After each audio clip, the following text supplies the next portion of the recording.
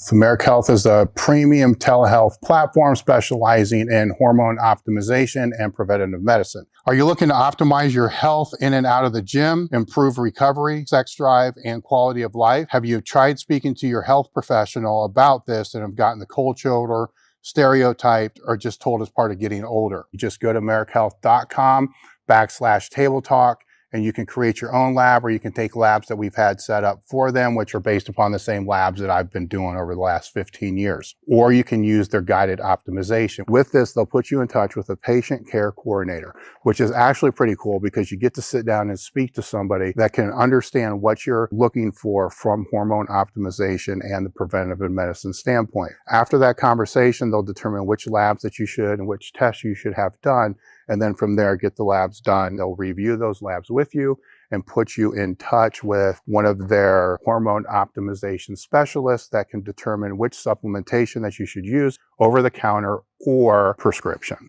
americhealth.com/table talk. The discount code is table talk. Today's episode is brought to you by EliteFTS.com. Founded in 1998 with the primary aim to live, learn, and pass on. Please help Elite FTS support this mission by smashing the like button, leaving a comment, sharing with a friend, and thinking of us for your training needs. If you can put it in a gym bag or load weights on it, Elite FTS has it. What's going on? I'm Dave Tate. We are broadcasting from the middle of the Elite FTS weight room, where the underground still thrives and you're part of the crew. It's time to sit down, keep it real, and cut the bullshit. Welcome to Table Talk.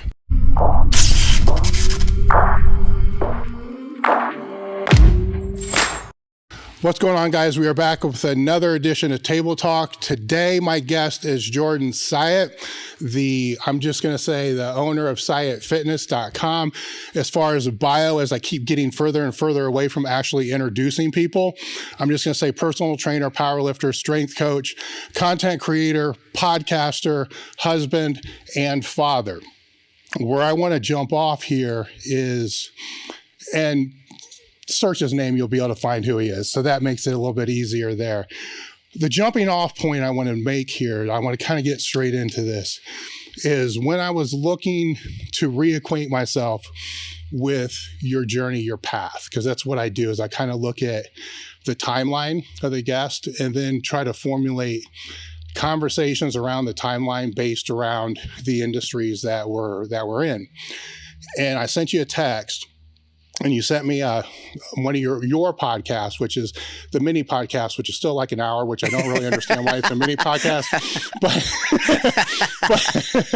But it was one of your mini podcasts, and you made a note on there that there would be a point in there that I might be a little surprised. And I was. And what was really interesting about that, it's going to kind of lead the path through this podcast, is you were talking about your time at Westside, which we're going to get into that. And you were talking about how I made a statement years ago about the mindset of Westside, that if people used to ask me, or they used to make statements of, well, if I came to Westside, I know I would get way stronger. And my pushback on that was, that's exactly why you probably wouldn't last at Westside. Yes. And you had a pushback on that, which was different than what I expected, but also made a lot of fucking sense, because there's always context and statements that can be taken in different ways. Yes. Which I think we learn as we move through the industry and education, how those things all work. My context when making that statement was the mindset wouldn't be strong enough for them to even last there. Right? Yep. Which is 100% true. Yes. Where you took it more as an environmental mindset, which is 100% true. Yeah. But you made a statement in that about where a lot of people have a disconnect, is they'll compare their chapter to somebody else's chapter. So for instance, say I had John Hack on not too long ago. Yep. Notably, probably the greatest powerlifter walking right now today. And people are going to look at him and say, man, I wish I was like John. And he's in a position right now in his life in this chapter to where he can take full advantage of every opportunity that's based around that strength and conditioning sphere. So let's say chapter 2, whatever you want to say it's going to be, where somebody that's in chapter 1 may still be, a college student, or may be in high school, or may have all these other, they're in a different chapter. Yeah. And that struck me is really, really interesting, because on the far end, you could have somebody in their 40s that's, married with kids, a full-time job, trying to do and mirror the habits that, say, John's doing, or John doing, the same thing. Yeah. So that created, announced to you, the jumping off point for how am I going to structure this podcast. And so I'm going back through your timeline, looking at these chapters. Like, okay, so there's this, I called it I got to look at my notes here, because there's the exploring chapter, which is from like age 8 until basically you finish your intern with Cressey, and then right before this before I move forward with this, these chapters don't close. Yeah. They continue. Yes. Right. So the exploring chapter does not stop. Yes. It just continues, but it becomes weighted a little bit differently. Yes. So there's an exploring chapter where you're the athlete, you're acquiring knowledge, you're doing whatever you can to acquire the knowledge. You're working for free, you're doing free internships at a kettlebell place just to become a better wrestler. Internships at Westside Barbell, internships at Cressey Performance, other ones I probably don't even know about. You're just acquiring all this knowledge, you're exploring, you're trying to figure out how A, you can get better as an athlete, and then B, like, what the hell do you want to do? Like, you like this stuff, but what do you want to do? And then you move into the next chapter, which is more of a building chapter, which is where you get into now starting to build the online businesses. You have the knowledge. Not to be mistaken, you have the knowledge base to be able to start building. It doesn't mean you stop learning. Correct. I don't want this to be misunderstood at all. So you go through this building phase, and that's where you're messing around with some of the online content. You're posting blogs. You're trying... they're not really courses back in the time. Like ebooks, I guess, would probably be a safer bet. Like ebooks instead of the courses. Playing with the online environment to figure that out. Then that building is also like a hustling time, right? Because now you added something to the educating. So you're still educating, but now you're building. So you got to hustle. And then that becomes basically doing this from the time you get up to the time you go to bed, and then hooking up, working with Garyvee, which is part of that building process, and then moving through those stages just to be able to build on that original base. And now it looks like over the last couple of years, you're moving more into this mentor type of role, where now it's, the podcasting, a little bit of a break on content, not really, but it's a balance of the content because of your father, and husband as well. So you have that aspect in there too. So this new chapter that you're moving in here is actually going to be one of the bigger growth chapters that you're going to have, because now it's using the prior two to be able to look into the one that you're in now with different motivation, different education skill sets that you can hone in on and double down on to be able to move forward into the future. So with that in mind, there's these 3 broad, big ass chapters that I think the listeners can relate to, because they're in one of these 3 chapters or in a chapter beyond what this is, which I guess would be retirement. I don't know what, I tried to really, really break it down. Yeah. So what I want to do is I want to go back through some of the things that you've did during this exploring phase and revisit them in a little bit different ways than maybe you have in the past. Yeah. So how did you get into wrestling? That would be the first question, because we're going back to age 8. Yeah. Yeah. So how did you get into wrestling? Yeah. So first, I love that breakdown, by the way. That was awesome. That was that gave me clarity on my own life. That was awesome. I love that. So thank you for doing that. And also, just so you know, and all the listeners know, since 2018, I've done 2 to 4 podcasts a day 5 to 6 days a week since 2018. And I've never gone to someone's podcast or been on someone's podcast and have them take notes like that. Like, that's freaking awesome. Like, Thank you. Huge respect. So I got into wrestling. So as you can see, I'm a short, bald Jewish guy. Couldn't tell. Yeah. And not a big dude at all. And my family, you know, we're like short Jewish family. And so my mom got really worried that my brother and I were going to get the shit beat out of us at school. So is it okay to swear on the podcast? Okay. So she walked in the living room one day. I was 8. My brother was 10. And she was like, I'm putting you two in wrestling. And the only wrestling that I knew at 8 years old was WWE style wrestling. So I remember I looked up at her and I just said, you want me to hit someone with a chair?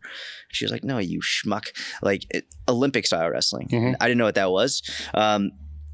And so she put us into youth wrestling and I fell in love with it. So is this like a YMCA or a club? Because this is before junior high. Yeah. So this is before junior high. Yeah. And so I grew up in a town outside of Boston and my town had a youth wrestling program. So it was a youth wrestling program for young kids. And I think what the thought process was, it was actually coached by the high school assistant coach. Yeah. And I think they were using it as a feeder program to get kids by the time they got to high school to actually be pretty good, because I think most places kids start wrestling in high school. Yeah. So at 14 years old, that's their first time wrestling.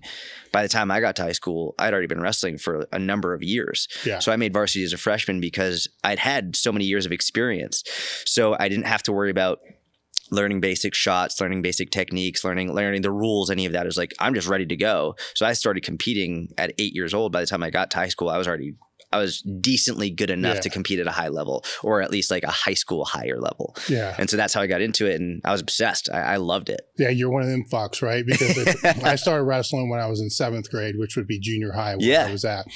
And one of the biggest deterring factors for me at the time was there were people from, I think it was Black Swamp Wrestling Club or different wrestling clubs that had already been wrestling. You know, so when I started to get my ass kicked, you know, just from the very beginning, and I was already getting my ass kicked anyhow. So that would kind of neutralized itself out. It didn't really matter. But it was one of those things that when I started, I wished I would have had just that base of just knowing a drop step, for instance. Yeah. You know, because it takes a lot of reps to be able to dial that down.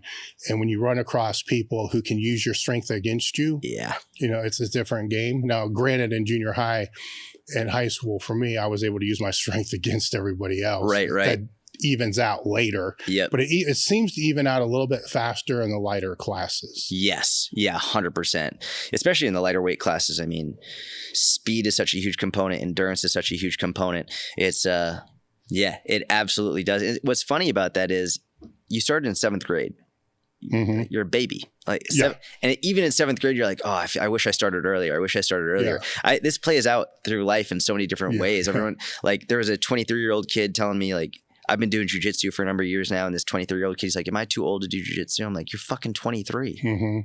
Like, what are you talking about? Are you too old to do jujitsu? It's so funny how no matter when you start, you always wish you started earlier. Yeah, exactly. I mean, for me, it was a catalyst into, I guess kind of your story. It was a catalyst into training. Yeah. You know, which changed my life, right? So the wrestling led to that. And your path is kind of the same way, but it's at 14s when you started to look at becoming stronger. So from the 8 to 14, was it just the habitual, you're just going to wrestling practice, just the skills and drills and all the other things? Yeah. So was there tournaments and competition at that point? Yeah. So there were tournaments and competition, which I loved. And so I was terrible in school. I was in special education, which I was the black sheep in my family because my whole family is professors, doctors, lawyers, like people, high academics.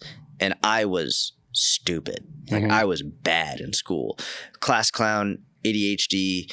And I wasn't good at test taking and I just wasn't good at it. But athletics is like, that's where I was like, and my mom was like, what the fuck? Like, I don't know any of this stuff. So I would go to competitions and she would go, but she felt very out of her element. Yeah. And I think she like a lot of times regretted it because she was like, I want him to focus more on school. And now all he focuses on is wrestling and strength training and all of that. So there were competitions, and I vividly remember when my brother got to high school, he joined the wrestling team because he'd been wrestling since he was 10. And he started talking about what the kids were doing in terms of cutting weight. And my mom got so scared. And I remember we were driving to an all-day wrestling tournament. It was on a Saturday. And I wasn't in high school yet. And so I would just walk in and weigh in at whatever I weighed. My mom didn't know anything about wrestling. My dad really didn't really care about it, wasn't really in the picture very much with that stuff. And so when I would go to these youth wrestling tournaments, there were kids their parents were having them cut weight at a super young age, but I didn't know anything about that because I was a kid. My mom was in charge and all of that. So I remember driving to this tournament one time, and my mom was like, promise me that when you get to high school, you're never going to cut weight. And I was like, why would I do that? Like the night before we had General Gao's chicken, but going to the wrestling tournament, I was like, I would never want to do that. And then of course you get there, it's like, you got to cut weight. But it's At what point did you realize that you had to get stronger? Was it a tournament that you lost or a match that you lost? Something had to click. So when I got to high school and I started wrestling at about 13, 14, I made varsity my freshman year. I had to beat a junior out. His name was Evan. He was actually my brother's good friend. I beat him out for the varsity spot as a freshman. And I vividly remember we had wrestle-offs on the team to see who would be varsity. And even though I won, I was like, I've never faced someone that strong. And I was 14. He must have been 16 or 17 at the time. And on varsity, you're mostly facing 16, 17, 18-year-old kids. So even though I beat him, then when I would go into my matches, even though I was doing well, I was like, these kids are stronger than me. And I could feel it. Even as soon as I shook their hand before the match started, I was like, fuck. And so very rarely early on would I win by pin. It was usually by points. It was because my endurance was better. It was usually just like my technique was better at that because I'd had more years under my belt. So that's when I was like, I need to learn how to get strong. And I had also started strength training in my high school gym. I had an unbelievable, I was so blessed to have an incredible gym with so much available, not just in terms of equipment, but amazing teachers, amazing people who were very involved in strength and conditioning, people who introduced me to people like you at 14 years old. And so that's when I remember there were kettlebells in my high school gym. And I was like, what are these? And then I found Pavel and I found all this. And I was like, I want to learn how to do this. So I remember I Google searched kettlebell gym near me, not knowing if that was a thing or not. And I found one in a town called Newton, Massachusetts. So I wrote him an email and I was like, listen, I'll take the trash out. I'll clean the floor, do whatever you want. Just let me come and learn from you. And not only did they let me do that, thank God, but they were also very science-based. They taught me, they showed me about Dan John. They introduced me to people like you as well, to Eric Cressey, to Mike Robertson, to Joel Jamieson. So at 14 years old, I'm getting this outrageous education. And that's when I realized okay. And once I started noticing myself getting stronger, that's when I noticed okay, this actually makes a huge difference. Even in regard to simple positions, whether I'm having trouble, if someone has me on my back, being able to bridge out and roll over, it was all of a sudden easier and less taxing. So simple things made a huge difference. And so even when I would win, I would notice if I was just stronger, this would be much easier. Yeah. What I found when I started training when I was wrestling was I was just able to muscle. I could basically just throw people around. Yeah. Right. Being in a higher class, it was going from being the fish, right, which is, you getting beat all the time, being pinned all the time. You're on your back, you're a fish, flapping around to those people that don't know. And to be in this person that all I really had to do was hog toss the fucker and it was over. Yeah. I'm like, what the hell is this? This is cool as hell. I need to continue doing that. Yeah. With the kettlebells, what did it look like? Because my introduction was completely different to strength training. It was probably more like bro splits, bodybuilding, crap like that. Then fortunately, it was all powerlifting based or universal machines or whatever the crap they were doing in the junior high, which I didn't fall in love with that. Yeah. Like that I didn't, where I don't want to say I had the setup that you had, but it was a universal machine. You go 3 sets of 10 around the machine, you were done. It was just part of practice. Yep. it was when I got into a private powerlifting club that everything changed. So this is kind of like a private kettlebell type of club. Yeah. That things changed there. What did the structure of those early workouts look like? You know, it's funny. So when I was doing my own workouts, I remember like when I started interning there, I would do my own workouts and they just wanted to feel me out. And like, they weren't working with me directly early on. They were like just letting me do my own thing. And realistically, it probably looked like a really shitty CrossFit workout. Just like me doing crazy stuff, trying to like go for time for like 30 minutes straight, just essentially a WOD type of thing. That's what I made up myself. They were the first ones to introduce me to like sets of 5, heavy, like kettlebell single arm overhead press, single leg Romanian deadlifts, even like the beast kettlebell, just like deadlifting that early on was really difficult for me. I was weak. Most of my training that I had done prior was all like conditioning type training. And I always thought as a young, inexperienced kid, I was like, more reps is better. I was like, why would I do 5 reps heavy when I could do 30 reps lighter? That's kind of the wrestling mentality. That was just like what I thought. And it was based off zero research, zero knowledge. It was just like what I thought. And so when they had me coming in doing like, you're going to do a set of like 6 to 8 per arm, and then you're going to take a 3-minute rest. And I was like, 3-minute rest? How is this going to help? Like, it doesn't make sense. But again, like I remember one time I cross-faced a kid in the match and the way he squealed, I was like, oh, this shit's working. Yeah. Like the way that I was just like, cross-faces suck. No, like, they suck. No, I did several. But like, I didn't punch him across. I just like, I brought him in and I squeezed. And the way he squealed, I was like, oh, all right, this stuff's working. And it was these simple, basic 30 to 45 minute strength sessions in which when I first started doing it, I was like, this is stupid. I'm not feeling the burn. I'm not out of breath. I was barely sweating. But I remember the first time I ever deadlifted, the next day I came in and my ass hurt so bad. I was so sore.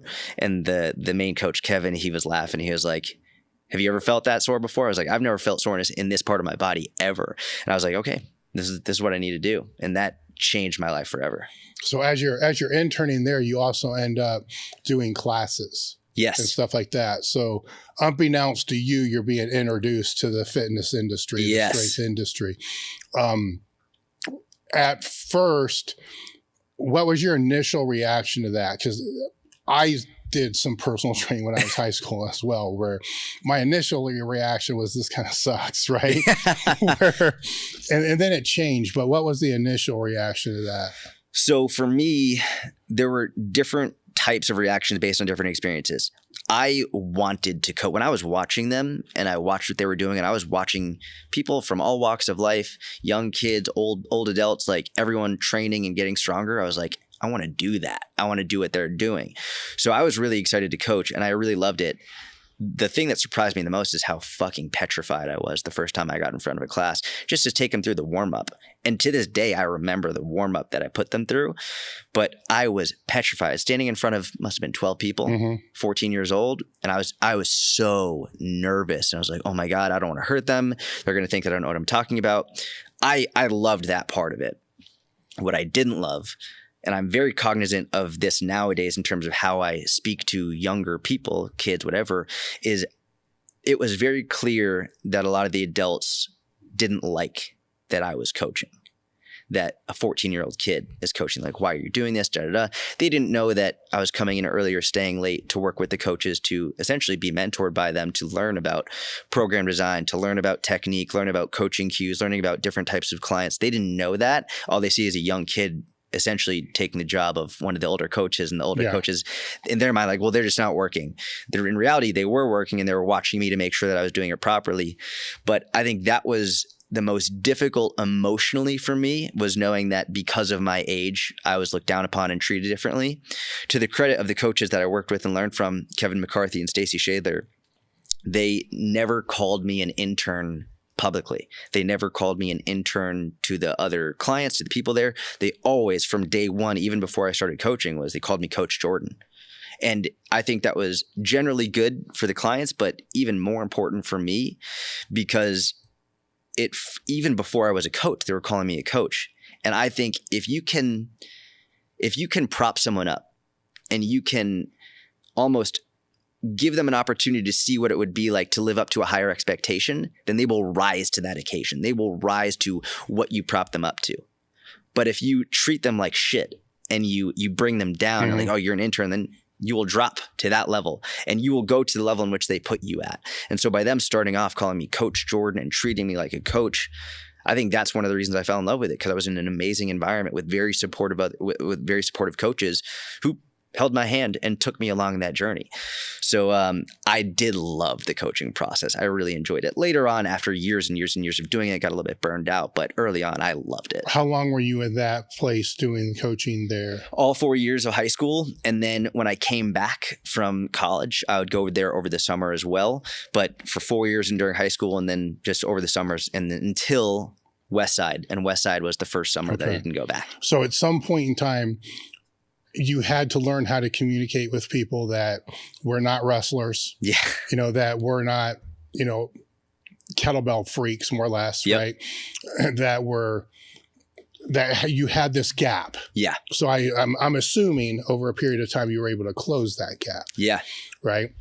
So that's the beginning of a skill set that's played out throughout your journey, right? Because as we continue on, you're tapping into different skill sets and different demographics in a way that others haven't been able to really do. Yeah. Right. And that was shaped here, right? Where the one thing I got to ask you about is, in one of the stories that you were telling, it seemed like Fred was this big turning point. Yes. So tell me about Fred. Fred was my first one-on-one client, which thinking back is pretty crazy, because 68-year-old guy, injured in every way you can possibly imagine. And so I had been teaching classes a lot. I've been doing classes, and they built me up. First, you're going to do the warm-up. Then you're going to do the warm-up and the cool down. Then you're going to do the warm-up and you'll be able to do coaching cues while the main coaches are teaching the class, whatever. Until eventually I was doing all the classes, or not all the classes, but I was able to teach a full class without supervision. And that was around 15. And then by the time I became 16, they were like, okay, you can try coaching one-on-one, and we're going to check your program design. We're going to sort of shadow you to make sure everything's okay. I had done so many hours of shadowing beforehand, but Fred was the first guy that I was like, this is my one-on-one client. And I will never forget this until the day I die. Even though I'd been coaching for a while there, for a couple of years, the reason that I was there was because, number one, I wanted to get better for wrestling, wanted to get stronger, and two, as a 16-year-old kid, I wanted to look good naked. And so in my mind, at 16 years old, I was like, that's why people work out, to get stronger and look good naked. But I was taught the first thing you ask when you're working with a client is, what's your goal? What do you want to achieve? So it's the first thing I asked Fred, like, what do you want to achieve? And he said, I just want to be able to pick my grandson up without hurting my shoulder, because he had serious rotator cuff issues. And in that moment, I was floored. And that in that moment is like, I know this is what I want to do, because I became so obsessed with learning everything about the shoulder. I was like, his goals are not my goals. And I became just so driven to make sure that I could make sure Fred could pick up his grandson without hurting himself. Had nothing to do with getting abs, had nothing to do with getting a big deadlift, had nothing to do with anything other than, how can I help him achieve his goal? And that's where I think I knew this was for me. And I see a lot of coaches nowadays, they only want to coach people because they think they like to work out. It's it's one thing to work out and like working out. It's another thing to coach people through that and understand your goals are not their goals. So I worked with Fred. I spent so much time and research studying the shoulder, trying to figure out, okay, what movements are good for it? How is the shoulder? What is the shoulder? What is the shoulder complex? How is it built? How is it supposed to function? How is it functioning with this person? What do we need to do to make sure it gets stronger and stable and you don't get hurt doing certain things? So that was my first real client. And I thank God every day for him, thank God he was willing to let a 16-year-old kid work with him one-on-one. I mean, I don't even know. I should ask the coaches now, what happened behind the scenes. They must have spoken to him and asked him, hey, are you comfortable with this? We'll still be here shadowing and watching. But what a blessing that he was so willing to just be like, yeah, I'll work with a 16-year-old kid. Even though I've got real rotator cuff issues, why not? Was he able to accomplish the goals that he was looking for? He did amazing. And the workouts looked so different than my workouts, which prior to that, I think was different for me, because I would try and program in a way that I was used to, the stuff that I did. His workouts looked nothing like my workouts. And I think that was the real introduction to being like, okay, I'm a coach. Like, I want to coach people. I don't just want to work out for me. I want to work out for me because I love it, but I want to learn how to coach so I can help people achieve their individual goals. Listening to that, it seems like your ADHD disappeared, right? Where the learning disabilities, same. I went through a lot of the same things, right? So it took other people pointing it out that it wasn't so much the learning disability. It was, I was just not learning the things I was interested in learning. Yeah. So that's exactly right. Were you able to pick up on that? Or did you not even know it until you look back now and think, oh, that's interesting. I wasn't able to study all this other shit, but I was able to learn all about the shoulder complex to be able to help Fred. Yeah. It's funny. I've never thought about it until you just said it. It makes all the sense in the world when you put it like that. I remember my mom would always say, like, if you put as much effort into math as you did into studying, like, working out, then you'd be acing math. And I didn't have anything to say, but yeah, you're right. Probably, but I don't fucking like math. I'm not passionate about geometry or algebra, and I'm still not. And probably middle school kids are better at it than I am. Yeah. But it's just, I wasn't passionate about it. And so once I found what I was passionate about, I remember sitting in Mr. Ray's English class in 10th grade, coming up with fake people. I would be like, okay, so 18-year-old soccer player with a knee injury who needs to get ready. He's in the preseason like, let's design a 12-week program for him. And I would be in Mr. Ray's English class writing this shit down, like making a fake program for a fake person just to practice. I was obsessed with it. Yes. I think that's what is one of the things that I realized was that I had a coach just frankly just come straight out and say, you're not stupid, you're lazy, right? And it's what going back and looking through it all was I had no problem reading strength and conditioning content 3, 4, 5 times. I had no problem reading it and taking notes on it and having to read my notes 3 or 4 times. I had a problem doing that with things I weren't interested in. So if my learning disability delays, whatever they want to say they are true, and I had to do it 5 times more than say somebody else was, I was willing to do that for the strength and conditioning, but not for those other things. So I'm not going to sit there and say that they were incorrect in the fact that there could have been this learning disability or whatever they want to call it. Yeah. And I will admit the fact that maybe I was lazy and didn't want to do my math 500 times more than somebody else would.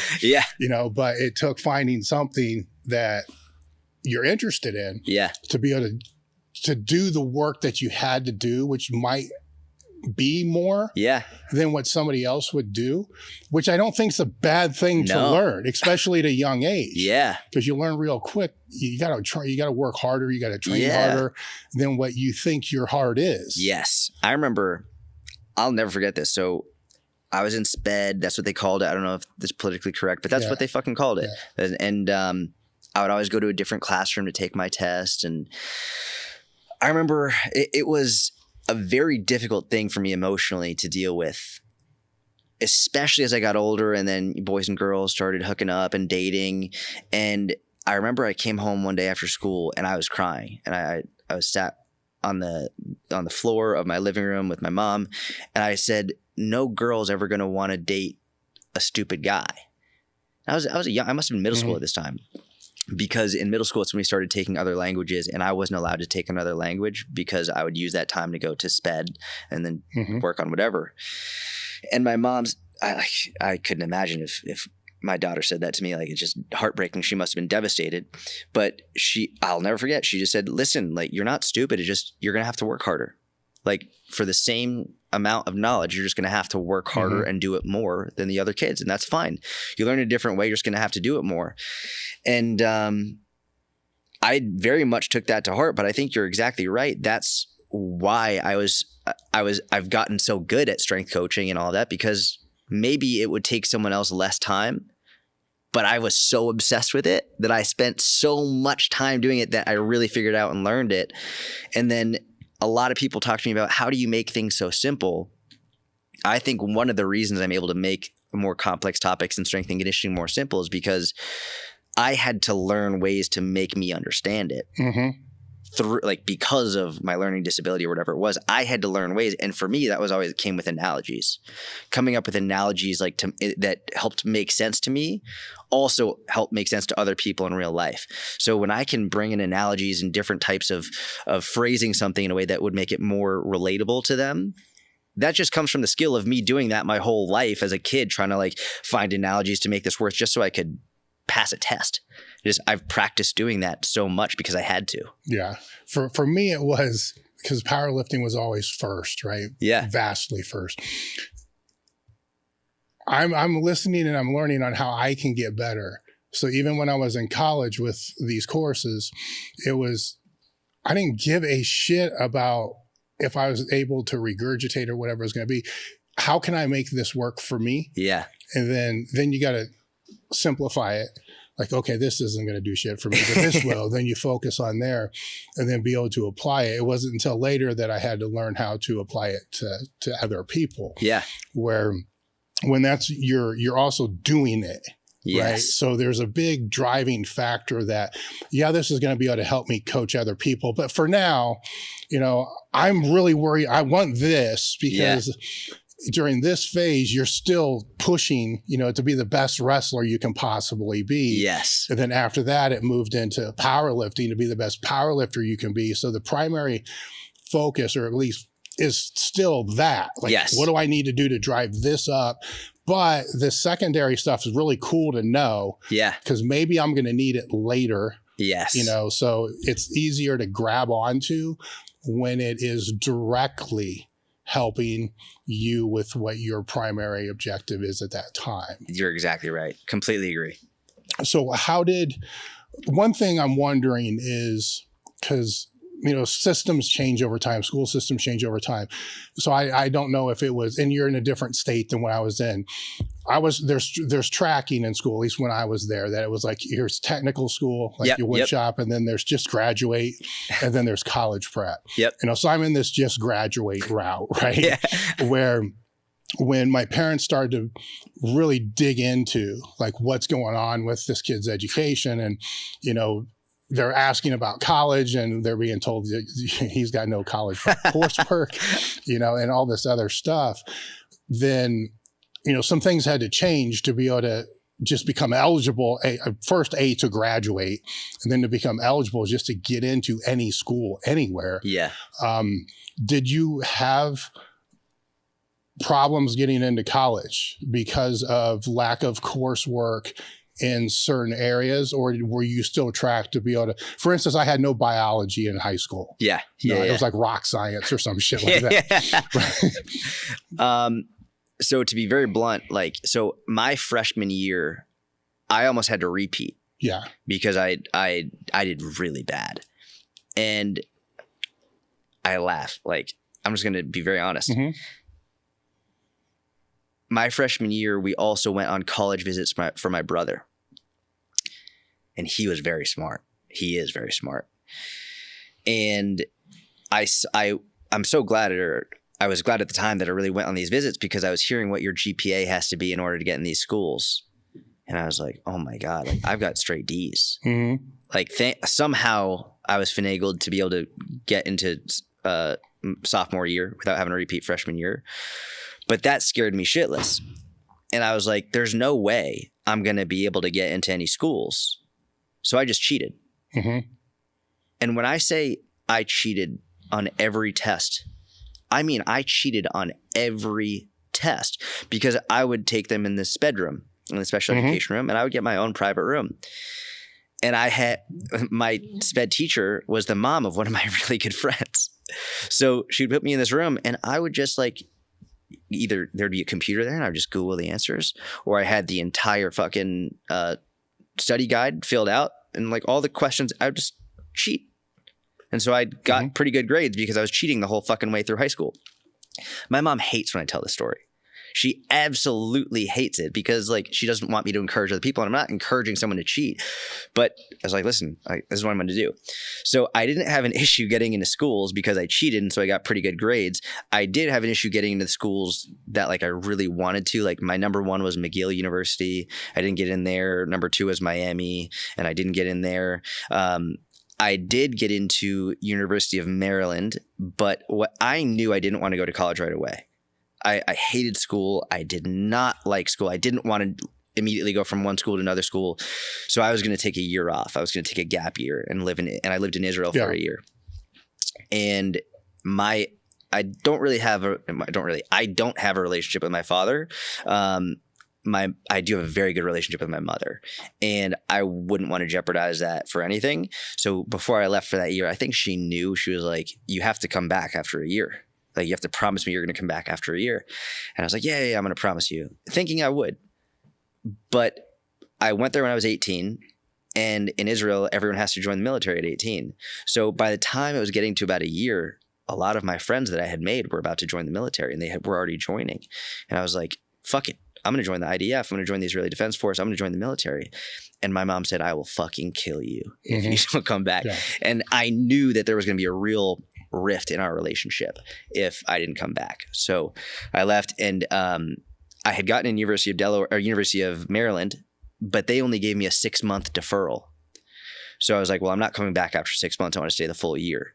University of Delaware I got in, which was like my 5th choice, but they gave me a full year deferral.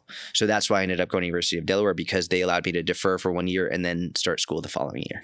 I want to go back to the Israel thing, but before that, there was, I can't read my notes. I don't want to put my glasses on. Right? But there was a time where you went to like a religious camp. Yeah. Was that in Israel, or was that? No, so that was actually in high school. That was in high school.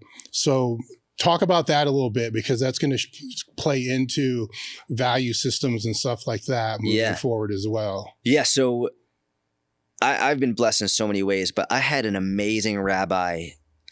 His name is Rabbi Gold. He actually married my wife and I.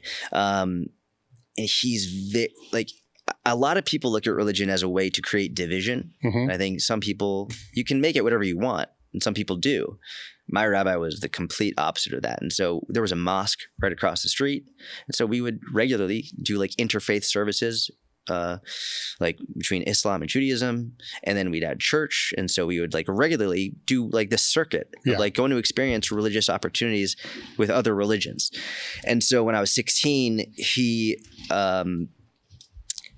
sent me to a camp called Camp Interfaith. It was not like a 2-month thing. It was a 2-week program where Christians, Muslims, and Jews got together at 16 years old, and they practiced each other's religions and they learned about them.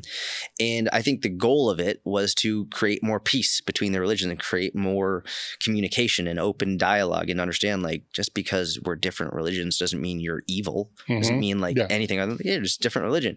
And it's important to learn about it and take part in it. And that was, when I did that, that was such an amazing experience. I'm still friends with a bunch of those people today. And that is one of the first things that got me interested in going to Israel, because I mean, Israel is the home to all of these religions in many ways. So that was, that's really where I started to get very interested in that.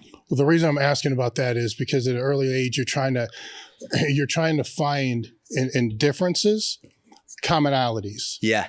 Yeah. Where when we start moving further down the road, we're going to start talking about strength coaches, powerlifters, personal trainers, who in some realms completely hate each other. Yeah. You see what I'm saying? Yeah, 100%. But when I'm looking back through these chapters, it's like, oh, interesting here, because now you're taking a subset of the population with vastly different, not value bases, but divisions amongst people.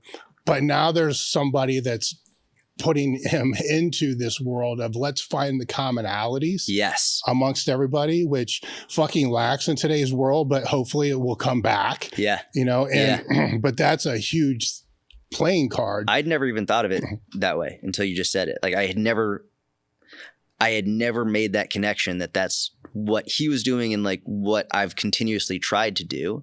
It's actually funny because nowadays when people debate, they're always essentially trying to prove each other wrong. Yes. It's like, I'm right, you're wrong, here's why. When you look at a debate, the point of a debate is actually to find common ground. A well-structured debate is to find what do we actually agree on first, and then figure out the nuances and differences. And it's so funny you bring that up just because like I hadn't even thought about that, but that's, I think, how my mind was trained. Like, let's figure out what we all agree on. Where's the commonalities? And then the differences usually aren't that big anyway. Yeah. I like to deconstruct things, right? Yeah. So you're very good at it. When you look at your ability to communicate in these different realms, right? Yep. Which is, there's some people that do it very successfully, some other ones that don't.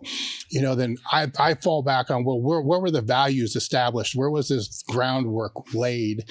And then because that's just laying the groundwork. You got to build on it, right? Because you can go many different ways from there. And I've always said adversity creates prosperity. So the more you can lean into adversity, the more you can learn from it, become better, and kind of move forward through all these things. Where the Israel trip, what was the purpose? Was some of it just to get the hell out of here for a while, or to reground? So there was a lot of that. I went to Israel for the first time when I was 16, and I fell in love. It's hard to describe, and I think a simple way to phrase how hard it is to describe is it's like trying to describe color to someone who's born colorblind. It's very hard to describe the way it felt, and it's actually the same thing with fatherhood. It's like I couldn't describe it in the same way I couldn't describe color to someone who's colorblind. Yeah. From the moment I was there, I was like, this is my home. There's a different feel in the air here, in the people, and the culture, and the food, everything, in a way that you will never see on mainstream media ever. So I went there when I was 16. I fell in love with it. My Rabbi Gold, saw that I fell in love with it. He knew that I really struggled in school a lot, and he was like, would you want to spend a year here? And I didn't grow up with money at all. And I was like, well, yeah, of course, but got to go to school, and I don't know how I would pay for it. And he actually funded that trip. There was no way I was going to be able to do that. He essentially set up an anonymous fund at my synagogue for a student, one of the synagogue students, to go to Israel, and people donated to it. And that's what funded my ability to go for that year. So there was the idea of just, I don't want to go to school yet. I still need to figure myself out a little bit. And what better way than go to a place that I really love already and want to get to know better and learn the language and meet the people and volunteer with Holocaust survivors and all of that. So it was a lot of just wanting to get out and find myself, but also I love this place. Let's go back and explore it. What was the biggest takeaway for you at that time? At that time, not now, but at that time. After leaving there after a year. So there were a lot, but one of them was that there was no question that I wanted to be a strength coach. That was one of the biggest takeaways for me, because I would even when I was in Israel, and there were so many things to do, and I was volunteering and doing so much stuff. I always found the time, I set up beach boot camps for locals where I would those nylon drawstring bags. Yeah. I didn't have much money, but I would take those down to the beach and fill them with sand.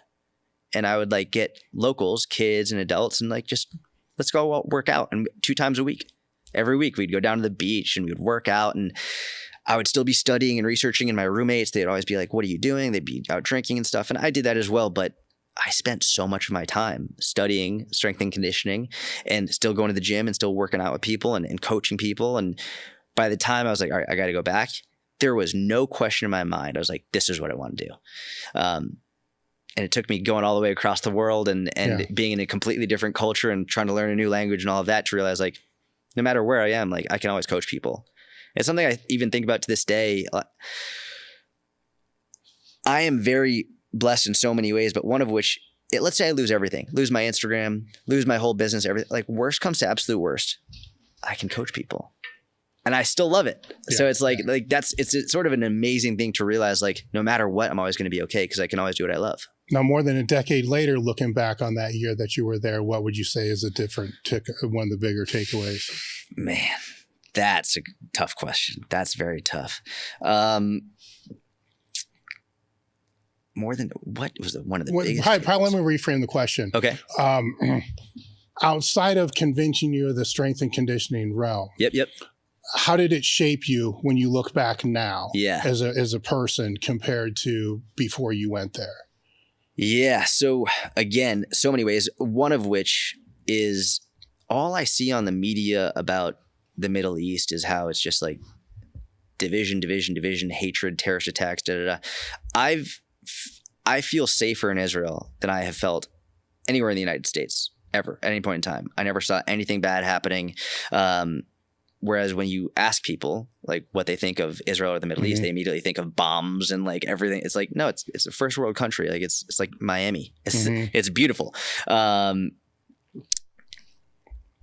of the things, like, I love history. I'm a huge history nerd. I love history. And one of the greatest things I took from this experience, I volunteered with Holocaust survivors when I lived in Jerusalem.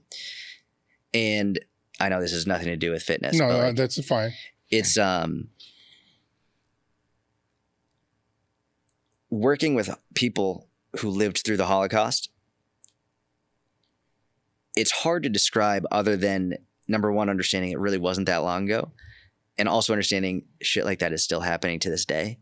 And it's so easy to get lost in this idea of like, oh, we're a new world and things are good. And it's like, there's shit happening everywhere. And stuff like that, the Holocaust happened 80 years ago. There are people still alive to this day who went through it and lived through it. And I'm not a conspiracy theorist. I do have some conspiracies, but for me, it's just, I think it made me very critical of the things that were being told, and understanding that one of the things when you study history, especially around the Holocaust, Germany, all that, is there's a lot of propaganda.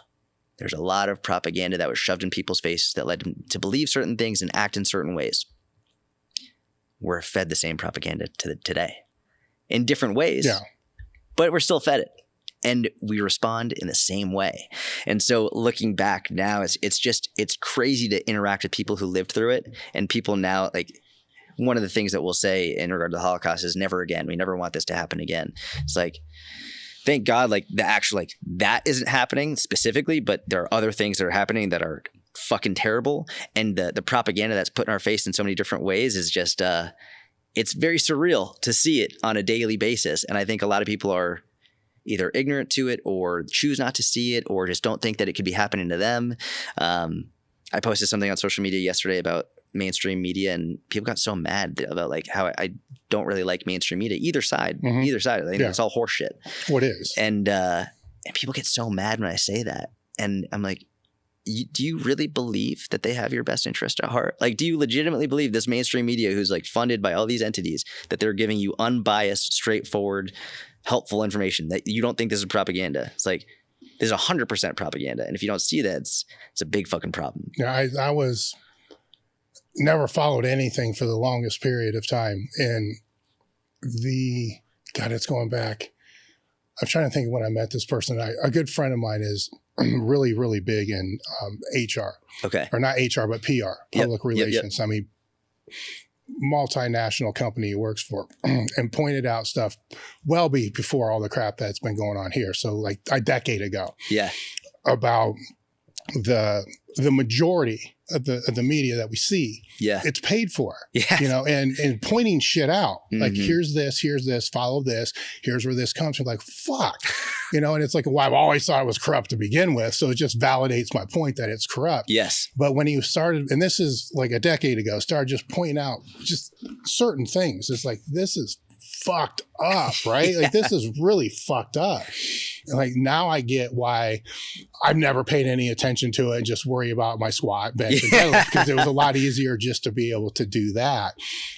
But that was when I first was, because I never paid attention at all, right? And then after that, it just validated I shouldn't pay attention at all. Then I've just learned recently I shouldn't pay attention at all, right? Because what I would hear on all sides, right, it is not what I see. And I live in a bubble, so I'll admit that. I live in a bubble, but I talk to a lot of different people. And what I see is not what they see. Correct. You know? So I'd rather rely on what I see in my own world that I have control over instead of letting the outside factors influence. Because it's what I've said on this podcast a lot is I think the healthiest thing a person can do is to put themselves first, which isn't being selfish, because some people will say that's selfish. Yeah. But if I keep my physical health, my mental health, and my spiritual health in a really, really good place, then I'm able to take care of my family, my wife, and my kids. right? And that's important. And if I can take care of my wife and kids and keep those 2 buckets in place, then I'm going to focus on my business. Then if there's anything left over after those 3, then I'll look into other things. But I can't be the husband and father if I'm mentally a wreck, if I'm spiritually a wreck, or if I'm physically a wreck, right? So that has to be the pinnacle of that. And I see so many people that forget that tier, but then let whatever outside influence actually distract them from the first things. 100%. Right? So their health is shit because they're too stressed out about things they have no control over. Exactly. Where I know what I have control over, what I don't have control over. The biggest thing I have control over is my health. And all these other things, where we will definitely get into that, because you got a specialty in behavioral work, and psychology type of work that I think there's reasons why people lean away from those things into those other things as a distraction, because it's easier for them to not deal with what they really need to deal with, which I want to talk about that more. So I'm going to skip really fast. So you go to Westside, right?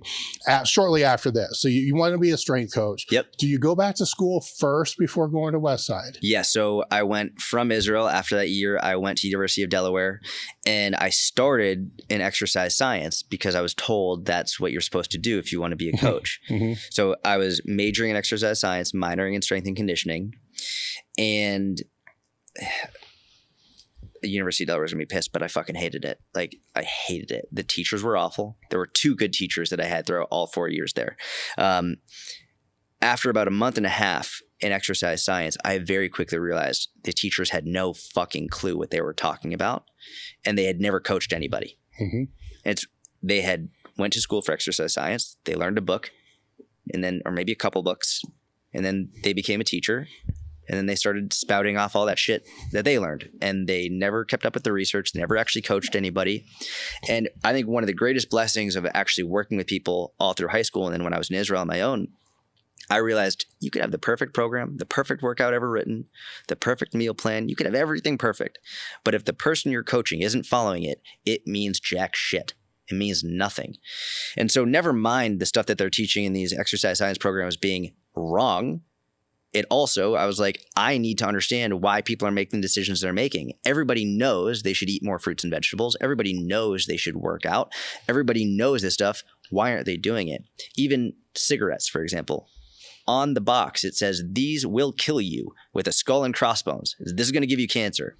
And never mind the people who are already addicted, but there's someone who right now is going to buy their first pack of cigarettes knowing that that stuff could kill them. You know, their sales went up after they started doing that. Did they really? It's a I learned that in one of the marketing courses that I was going through. No way. Yeah. And some places people are like, yeah, give me the one with the kidney. Give me the one with the heart. It's just the reverse psychology. That's crazy. Yeah. So it actually benefited. Wow. Which is kind of crazy. That right? is crazy. But what a weird time that you're going to college for exercise science, though, because I went through before that. So I didn't have the internet, right? Yeah. And this as a resource to be able to. Yes, there's bullshit on there, but there's a lot of really good things on there too. And there's people that are actually practicing while you're in there. So they're putting out their content, which is, from a book that could be 5 years outdated or whatever it's going to be. But you're going online and you're reading content from people who are actually in the trenches doing the work. Yep. So weird disconnect, right? Where I hope it got better, but I don't know. But I could see how that would really be, because it was when I went through, there were things I'm like, man, but all I had was, books and NSCA journals and stuff like that, and still saw the disconnect. Like, how can you be teaching this, but you don't even read the fucking NSCA journal? It's crazy. But I didn't think about how you're just one click away, or on the other side of that, so are they. Yes. So they're not, if they're not even taking the time to see what is being presented, on the main sites that are out there, to be able to make them part of the dialogue and conversation. Because let's say they were right and that was wrong. Yeah. Shouldn't that be part of the coursework? Yes, exactly. Man, I got so mad, and I would bring in research, and from the NSC, I would bring in research, be like, well, this goes against what you're saying. What do you think? Not only would they just ignore it, they would get mad, and then they would dock me grades. They would be dicks to me. Like, I'm just trying to understand what's going on. Mm-hmm. So after a month and a half, I was like, fuck it, I'm out. I actually, so this is pretty crazy. So at first I was like, I'm dropping out of college. I wrote Louis an email like a couple weeks prior saying, hey, I want to take the trash out, clean the floors, I'll walk your dog, all that stuff. Same thing that you do with the kettlebell. Same exact thing. The only reason I didn't drop out and move to Israel, I had booked a one-way flight back to Israel. I was going to join the army. The only reason I didn't is because I got an email back from Louis that night. And I was like, all right, like I'll stay, I'll get on the phone with Louis and we'll talk. I then switched to behavioral health psychology because I was like, I need to know why people are making decisions they're making. I need to understand behavior. I need to understand knowledge is important, but it's not all that's important. We know stuff, but people are still not doing the right things. That was probably the best move that I made with my education because even though I didn't like the teachers in that route either, they taught me which text to go to, how to understand the lingo, how to understand the verbiage. They gave me the base knowledge that would allow me then to go on my own and study more and figure it out and make the connections.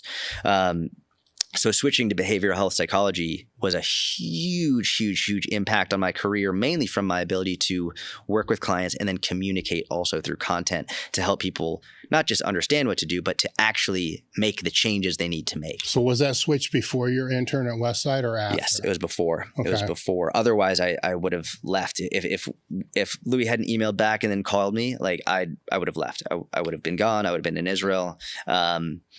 And yeah, so that happened after the first half of my first semester. Okay. So then you're sticking out the second half because you know you're going to spend the summer at Westside. Exactly. Okay. And then I still minored in strength and conditioning, which anytime someone tells me like, yeah, I majored in this, minored in this, I'm like, I don't give a fuck. Whatever, I don't care. Part of my part of what I needed in order to graduate was an internship. And I interned at Westside at the end of my freshman year. I went back and I told the head of the strength and conditioning department, I was like, hey, I got this internship. I interned at Westside. I'd like to apply this for the internship that I need. And, Louis said he would talk to you, all this stuff. And the guy said, oh, no, you need to do that at the end of your junior year. And I said, okay, I just interned at Westside Barbell now. So can that apply as my internship? And he was like, no, that has to be at your junior year. And I said, so it's not that the internship was bad. It's that I just didn't do it at the right time. And he was like, yeah. I was like, you're a piece of shit. I didn't say that, but I was like, that's why I'm like, so much of it is so stupid and so arbitrary and like power dynamics, just stupid stuff. I was like, it's a waste of time. And one of the funniest though, after I interned at Westside, I wrote an article on the conjugate method and just everything I learned from Louis. And we were in a strength and conditioning class the next year, and the teacher was trying to teach about conjugate periodization, and he was saying stuff that was wrong. And I was like, that's incorrect, And this is the guy who denied my ability to count that as my internship. And he's like, no, it's not, blah, blah, blah. And I was like, I mean, you can Google it. And he Googles it, and the first article that comes up is my article on it, and the class lost it. And then he hated me. Like, if he didn't hate me enough already, he hated me even more. And so yeah, school isn't bad, and some people need it depending on your career. But I don't care what your credentials are in terms of like what letters you have after your name. To me, it means nothing. So coming into Westside, you were powerlifting before. Yes. So how many years were you powerlifting before? Not long, like probably about like a year and a half. Okay. Like not much at all. I was still very new to it. I had found Louis' videos on YouTube and I was obsessed. Yeah. Like Louis had, better than anybody. He had this way around and that was just mesmerizing. And I found his videos and I was part of the Louis cult. I was just like, this guy is a fucking wizard. And I just wanted to know everything I could about his knowledge and what he had. And so wrote that email and I said the same thing. And his response was just like one line. He said, our weakest guy squats 800 pounds. What do you have to offer? Yeah. And then I replied, basically, I'm 21 years old at the time, sitting in my college dorm. And I'm thinking, okay, I can either be really polite with this and be like, oh, well, Mr. Simmons, like, I'm going to give you my best, or I can just go really hard. And from everything that I'd seen from Louis, I was like, fuck it, I'm just going to go really hard. So I wrote back and I said, I don't give a fuck what you or any of your lifters do. I'll outwork every single one of you. And I didn't get a reply. And I was like, oh my God, I ruined it. I should have been polite. And then I'm in the Pencator dining hall at University of Delaware, and I get a call from a number that I don't recognize. So I just ignore it. And then I check the voicemail that I got as I'm walking out, and it's like, hey, Jordan, it's Louis Simmons from Westside Barbell. And I lost my shit. We ended up getting on the phone for an hour the next day, which was crazy to me that Louis Simmons, this icon, this guy I looked up to more than anybody, was taking an hour out of his day to talk to some random kid in college. And at the end of it, he was like, come try out in April. We'll take you in. Like, we'll work out for a couple of days. We'll see if it's a good fit. And then that whole thing happened, and I interned there, and it was one of the best experiences of my life. So when you were there, so it's say 3 months or whatever it is over that summer period of time, how much outside of the tryout process and whatever he put you through to be able to do that, which isn't really the Westside training. It's just trying to get somebody to break. But once that, how much of what you did while you were there mirrored what you were reading before you got there? In terms of reading of his work? Yes. But just the work in general. It could be his work, my work, whatever's put out there, because there's one broad statement, which is the one that's, it's not really Westside unless you're at Westside. I think you have to be through there to understand what that even means, right? So there is a disconnect between what's being put out and then what really happens. So as you're through there, what were some of those disconnects that you saw and then what were some of the takeaways after that experience that helped you to be able to use that disconnect to be able to apply the principles to clients you would have in the future? Yeah. Great question. So there were several big ones, a lot of small ones, but several big ones. I think probably the two biggest are this. The first one is I placed way too much emphasis on the max effort move of the day and not enough on the accessory work. Before I got there, like, so much of what I had read about Westside was about, like, on max effort day, you max out. I was like, okay, so I can go as hard as I want on this lift and then sort of not really care as much about the accessory work. That fucked me. I placed way too much emphasis on trying to work up to the heaviest I could and then being like, cool, that's done. So we'll do a little bit and then we'll just leave. And we'll go eat way too much and The other big one was, it's not that I didn't believe the dynamic effort percentages. It's that my ego got in the way. And so even though he was saying, 50, 60, 70, whatever it was, these light weights, my mind was, well, that's too light. So I used way too heavy weights for my dynamic effort work on my own until I went there. And granted, I'm seeing Dave Hoff and AJ Roberts and these, like, even Gene Fry, like the women were lifting more than I was. And I was like, so even their dynamic effort work looked heavy to me, but relatively for them, it was still very light. And so once Louis was seeing what I was doing and he was like, nope, like, lower the weight, use the percentages, like, this is correct. That's when I was like, oh, I've actually got to reduce the weight a lot in order to reap the benefits of this specific method. And once I did that, like, I think more than anything, the dynamic effort changes that I made to reduce the weight and really focus on speed and power development, I think that made probably the biggest impact on me for many, many reasons, not least of which everyone at Westside wanted me to get bigger except for Louis. Everyone there was like, you got to eat more. You got to eat more. Brandon Lilly pulled me aside one day. He was like, I'm going to give you a diet. You got to eat this. We got to get you up to like 205. I'm a short dude. And Louis was like, fuck that. Louis was the only one who was like, he wanted me to cut weight. He wanted me to go to 123. He sees the deadlift, right? Exactly. And I was like, no, I don't want to go to 123.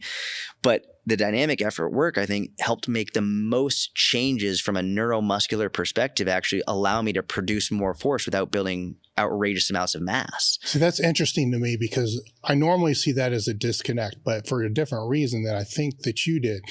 And this is where I'm going with this. Normally I see this as a disconnect because people don't look at the short rest periods, right? So they're not looking at the density of that percentage being done in that period of time. You, with the wrestling background and and the conditioning background probably weren't taking 5 minutes between sets. No. You were going at a decent clip because your conditioning was so high that you could rip through this in no period of time whatsoever. Yep. So in that regard, that doesn't fit where I normally see the disconnect. Because normally it's just a matter of, we'll try to do it at 1 minute on the minute. Exactly. And see what happens. And then for you, that's not the point. For you, it was just being able, I'm going to guess, to actually apply the force needed to be able to get the compensatory acceleration. Yes, that's exactly right. Yep. So you weren't getting that, the intent wasn't really coming through until you were there. Yeah, the intent wasn't coming through. And also I was overloading how much weight, like I was trying to use too much weight for my dynamic effort work. And so like it wasn't fast and I wasn't improving my speed and power. I was trying to do dynamic effort work with max effort loads. It's like, that's stupid. You are not working. No, but I can see how that happens, right? I can see how that happens with the wrestler at a lower body weight. I definitely see that because it's a different mindset. I mean, the fuckers run stairs for an hour on end, just cuz. That's recovery. There was also quite frankly, the embarrassment of lifting at Westside. And I remember Brendan Lee's, he said, "What are you, a cross country runner?" It was like, I didn't look like a powerlifter. I didn't look like any of those guys. And my max weights were lighter than their dynamic effort weights. So I was like, listen, like, it's funny. They probably didn't give a shit at all. But mentally I was like, all right, I want to lift more so that like I can try and at least keep up with them a little bit, even though it was a fraction of what they were lifting. And Louis was like, what are you doing? Lower the weights. Like, and which is crazy because my bench press has never been good, like ever. My best bench ever at 132 was 260, which like from a bodyweight perspective, it's not bad, but like 260 at Westside, are you kidding me? Like what the fuck? Like that's bad. And so my dynamic effort work was like 95, 105, 115 pounds. It was like, it was embarrassing. I felt I was embarrassed. So I was like, all right, I'll put 135 on. Like, cool, you're doing whatever. Like, it's not a big deal. But I had to make those changes, and I didn't make them until Louis called me out on it. Yeah, there is a story I'm going to ask you to retell where I try not to have people tell the same stories that you've told times before. But I was literally laughing out loud at midnight one night when I was listening to this thing, and that is your mom brought you to Westside. So walk us through that. Yeah. Right. So the floor is yours because I'm going to start laughing my ass off again. Man. So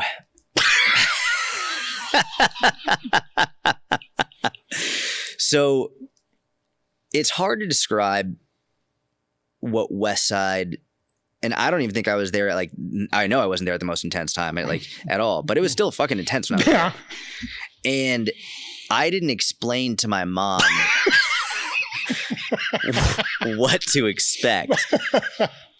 When I said there's an amazing gym in Ohio, she's thinking like a YMCA or whatever. And I was like, yeah, no, there's this amazing guy there. And so anyway, my sweet Jewish mother comes out, flies to Ohio with me. And we pull up to Westside. And she sees these dudes who are going in. Well, first off, it's in an industrial complex. Yeah. So she's got to be wondering what's going on because there's no sign. There's no sign on the door. It's like, where are we? What's going on? Like, who are these fucking giants going into this building? We're sitting in the car waiting. I was like, all right, let's go in. We walk in and Louis had just finished on the mono lift.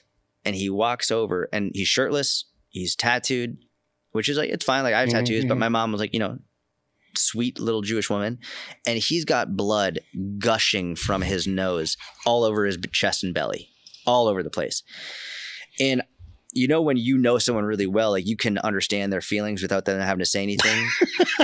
Like my mom, I could tell she was scared shitless. And I'm in awe. I'm looking at Louis like, oh my God, here he is. And I think my mom was about to cry.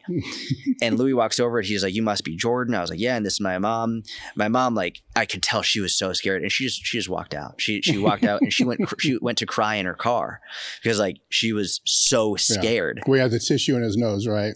Yeah, he had tissues coming out of his nose, blood coming out, and after after he said like, yeah, you can come train over the summer, my mom, we went to Bob Evans, and she begged me not to go train there. She was so scared. Like, people don't get it. It was super intense, but like, yeah, I probably should have prepared her for what she was about to see in there. And like the size of, like, looking at Tony was like 350 pounds, just like a fucking gargantuan person. And it's just like DMX is blasting, and it's like blood and chalk are all over the place, and there's weight scattered everywhere. And it was just not what she was expecting. So when she walked in, she just got punched in the face with like, what the fuck is this? It had been nothing like she'd ever seen before. So she must be the only like sweet little Jewish woman to ever walk through those doors ever in the history of Westside. Probably. And she walked out unbelievably fast. Yes.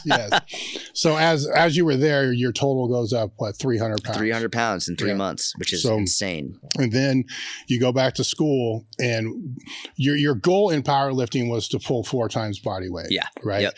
So after your stint there at Westside, how close were you to that goal?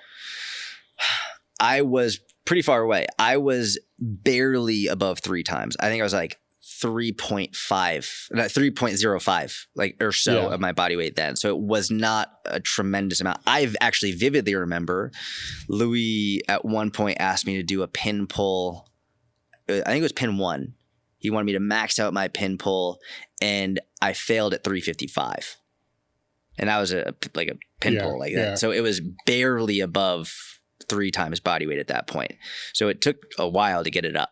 Okay. Now, while you were there, you started a blog, right? Yes. Yep. And so was that the beginning of you trying to build an online presence, an online brand? It was, but I didn't know it.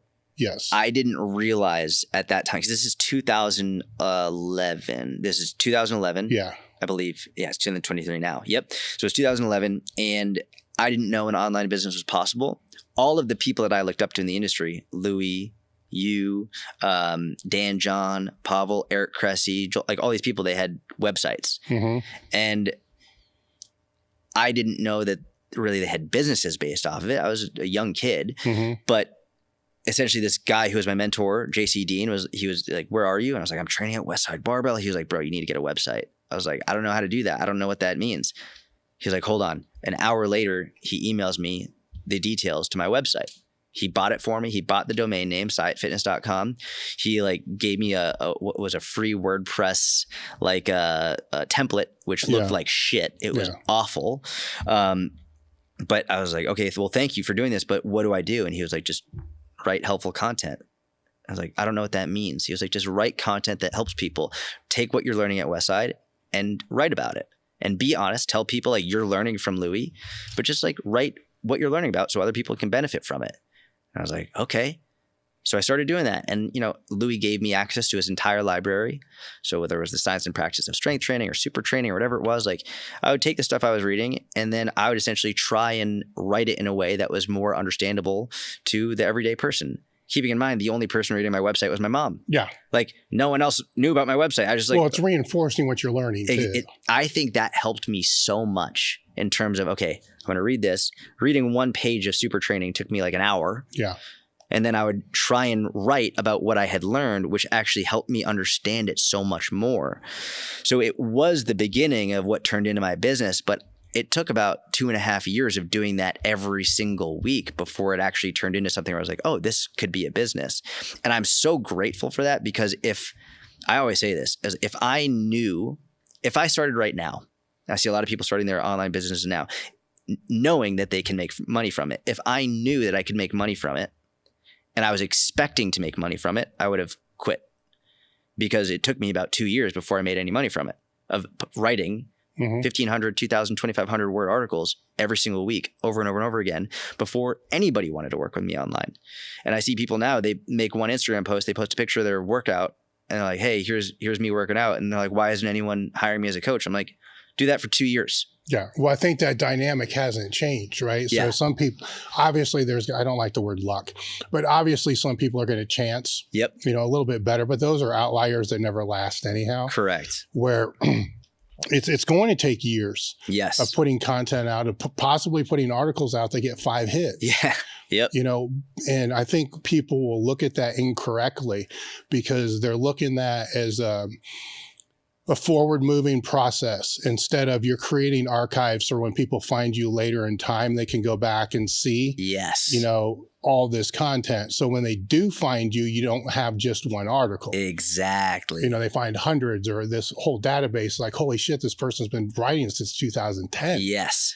And that's a lot different than the people, and we've seen a ton that will come, try really, I don't even say they try that hard, think they're trying really hard. Yes. Yep. For a year or two, and then the page gets archived, and eventually the WordPress is just taken down because they can't afford the $15 a year to keep the, to keep whatever it is hosted. 100%. Yeah. And then it comes down.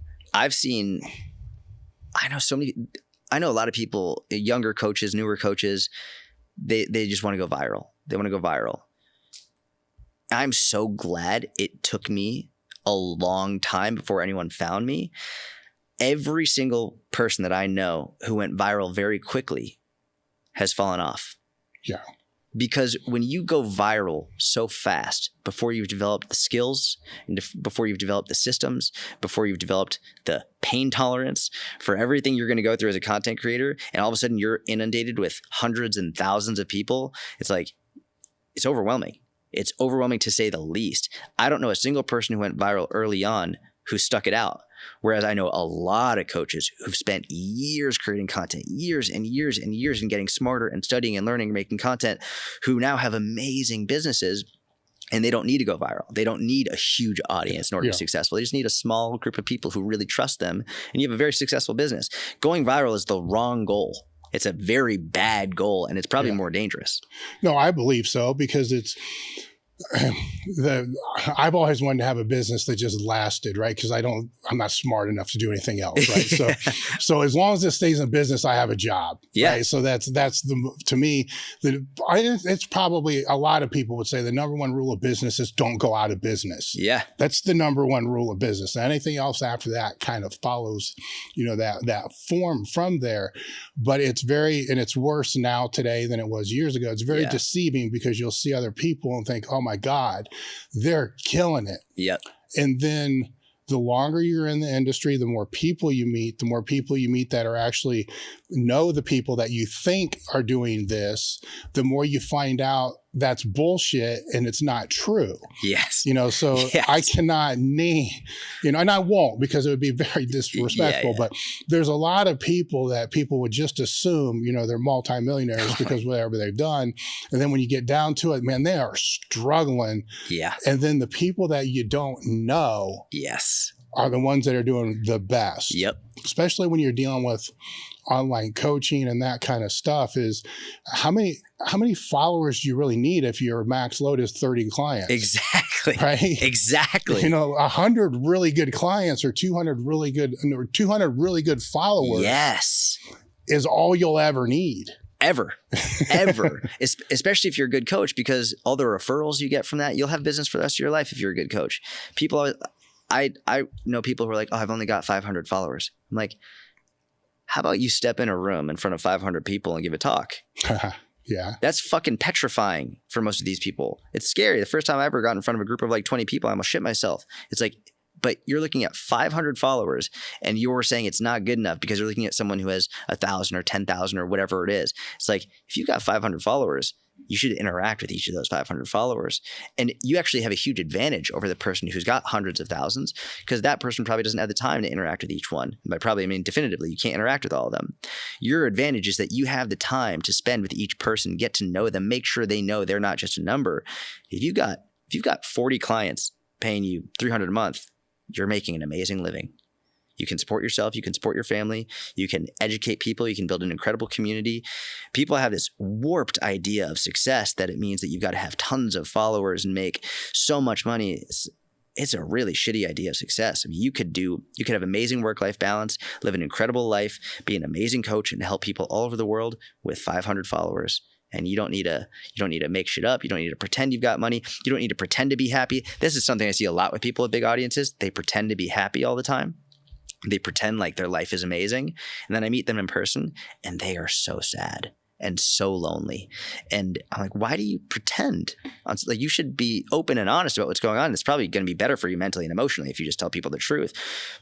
And then they don't think about the effect that it has on the people watching the content, and then how it, again, negatively, then they get mad at the people watching the content because the people think that they're really happy. It's like, well, you're telling them you're happy. It's a bad idea to think you need hundreds of thousands or tens of thousands or whatever it is. It's like, you got 500 followers, you got everything you need. Well, it's actually kind of backwards too, because if you think about it, it's if we use a high school classroom as an example. So you say 30 people that are in the classroom. If you're presenting in front of that classroom in front of 30 people, you're going to have a bigger impact. Yeah. Especially if you're good at what you do, you're going to have a bigger impact, and you're going to have a few people that are going to inquire, about what your services are. Now, if you go to the next stage and you're speaking in the high school gymnasium, maybe 500 people, maybe 600, 700 people, you're still going to have a pretty decent impact. Yeah.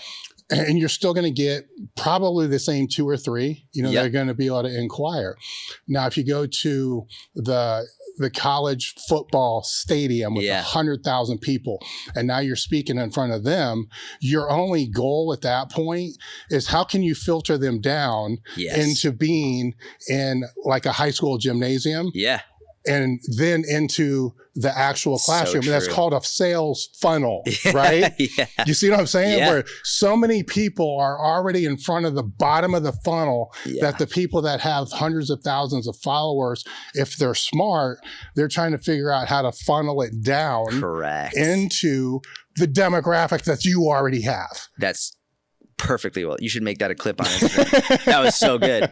That is what it is. Yeah. And they see it in reverse in both aspects, right? Where the people that are speaking in front of the giant crowds are like, man, all I fucking want is a small group of loyal people. Yes. Where the people with the small group of loyal people are like, God, if I could just get in front of, right? Yep. So their own behavioral sticking points are what's stifling where they're currently at. That's exactly right. Right? Which is so interesting to me. Yeah. Because yes, you have to work both ends, right? You should be trying to build following and all that other stuff, but not while cannibalizing the main interpersonal relationship that's going to be able to happen through there. Yeah.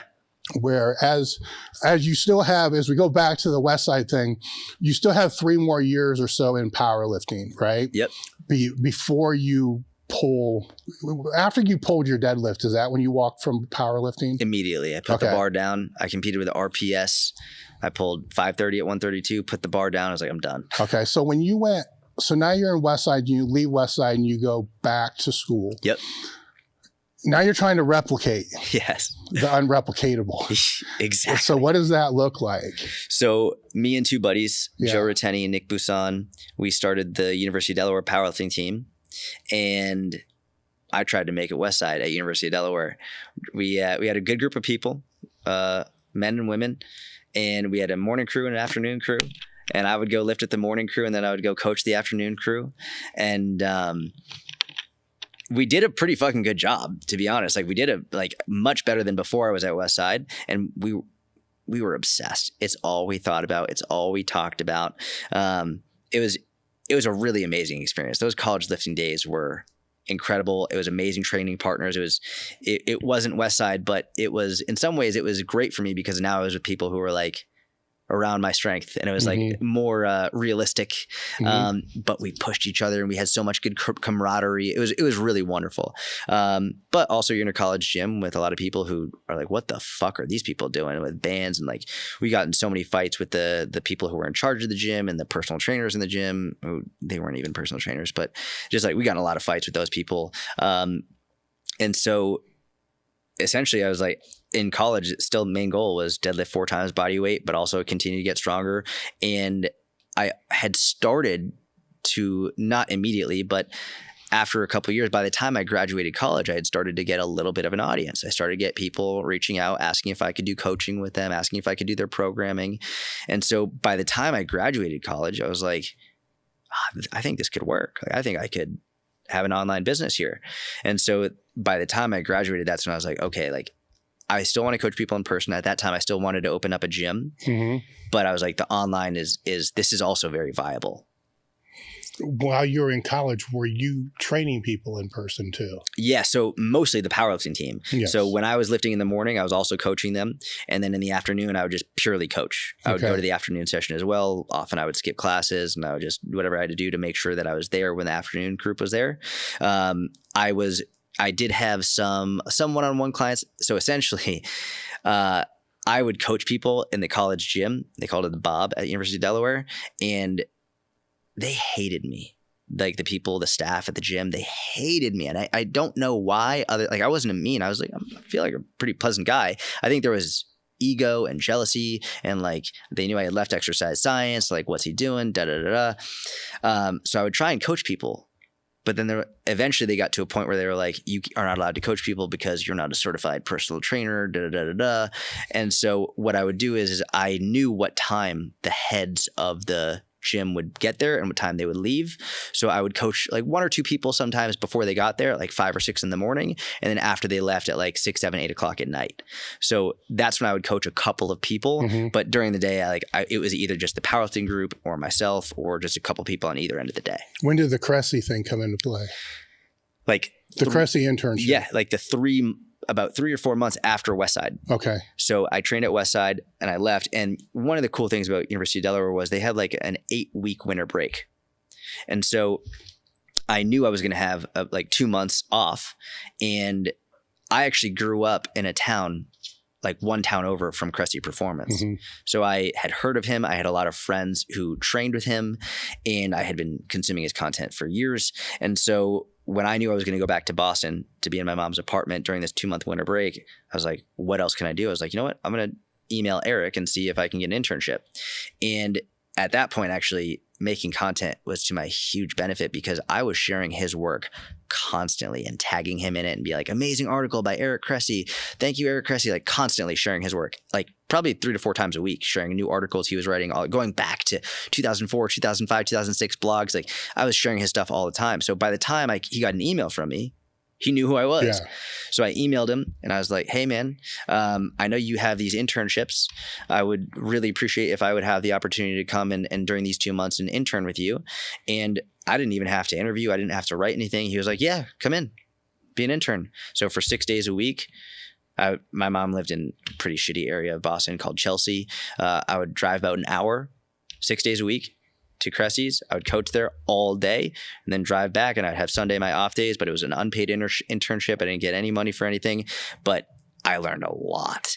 And Eric actually got to a point where he would only allow me 3 questions a day because if he didn't give me that limit, then I would just sit down and ask him questions for hours. So every day, it actually turned out to be really good because it made me really focus on what is the most important questions and how can I formulate them in a way that's going to get the best, most expansive answer that's going to have the biggest impact on me as a coach. So, but what I would do is at Cressey, they have these like boxes that they would put all the client programs in. And so at the end of the day, I would just take the programs out and I would just study the program design, study and look. And if I would be like, if I didn't understand why he would pair something a certain way or why a certain rep range was included or why certain rest words were included or anything, I would just go ask. Be like, why did you do this? Why did you do that? And oh man, I learned so much just going through all those programs. So when you're, because you're still powerlifting now at this time, right? Yeah. Yeah. Oh yeah. So now you're taking what you've accumulated through Westside, through your own study and now through Eric. Yep. So once that's all disseminated through and you're still trying to accomplish this 4 times deadlift. Yep. What were some of the, what was the foundation of the program design? I was trying to do as much Westside as I could. Like yeah. I was doing basically the best I possibly could to follow Louis' program. Yeah. That was it. And it was just, I was learning a lot about myself as a lifter and what I responded well to, like what lifts helped me the most, what lifts drained me, what lifts like had the biggest impact on other lifts. So, I was just trying to do Westside conjugate style programming for myself. I was getting made fun of a lot, especially at Cressey's because it's not a powerlifting gym. Yeah. It's a baseball facility mostly. No, but his background, he's deadlifting as well. Exactly. Yeah. So, but it was funny because, you know, I would put on a squat suit or something and these baseball players were like, what the fuck is he doing? And actually something that changed my perception was Cressey's athletes are strong. And I remember watching these professional baseball players or minor league baseball players squatting and deadlifting more than I was. And meanwhile, I had a fucking squat suit on. And I was like, these are raw lifters. Baseball, like, how in the hell are they getting so strong? And that actually encouraged me to take the gear off, train more raw. And that actually had a huge impact on my geared performance as well. But eventually it got me more in love with raw training as well. And so, but to see those lifters and to see how strong they were getting without the squat suits, without the bench press, all that stuff, I was like, man, okay, that was a much needed perspective shift for me as a lifter coming from Westside and seeing all the geared lifting and all of the squat suits, bench shirts and all that stuff, which I wasn't the biggest fan of, and I didn't enjoy it as much as the raw lifting, but I did it because I got sucked in and I was this is what I'm supposed to do. Yeah. But once I saw all these amazing, like high school, college, minor league pro lifters, pro baseball players lifting more than I was with lifting gear on, I was like, all right, I need to take this off and build up my raw strength. What was there a dip in that time period? So you take that off, because a lot of people that will come out of gear, it's a weird thing, right? Yeah. Because they'll come out of the gear, then they'll talk about how weak they got by using the gear, where basically all they're really doing is they're becoming reacclimated to the movement without the gear. Yes. And then it comes up through. So there's outside of that funky phase, which is 8 weeks or whatever it's going to be. Yeah. And then as it starts going back up from there, was there anything that you had to change to accommodate that? Yeah. So first I was an idiot and I was like, oh, the squat briefs don't add that much. So I took those off and I just wrecked my adductor in a deep squat, just fucking like immediately. And I was like, oh, great. Now I'm injured. So once I was a little bit smarter, came back and trained more appropriately. One of the big things was bringing my stance in for my squat. I had to bring my stance in pretty significantly. And also a lot less box squats. I realized that the box squats were ideal from a briefs and squat suit perspective. From a raw squat perspective, it was hindering me dramatically. And I know about the research on the stretch reflex and how long it can last, but it was impacting my technique. It was impacting my power out of the hole. So I didn't stop box squats, but I put them in far less frequently and way more just free squats. So that was probably the biggest change to my lower body days. My deadlift training didn't really change. Deadlift stayed exactly the same, more or less. And I never really even used, I rarely used the briefs for my deadlift. The briefs and the suits actually fucked up my deadlift technique. The way I deadlift is much more hips back. Mm-hmm. Whereas with the briefs, you are forced to go straight down and almost like in a sense, squatted up, and that screwed me up. So even when I would compete in a geared powerlifting competition, in my deadlift I did it raw because I was always stronger in my raw deadlift than I was with a geared deadlift.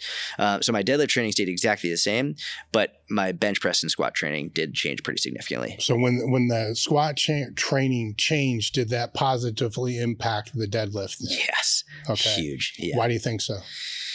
That's a good question. Why do I think so? Well, I think that I had been, Louis' famous phrase, you're only as strong as your weakest link. I think that when I was training with gear, I was strengthening the areas that I was already strong in, and I was missing a huge portion of a weak link that was almost just being neglected or being assisted with the gear, being assisted with the briefs and with the suit. I think that my strength out of the bottom of the deadlift improved dramatically once I took the briefs off in my squat. That's probably, I think, the biggest one. I'm wondering if it's the adductor, since that was the first thing to be able to hit you. Immediately. Yeah. Bad. I had to take like 3 weeks off immediately because that Well, the adductors play a big role in a sumo pull, too, where you had a sumo pull. So if that's taken out, or supported, and then it's not there on the lift that you're actually doing, I could see that potentially being where that was. Makes total sense. How long did it take after that switch for you to get to that 4 times? So I was at Cressey's, and that was also in 2011, right before 2012. And I hit my 4 time. It was January 24th or 25th, 2015. So several years. Okay. It wasn't an outrageous amount of time, but several years. And and I will say, like, I'm genetically predisposed. Wow. Predisposed? Predisposed. Thank you. Predisposed? Is that right? No, I'm questioning it. Genetically predisposed. We're going to say it is, yes. Or I have a genetic predisposition. There you go. To a strong pull. Yes. That's like what I'm built for. But I didn't miss a workout for years. Even with that, though, it still is a long process. Oh, yeah. Yeah. Right? So I think in one of the podcasts I was listening to, your deadlift went backwards for a whole year. Yep. So was that in this time frame? Yes. Yeah. There was like a 8 to 10 month period where my deadlift went down. So I hit 485 at an IPF competition. I hit 485 and I was feeling so good, and I was following everything that Louise said with my percentages on all of that. And after that 485, my ego got in my head. And so I increased the percentages for my speed work, the same stupid shit that I did before. I was like, I could be lifting heavier. You know what actually influenced this? And I see this a lot right now on social media is social media. When I was posting videos of me lifting, I wanted to be posting videos of me lifting the heaviest weights I could. I didn't want to be posting videos of me lifting light weights because I didn't think people would find that impressive. So I was like, well, I'm posting on social media now. Here's my speed deadlifts. It sounds cooler if I post a video of me doing a speed deadlift with 405 than it does with 225. So, and I could make 405 look fast, but it was still way too heavy for my speed work. Yeah. And so, I went from 45 down to about 405 as my max for about 8 to 10 months. And looking at I had logs out there. I had every training session documented, and I was like, all right, let's look at this objectively. And it was very clear. I was lifting way too heavy. So I had to take the ego out of it. I had to stop caring about trying to post heavy weights on Instagram and all that. And then I went back, changed it. And within about a year, I hit that personal record. I hit 530 at 132. And then what year is that? 2015? Yeah. Yep. All right, let's take a bathroom break real quick, and then we'll come back. Merck Health is a premium telehealth platform specializing in hormone optimization and preventative medicine. Are you looking to optimize your health in and out of the gym, improve recovery, sex drive, and quality of life? Have you tried speaking to your health professional about this and have gotten the cold shoulder, stereotyped, or just told it's part of getting older? You just go to americhealth.com/table talk.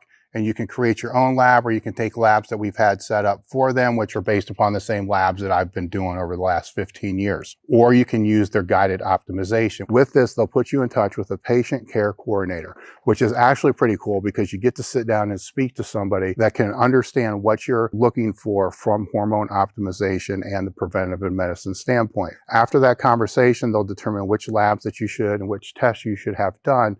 And then from there, get the labs done. They'll review those labs with you and put you in touch with one of their hormone optimization specialists that can determine which supplementation that you should use over the counter or prescription.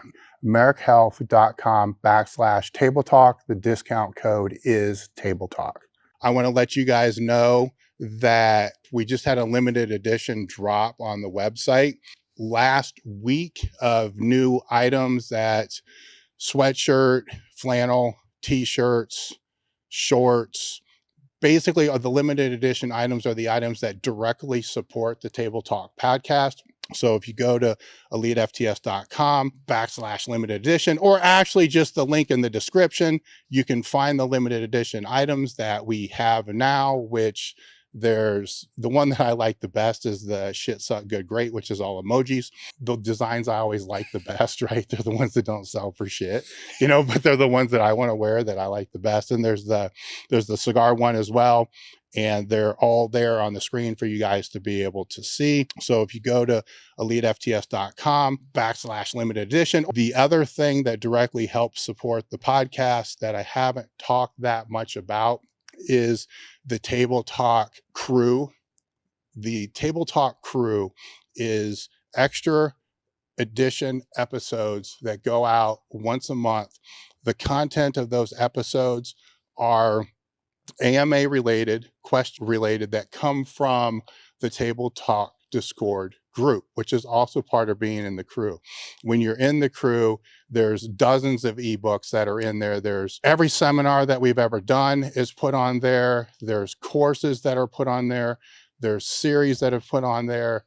The original YouTube channel that we had for many years before we migrated to the newer one, all that old content is on there. There's discussion groups for just general training, fitness, life, nutrition, basically everything that you can think of is on. So just go look at what that is, or better than that, just go to the description, click on join the crew.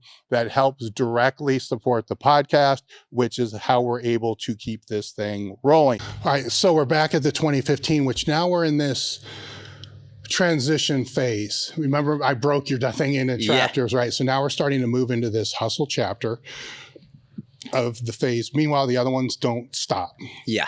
And the education's still continuing. But right around this time, you've completed the powerlifting goal that you wanted. Yep. You finished your degree, I believe. Yep. Very close to. Your online business is actually showing some teeth. Yeah. Like there is viability. It's like still a baby, yes, but it's just kind of just stood up. Yep. Right. Not walking, but stood up. Like, okay, this thing might do something. And so you're starting to enter this hustle phase. Yep. Right. So before getting into that hustle phase, because you're still in that, but through a lot of it, right? So you're through enough of the hustle phase to now know how to reallocate the hustle. Yep. So you're just not sprinting down streets to sprint down streets. Yes. Yeah. Yeah. But we'll talk about sprinting down streets just to sprint down the street. Before that, if you were to go back and change, not in a regret standpoint, yep, anything in that prior climb to get to that point, yep, or if you were to advise somebody going through, I don't like the word change. You know, if you were to advise somebody that's going through that original, in block training, like accumulation phase. Yeah. Yeah. What would you have? What would you advise them based upon things that you might have been able to skip from the standpoint? I'm choosing my words very selectively here. Yep. Because adversity teaches us. Yes, right. So exactly. I don't want you to take and say the adversity has to stay in and has to be known for, but there's still some adversity that could have been avoided. Yeah. So what would be some of those things that you would suggest somebody else do a little bit differently? Yeah. Assuming that the world hasn't changed like it has, right? Because that is a big difference there too, because the information has accumulated greatly. Yep. But the path, the skill sets required to move through that phase are still the same. Yeah. Yep. Yep. So it's a great question. And as you were asking, I was thinking, okay, what am I going to say? How am I going to say this? I like that it's towards the person going through it now as opposed to what I would change. Mm-hmm. To be very honest, I think that phase I did very well. And I can't sort of take away how times have changed. And I want someone listening who might be going through a similar phase right now to really get the most. So what I'm going to say is this. During that time of my life, the most important thing for me was learning. It was the most important thing. Like, it was not building a business. It was not getting followers. It wasn't making friends. I wanted to learn. And I think now more than ever,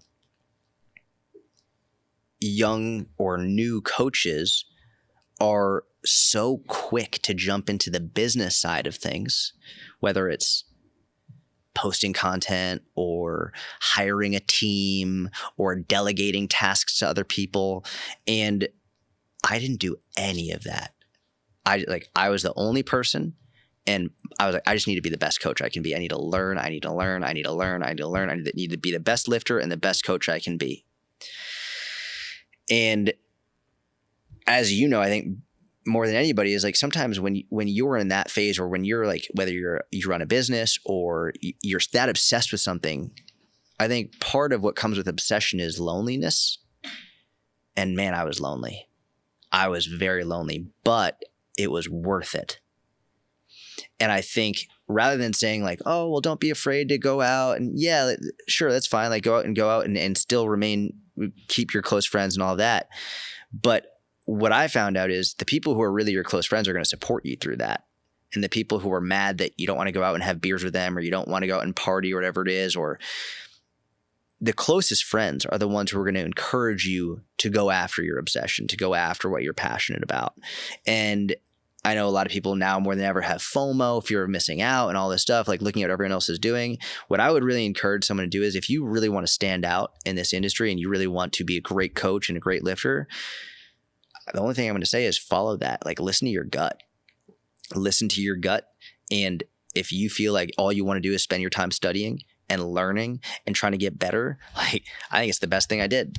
And not caring about missing out on certain things, or having some people who I thought were my friends leaving because I wasn't doing what they thought I should be doing anymore. And I know this isn't direct answering the question in terms of what they should avoid. I think what they should avoid, you know what, here it is. What they should avoid is the feelings of guilt that come with that. Because I felt guilty about it. I felt guilty, like, am I doing something wrong? Am I making a mistake? I was doing the best thing I could have done, and I didn't know it. I didn't realize how important it was for me to be in that phase. And what really proved it to me was, it really only started happening within the last 3 to 5 years, but the people that graduated college with me who were assholes in the gym, the people who were heads of the gym who, you can't train people here because you're not a certified personal trainer, or even there was one professor from the University of Delaware who reached out and apologized for being a dick. There were students who I graduated with who I was like trying to give them advice. Say, listen, like maybe switch from exercise science to this because this might not be a good path. Now they're reaching out and being like, you were right all along. I should have listened to you. And so the guilt that I had that came with all of that focus and all of that, like, this is what was right for me, that could have been left behind.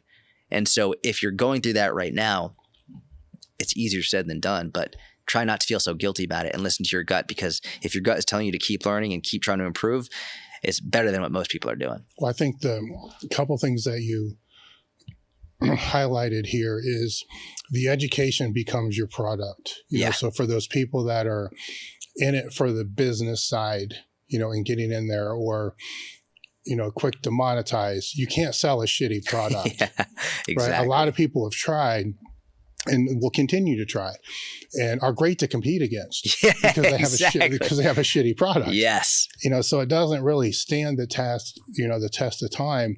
The other thing is, when you're dealing with friends, it's a weird thing to define, right? Because what's a friend? What's an associate? What's an acquaintance? What's a business partner? Yeah.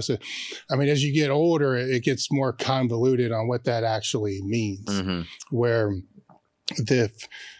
I would challenge anybody that's, you know, 30 years old or older to tell me how big their friend, real tight friend group is. And by that, I mean people willing to call you out on your own bullshit. Yep.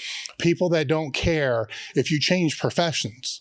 You know, people, and it's smaller than what people think. Yep. Now, once you step down from there, there's a lot of acquaintances and all the other kind of stuff. And those are going to change over a period of time, because when you have acquaintances, you got people that are sharing similar goals at similar times that, just to be completely blunt, are going to leverage each other to be able to help each other for their goals. Sometimes you're being leveraged without knowing you're being leveraged. Yep. And you think it's a friendship, but it really never was. It was just an acquaintance, you know, so it's for those people coming up, you're trying to sort all that out too. Yeah. You know, where at that certain period of time, you know, maybe they were friends, maybe they weren't, you know, maybe they were just acquaintances that were just trying to figure out how to leverage what they're doing, but yet it's being in your brain conceptualized as something that it isn't really what it is. Yeah. And I think that the earlier people can start to get a grasp on that, and the better it is, because that will be also the sooner they're going to get a grasp on what is constructive criticism, what is criticism, what are just shitty troll comments that don't mean anything. Yep. Right? Because that's different. You know, somebody that makes a shitty comment on whatever this is going to be, who cares? You know, if a good friend of mine says, hey man, I listened to you and Jordan, you might want to think about, that's a whole different conversation. Right. And I do think that people will have guilt, for instance, but don't necessarily need to have that, as you said. Yeah. But I don't know if that takes time. Yeah. to see that, Yeah, right? You know, you see what I'm saying? It's yeah. like we can tell people this, Yeah. but until they actually go through it, Yeah. I don't know how to verbalize what you're saying. Right. You know, I hope they can. Yeah. You know, and I think a lot of times it's just, I think for one of the reasons I think people like a long form piece of content like this is because it allows them to get to know the person and through that oftentimes relate to them. mm-hmm. And I wish when I was that age, I had someone in my ear saying like, you're doing the right thing. Everyone was saying the opposite. Everyone was saying you're making a mistake. You shouldn't be a coach. You shouldn't be a personal trainer. Everyone was telling me I was doing the wrong thing and it wasn't going to work. And I hope that there's someone listening right now. I don't hope that they have all the people whispering in their ear saying they're doing the wrong thing, but I do hope that hearing me say it is at least one person saying, keep going. You're doing the right thing. It's just enough. It's the push they needed to say, you know what? Even if I do have these feelings of guilt, at least I'm not going to stop. Yeah. And sometimes I think they need to hear it, even if it's them telling themselves that, right? Yeah. Because some of the people that are telling you not to do something might be coming from a good place. Yeah. Right. And Mike Israel kind of pointed that out to me during a podcast and made me really rethink that. Yeah. Whereas we're growing up, they're like, hey, what's this weightlifting shit going to do for you? Yeah. Some of them, they're not coming from a bad place. Right. They actually do care. But at the same time, there could be a lot of people telling you, don't do this or don't do that, or you're not made for this because they don't want to compete with you. Exactly. Yep. Right. Yep. And that's also, a lot of things can be true at the same time. Oh, surprise, surprise, right? You know, but yeah. And my mom, man, she loves me more than anything. And she didn't want me to go down this career path. And mainly from a place of love, from thinking like, he's going to struggle. Like he's never going to be able to afford things. He's never gonna be able to take care of his family. He's like, and so the whole concept for her was she wanted me to go into physical therapy. She was like, if you're going to do anything, at least get your doctorate, because you have to become a doctor to be a physical therapist. And she was like, and that's just a more secure career.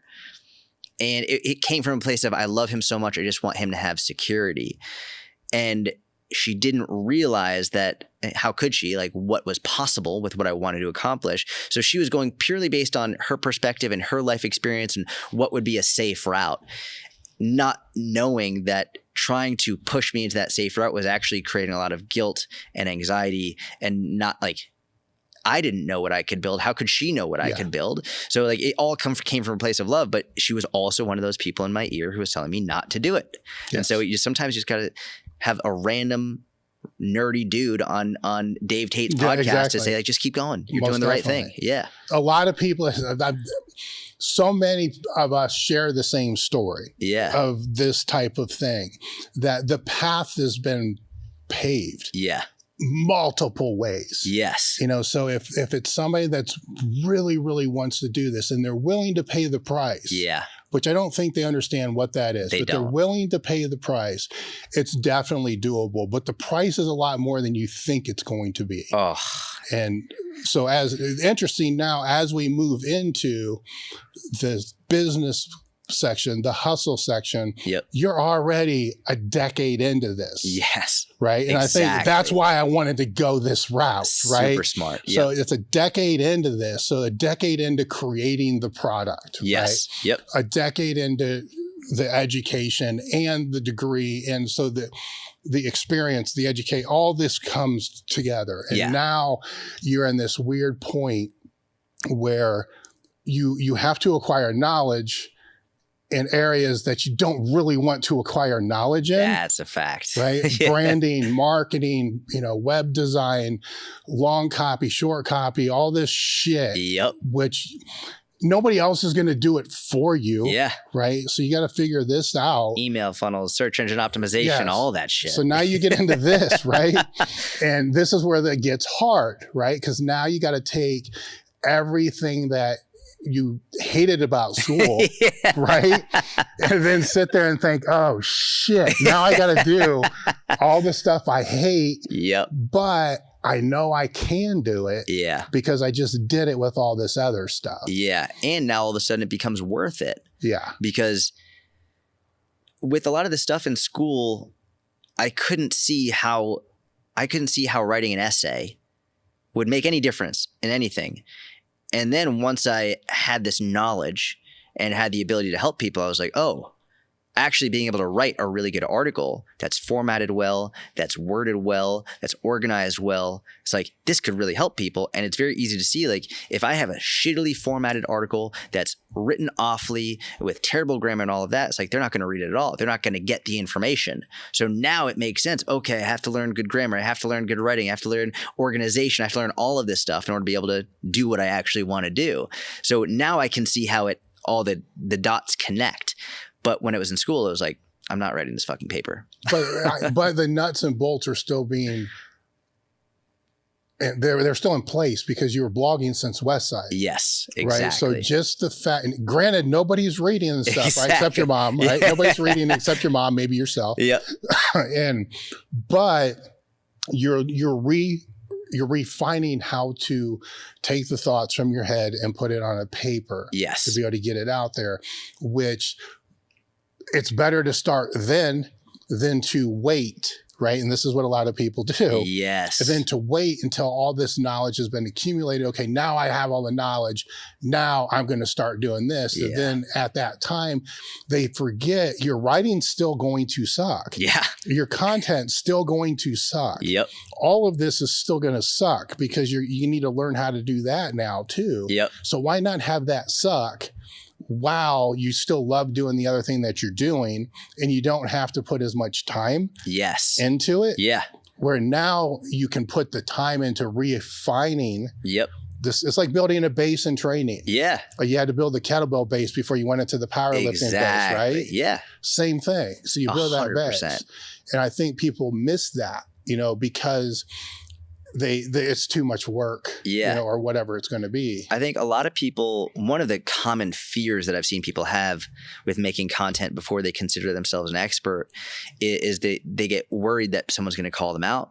They get worried that people are going to be like, well, why are you writing this? Like, you're not an expert yet. I'm like, yeah, that's right. So don't pretend to be an expert.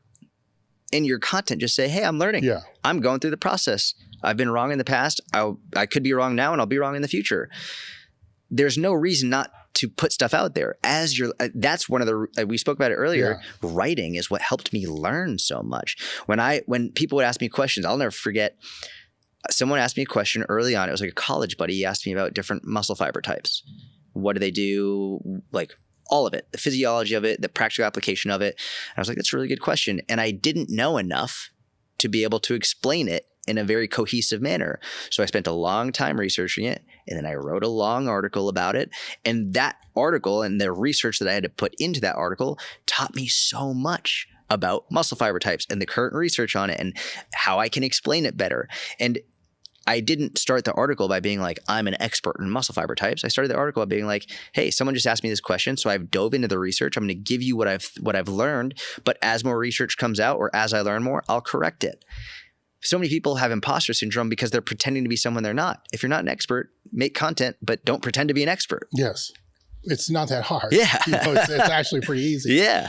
And that's kind of how I've always wanted to position myself. Is look, I'm not a fucking expert in X, Y, or Z. That's what those people are for. Yeah. I'm just a fucking meathead telling you, exactly. What I picked up along the way. And then it makes it, when people are worried about being called out, then that kind of eliminates that. Yeah. But on the other side of that, that's not a bad thing either, because if somebody's calling you out and they have more followers than you have, they just exposed all those people to your market. But that's a whole different thing.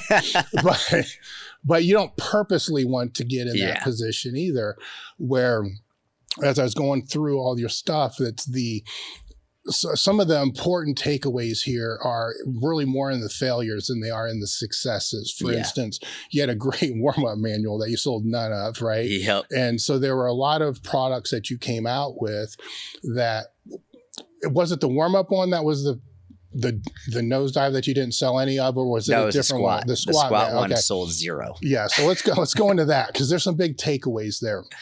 So you created a squat manual Yep. that you put damn near a year into. Yep. Right. Yep. So, and by that, I'm just the creation, never mind the studying and all. Yeah. So that's what I want to dive into is knowing the history of that. That's not like a year of like a half hour here and there. No.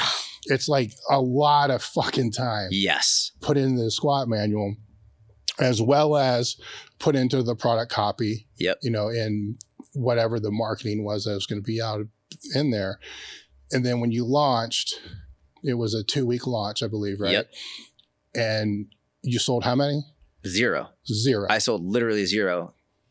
And I think a lot of people, they don't understand how could you spend a year on it. I mean, when you create something, you start to learn, like there's so many mistakes that happen, where there was one time where I was doing these screen recordings of my screen where I created all these slides.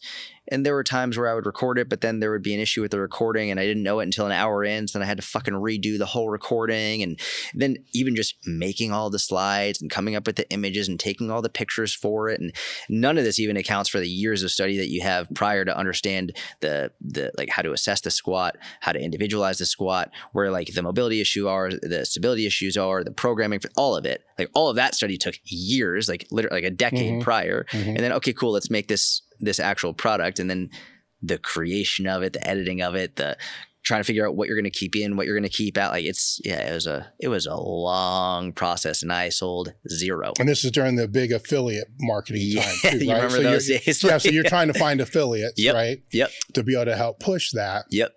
And I'm trying to like over stress the amount of time that you put into this. So and I'm failing at this right now. So it's hundreds and hundreds of hours, right? Yes. Probably closer to thousands, right? That's being put into this thing.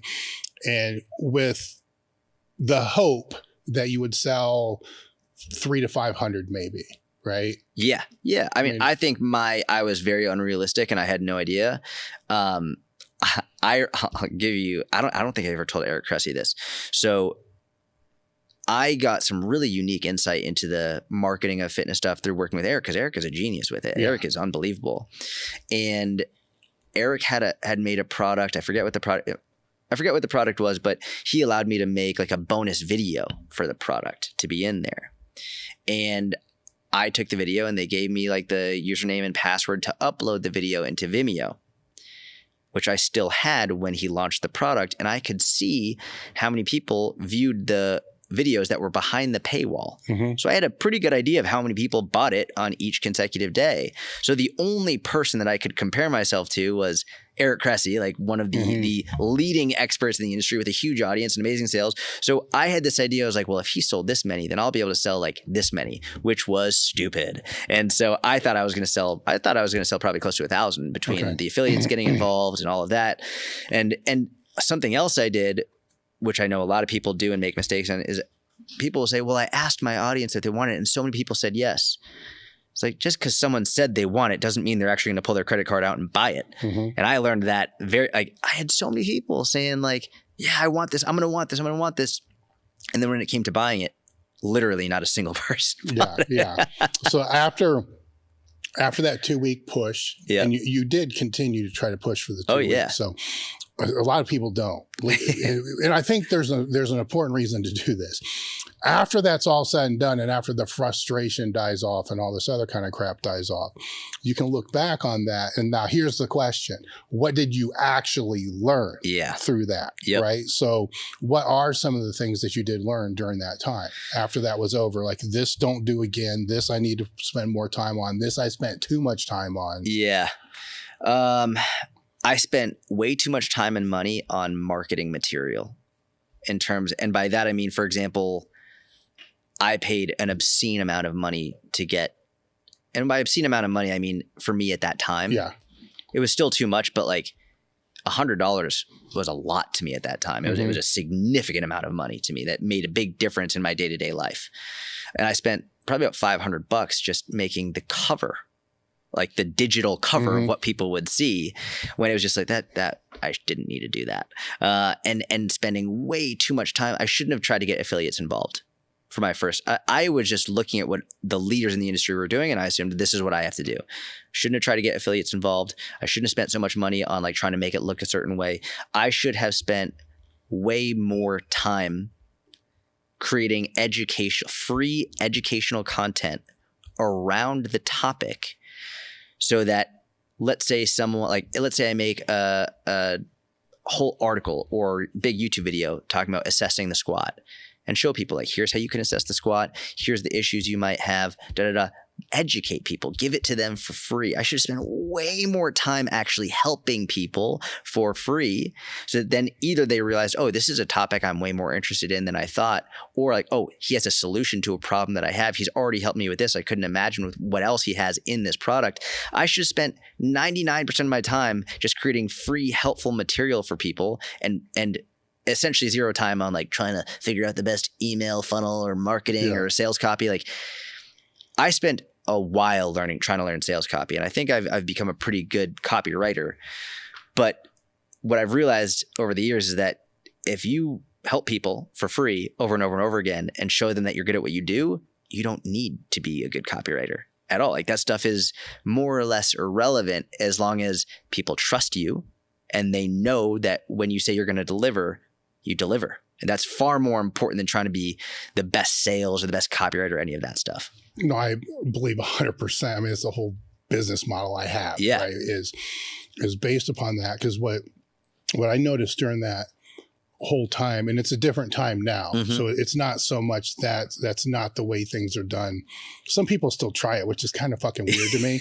But some people still kind of try to do that, which is just different. It's a different thing now. Yeah. But I would watch, everybody try to hit for the home run. It's basically what they're trying to do. They're all just, because that's what it is. You're either going to bunt, and sell just a little bit and barely break even, or it would go out of the park. Yeah. But people had a false impression of how many people were actually knocking it out of the park. And it was very, very, very few. Yeah. But there are a lot of bunts and a lot of strikeouts. Yes. Where when you're putting the content out over, a period of time, it can swing the other way too, where it can swing where all you're doing is putting content out, and then everything is just seen as not really so much content, or I could say free content, where I don't call it free anymore. I call it complimentary, because free becomes devalued. It's just expected, especially after 25 years. It's just expected, so there's some terminology and verbiage that I've had to change over the years. I haven't heard that, and I like it a lot. To be able to put that there, because it's not free to produce. But on the other side of that, when you're doing what you just said, you may never hit it out of the park. Yeah. But you're always in the game. Yeah. Right. Yep. So you got to decide what's more important, a standing ovation for a home run, or playing the game as long as you want. Yes. Right. And to me, those are vastly two different worlds on how they're approached. One is, now you got to borrow from both. Like, there's borrowing from both, to be able to work those two things. And it's hard sometimes for the people that hit the home run to continue to keep doing it. Yeah. So it better be a big one, right? Because to replicate that's really, really hard. And I think we spoke earlier, there's very few that have ever done that. Yeah. Now on the other side, there's a lot that have stayed around, for a longer period of time, intelligently, by, I don't want to say reinventing themselves, because that sounds bad. Yeah. But in a way, that's what they're doing. Yeah. They're reestablishing themselves in the market they're now in, right? Because the market changes. Yes. So we all have to change with that market. And during that time that you were in there, you're trying to figure that market out. Yeah. But there's multiple markets in that market, right? So this is where you get into the strength coach, the power lifter, the personal trainer, the fitness side, right? And now you have, the power lifter is like, what the fuck is Jordan doing? What is this bullshit? This fucking squat manual, this fucking kid going down and squat for shit. They don't, the strength coaches are like, what the fuck? This personal trainer didn't know shit about strength again, right? And then so the personal trainers are like, why I should be doing that if he can do that. So there's like, everybody hates you, right? That's just kind of how it is. So right? true. But you've dabbled in all these different worlds that you're able to communicate even with the far end fitness personality side, which is, that's a weird one, right? Because these other ones communicate like in a, more so than what I'm making it out to be. Yeah. But when you get over here into that far end, like celebrity trainer type of thing, that not so much. It's like they hide, you know, it's like it's a different type of thing. Yeah. Where the ability through the background to be able to communicate with these different cohorts, for lack of a better word, helped you be able to maneuver through that hustle time, right? Because you're hustling to try to get the product a home run, right? Because everybody's under that false illusion there. But you're also smart enough to know you have to build a community. Right? Because that community is the classroom we're talking about earlier. You got to build the community. Then at the same time, you got to maintain the credibility. Right? To be able to position yourself for anything else that could happen. Right? And that's the big one, because you don't know what can happen from a piece of content you write. You'd see where I'm going here. From a piece of content you write years earlier. Right? And it's not even, sometimes it's not even your best content. But that ends up, you know, in my world, that might end up being somebody that's setting up a whole fucking facility.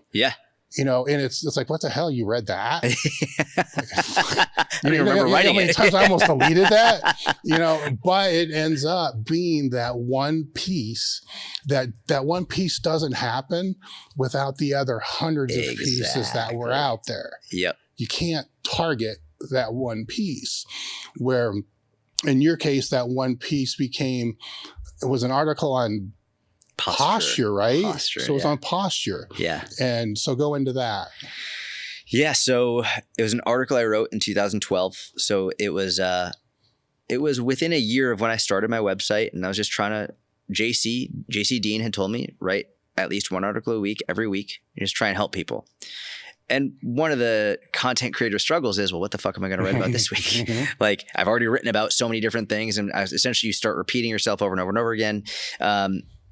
And so I was like, you know, I'm going to write this article on posture. And it was a 3-way article, 3 ways to improve your posture if you work at a desk all day. It was a shit article. It had some maybe helpful things in it, but it was a shitty article. It was a lazy article. It wasn't like, it was nowhere near my best piece of work. And, you know, the response showed, like, very few people read it. Fewer people liked it. And this was in 2012. And, you know, I spoke about you could sit at your desk half kneeling or whatever it is. There is just whatever. Just, it was a cockamamie piece of article. And for years, no one said anything about it. I forgot about it. I didn't even remember that I had written it. And then what ended up happening was there was one guy who commented on the article back in 2012. I didn't know who he was. I had no idea. Just left a comment and asked me a question. And I didn't even remember this whole interaction happened until years later. But like I did all the time, if anybody left a comment, whether it was on my website or on a Facebook post, because I was mainly on my website and Facebook, Instagram didn't exist yet, all that stuff, I would reply. And it wasn't just like a 1 or 2 word or an emoji response. It was, I would give in-depth replies to everybody who spent the time to consume my content. So I replied, and that was it. That was the end of that interaction. Long story somewhat short, that guy, he was an accountant at that time. I had no idea. He moved to New York City. He wanted to become a personal trainer. He was tired of his corporate job. Moved to New York City, ended up becoming Gary Vaynerchuk's personal trainer. He coached Gary for 2 years. And then after those 2 years, when you coach Gary, it's not a couple times a week. And it's a 7 days a week, every single day. Wherever Gary goes, you go. If he goes to Hong Kong, you're in Hong Kong. If he goes to LA, you're in LA. If he goes to London, you're in London. 7 days a week for years. And so he was following Gary around for 2 years. After 2 years, Gary asked him, do you want to continue? And this guy, his name is Mike Vacanti. He said, you know, I think I've had enough. I want to move off on my own. And Gary said, well, who's going to train me now? And Mike knew who I was for a number of reasons, not least of which, he had started following my content after I wrote a guest article for Eric Cressey. So he started following my content, and Gary had real mobility issues and postural issues and pain issues. He had severe knee pain, hip pain, excruciating back pain. His back would go out several times a year, and when that happened, he'd be out for like a week or two at a time. And so Mike was like, okay, I need to find someone who can help Gary with his posture and with his mobility. And Mike was the guy who left the comment on that article in 2012 that I didn't know. And so we got connected. I was living in Tel Aviv in Israel at the time. And Mike was like, hey, do you want to come and interview with Gary and have a workout with him? And keep in mind, at this time, I didn't know Mike was that guy from that comment. I had no idea. I just knew this was Gary Vaynerchuk's personal trainer. I was like, sure. I couldn't believe it. I followed Gary. I was a huge fan. I thought it was crazy. Mike didn't tell me how he knew me or any of that. So I flew from Tel Aviv to New York, coached Gary, flew back to Tel Aviv all within 36 hours. My roommate in Israel didn't even know that I left the country. And I didn't hear anything for 6 weeks. So I just assumed I didn't get the job. I was like, okay, that's fine. Like, I was disappointed, but like I still had my business and I was very happy doing what I was doing. And then out of nowhere, I'm at my family's house in Haifa, Israel, the north of Israel. And I just get a text from an unknown number that says, are you ready? And I was like, I don't know who this is. I've never spoken to you before. So I reply, who the fuck is this? And then I get a picture of Gary shirtless flexing. And that's how I found out I got the job. And I'm glad you brought that story up, because it's most people, they're trying to go viral. They're trying to get like the most amazing piece of content. They're trying to get the most people to see it. And they do stupid shit to make that happen. And I love this story for many reasons, but not least of which, this article sucked. It was a terrible article. Very few people saw it, but the right person saw it at the right time. And I replied. I think that is probably one of the biggest lessons. In addition to understanding, to get that one piece of content that could change your life forever, you have to make a lot of content prior that will lead to that one being done. But also, this one really pisses me off. When I see people who have that small classroom of people, 20, 30, 50, 500 people, whatever, and these people are complaining about not getting engagement on their posts. They're complaining about no one's finding it, whatever. And I go look at their posts, and I'll see one or two people say, oh, thank you so much for this. And they didn't reply to them. I'm like, who the fuck are you? You have someone spending their time to look at your content, spend their time, watch your content, and spend their time thanking you for your content. And you can't even reply. And if you just like the comment, piece of shit. If you give an emoji reply, like a fire or a fist bump, you're a piece of shit. It's like, if they're going to take the time to watch and leave a nice comment, you better take the time to reply and say, thank you so much. I really appreciate you. Let me know if there's ever anything I can do. It's like, of course, people aren't engaging with your content, because the few times people haven't seen that you're nice about it. People haven't seen that you're appreciating it. If you want to encourage a certain behavior, then you should go over the top, telling people how much you appreciate that behavior. This is actually basic psychology 101. I see people making this problem. One of the biggest problems people have often with their spouses or with a family member is they're not working out. I get all the time, how do I get my husband, how do I get my wife to work out? How do I get them to eat healthy? All this stuff. They don't do it. And more often than not, the spouse who is working out and eating healthy is nitpicking and being an asshole on all the things that they're not doing. But if your spouse goes on a walk or does get a workout in or has a glass of water, in your mind, you're thinking, oh, well, they should be doing it anyway. So you don't say anything about it.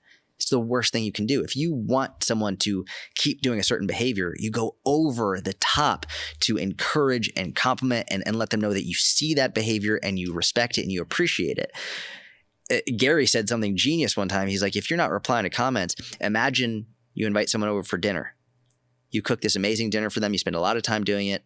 And then the person says, oh, thank you so much for having me. This was amazing. I really appreciate it. And it was a delicious dinner. And you just don't reply. That's what you're doing when you make this piece of content and people say something and you just don't reply. Your advantage of having a smaller classroom size audience is that you have the time to engage with those people, whereas the bigger audiences, they don't. People with a bigger audience, they have so many things going on.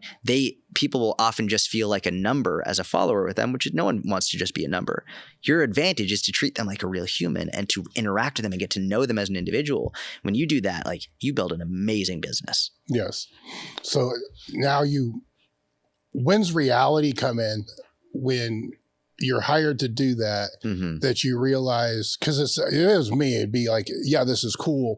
But then reality is going to hit. Like, fuck, this is not going to be, you know what I'm saying? This is not going to be cool. It was not easy. I almost quit. I almost quit 3 times in the first 6 months for a lot of reasons. But up until that point, I had never had to work for anybody else. I was just like, in terms of in my professional career at that point, I had my own business. I had helped start a gym and all this, but I was working for myself. And now all of a sudden I had like 80 one-on-one clients. I had my inner circle. It was starting to build and grow. So I was trying to give my one-on-one online coaching clients the best they could get, trying to build my inner circle, create an amazing community and program for them. I was still trying to post on social media on a very regular basis. And now I was coaching Gary Vaynerchuk and traveling all over the world 7 days a week for 3 years straight. And this was probably one of the lowest periods of my life in those first 6 months, which is ironic because people saw it and they were like, oh, he's living the dream. He's with Garyvee. He's traveling all over the world. I had never been more lonely. I had never been more depressed. I had never been more sad and questioning my choices. I'm very glad I didn't quit, but I was close. 3, and I got on the phone with Gary's assistant at the time, Tyler, an amazing, amazing guy. And he had to talk me down 3 times over those first 6 months, like do everything he could to make sure that I didn't quit. So if it wasn't for Tyler, I probably would have quit. So after the 6 months, you trained him for 2 or 3 years? 3 years. 3 years. 3 years. So after the 6 months, some semblance of balance, I suppose. It was a mindset shift. What was that? The mindset shift was it. So when I was working for myself, when I was in Israel or wherever I was, I had a good schedule. I could still get my training in. Eric Cressey said something to me that changed my life forever. He said, out of family, out of work, out of friends, out of fitness, and out of sleep, out of these 5 things, you can only ever focus on 3 at any time. And really, in my experience, I've only found 2 at any point. Like, really focus on them. When I had started to coach Gary, I was like, it wasn't that far removed from powerlifting, and I still hadn't missed a workout. Like working out was my favorite time of the day. Like, I love working out. And now I'm traveling all over the world, spending inordinate amounts of time in airports and airplanes and hotels. And I was still like, I need to get my workout in. I need to get my workout in. I need to keep my nutrition dialed. And eventually I got to a point where I was like, I can't.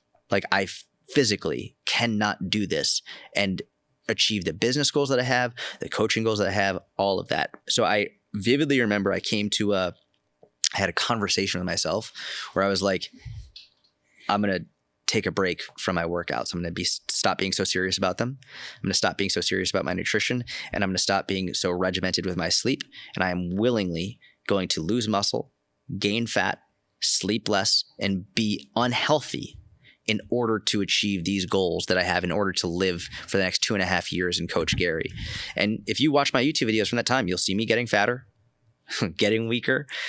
You will definitely see like my eyes looking a little bit crazy. I was taking Adderall, so I didn't have to sleep very much.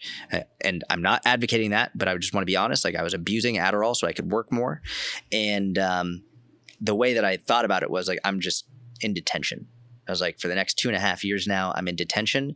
This is what I've got to do, and I might as well make it worth it. So I went as hard as I could on social media. I went as hard as I could with my business, with making content, all the while knowing I would no longer be people would not look at me as a record powerlifter, as like a strong individual, or as any of that. People wouldn't look at me as as they once did, as like, if I took my shirt off, they wouldn't be impressed in any way. If they saw my lifts, they wouldn't be impressed in any way. And I came to the decision where I was like, I'm deliberately making this choice to know that it might benefit me in the future, as long as I focus on my work, my business, and my clients. As long as I focus on that as hard as I can for the next 2.5 years, it'll be worth it. And I think one of the benefits of having all the knowledge I had was I can always get right back on track. I can always just start working out again more frequently, more intensely. I can always get my nutrition back in check. And so I was just like, you know what, fuck it. I'm going to take these 2.5 years, give up some sleep, give up some health practices, and focus on my business and my clients. And it was one of the best decisions I made, because now I wasn't trying to do it all. I was like, I willingly gave those up, and I knew I gave those up. And there was a time frame on it so that I could focus more and not constantly be trying to do everything. No, I don't disagree with that in any way, because I would also agree with you that there's two things. Yeah. That there really is. Yeah. I mean, so now you put that focus there. Sometimes hard decisions have to be made. Yeah. You know, where health will suffer, Yep. you know, but I'm thinking of how I seasonally have to lay my year out sometimes, like, because I know what's coming. I know what's on the pipe. I know what's planned. It's like, now when this happens, this has to fall off. Not off, but it has to fall down, become less of a priority. Take a hit. Yeah. But it can't fall out. Yeah. Like, because if it falls all the way out, then there's additional problems that can happen. So what's the bare minimum? Right. Right. And then you have to be okay with what that bare minimum can be. Yeah. And sometimes that would be family life. Sometimes it's work. Sometimes it's training. Sometimes it's a constant. I don't want to say constant. It's the wrong way. It's a shuffle. Yeah. The reason why I don't want to say confident or constant is because there shouldn't be daily fluidity in these. Yeah. Because you're going to get nothing done. Exactly. Then you're just cherry picking what you want to do for that day that you think is the highest priority, but isn't. Right? That's exactly right. There's in a periodization sense, there has to be a phasic structure. That's exactly. You have to think about it that way. You do. You have to. And then how's it going to play in there? Then is it realistic? Yeah. Right? Because that's the whole other part. Like, is 2 years a realistic time frame? Yeah. In the chapter you're in? Yeah. Right? Say you're married with kids, is 2 years not in that chapter, probably not. But in this chapter, yeah. Yeah. Probably even more so. Yes. Because then it becomes the mindset of, well, how can I double down on this, learn as much as I possibly can, be able to leverage it for whatever I can on later down the line. Yeah. Which you don't even need to know how you're going to be able to do that. Yes. You just need to acquire as much as you can. Like when you were at Westside, you're acquiring everything that you can while you're there. Yep. For the 3 months, all of it. You'll figure it out later. You'll sort it out later. Right now, just acquire that. When it came time, well, first off, just so people understand how demanding this is, I mean, it's 7 days a week. 7 days a week. For 3 years. Yeah. And then you're still doing your other online training in the inner circle and all those other things, because you can't let that fall, right? Here's where other people in your position or in that position have made mistakes. Yes. They let those other things fall. Then when they end up parting ways, they have nothing to come back to. Yeah. Yeah. So see, you really didn't have a choice on what you had to prioritize. Exactly. Right? Yeah, that's exactly right. Yes.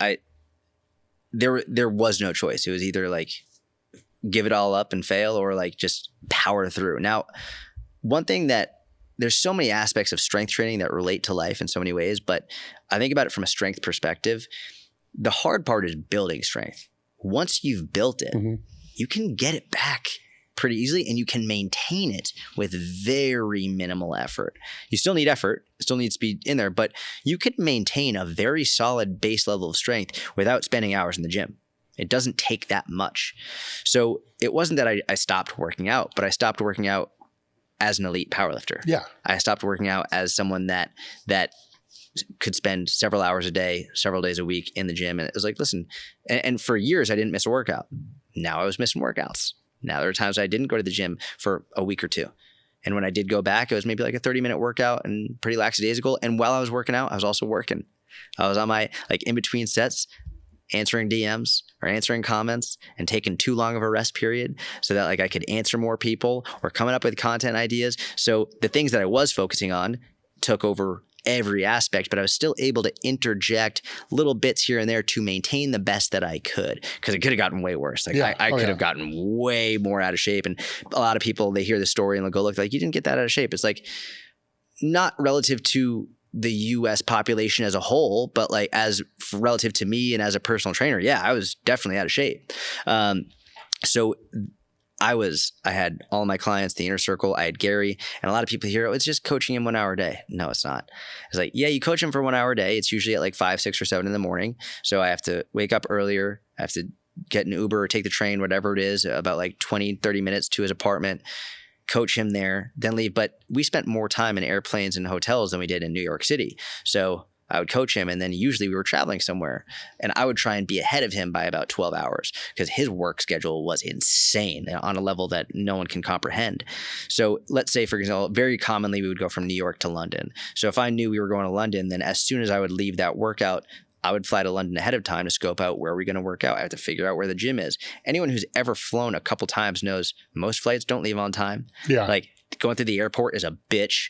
Like going through security, all that stuff, it's very difficult to prepare your food ahead of time and all of that. So it's not just the 1 hour a day of coaching. It's full time.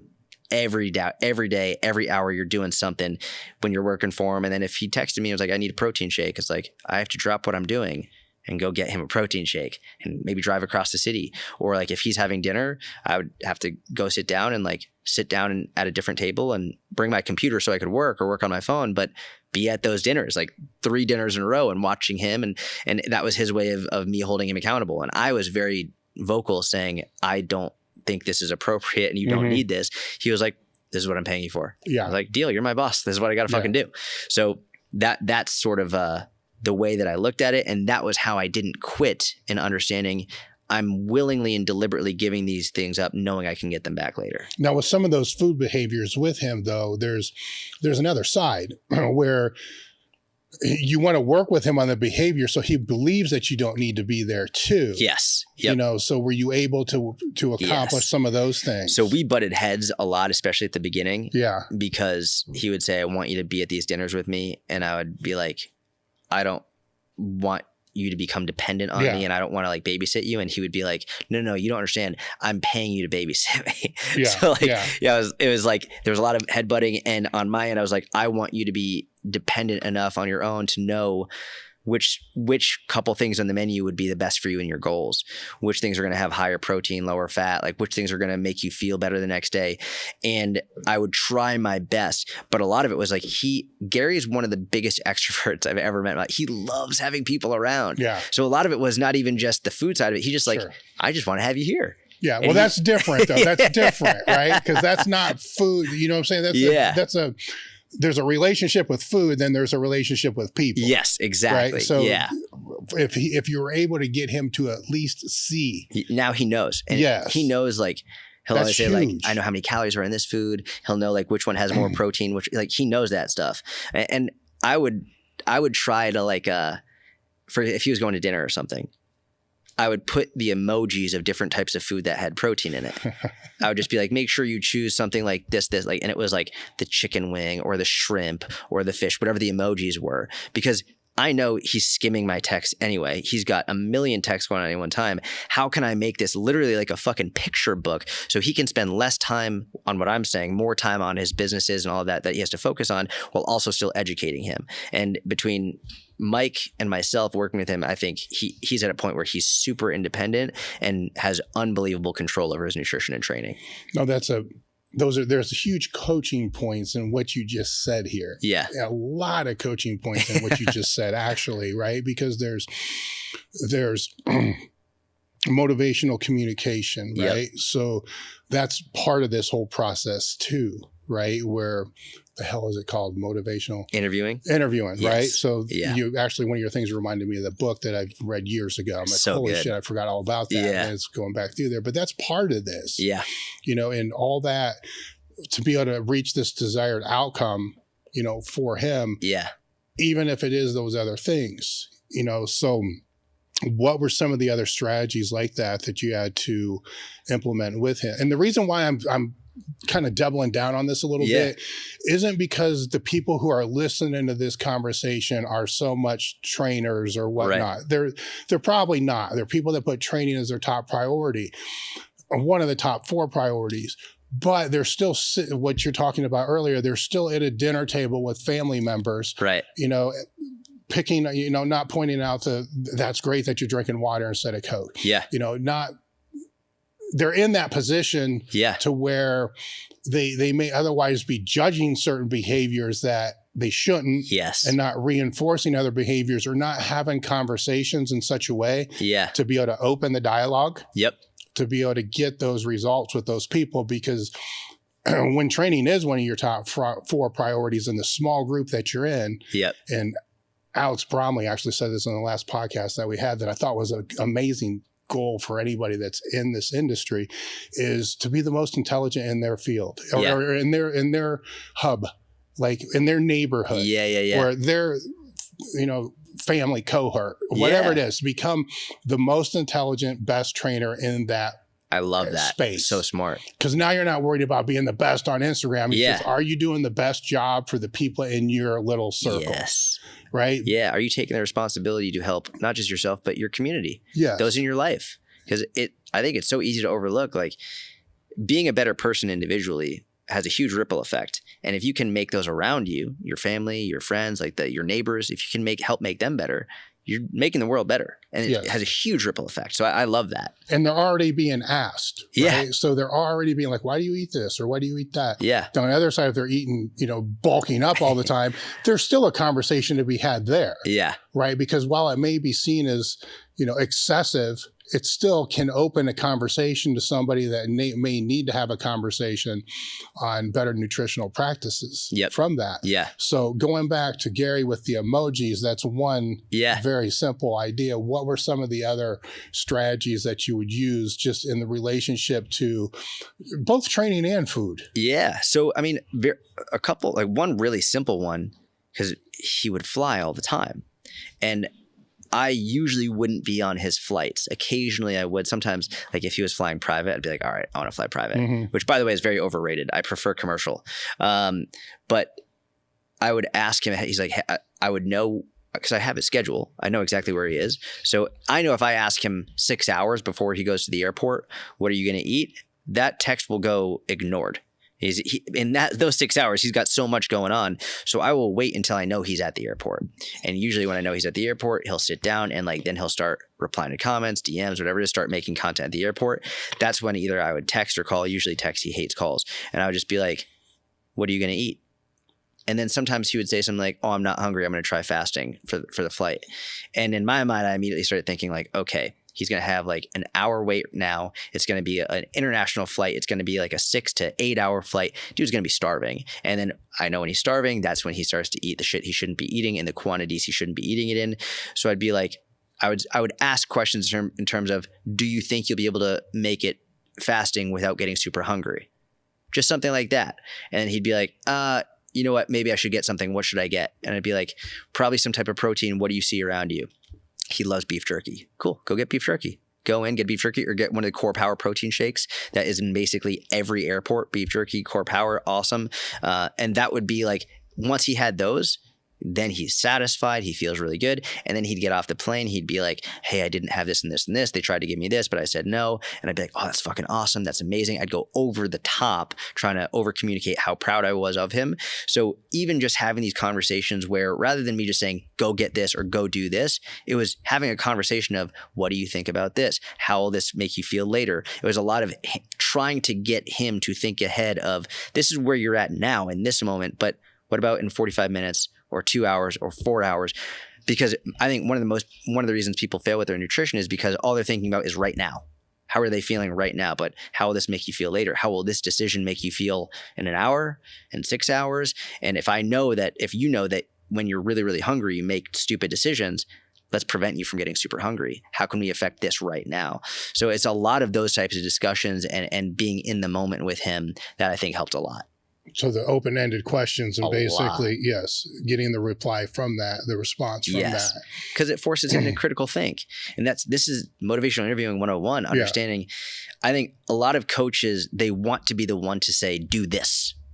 And by coach, you're not a certified personal trainer like you were talking about. Yeah. If you're the smartest person in your little hub, in your community, it's very easy to speak, oh, do this, eat this. That's not what a good teacher does.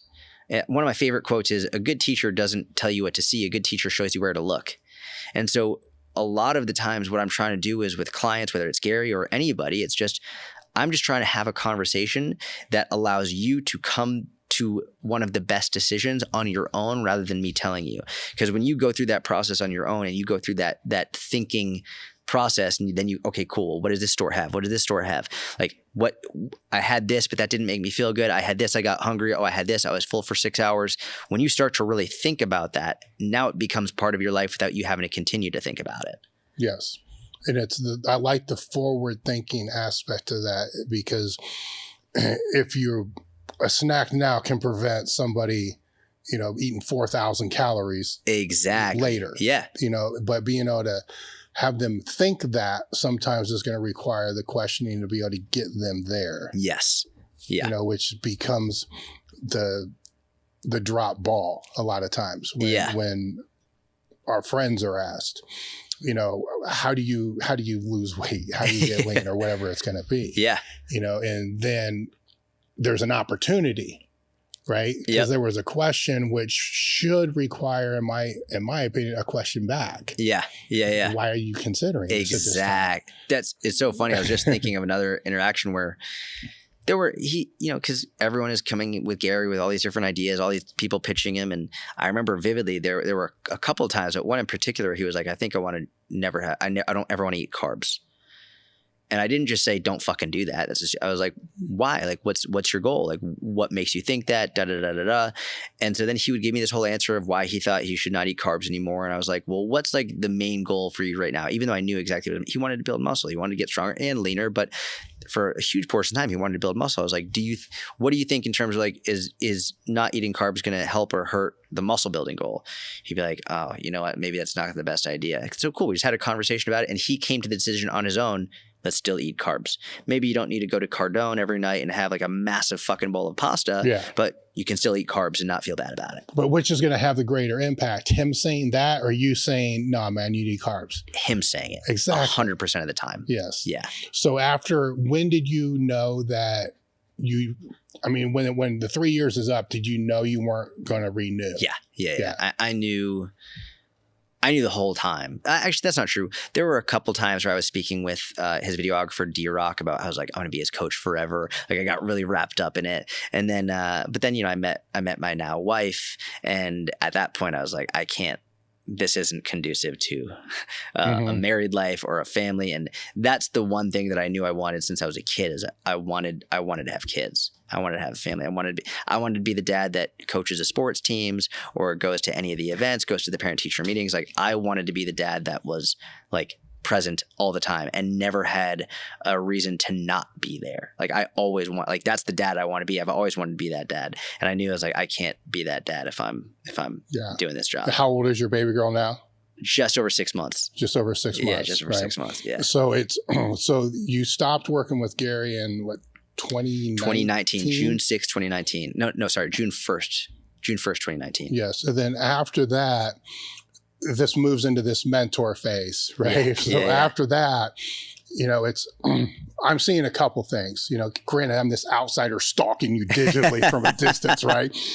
I'm seeing a huge commitment in the family. Yeah. A huge commitment in the family that I don't know if you saw what that commitment was really going to be from the jump of that. Yeah. Right. So that's first from the outsider looking in. That's like the first priority by far. Yeah. And then second to that is kind of working this. Well, your inner circle is your business. Yes. Right. Correct. So that is so I don't want to skip over that. Yeah. That is your business. That's your livelihood. Correct. And it's for people that don't know, I'll do my best to explain it. It's like a collaboration, a community of people that are in your hub, that in the frank way is behind a paywall, right? So in your hub. So it's to be able to help accumulate or to achieve their goals in this space, but this space is a bigger space than what people think it is. Yes, exactly. So it's not just the strength and conditioning space. It's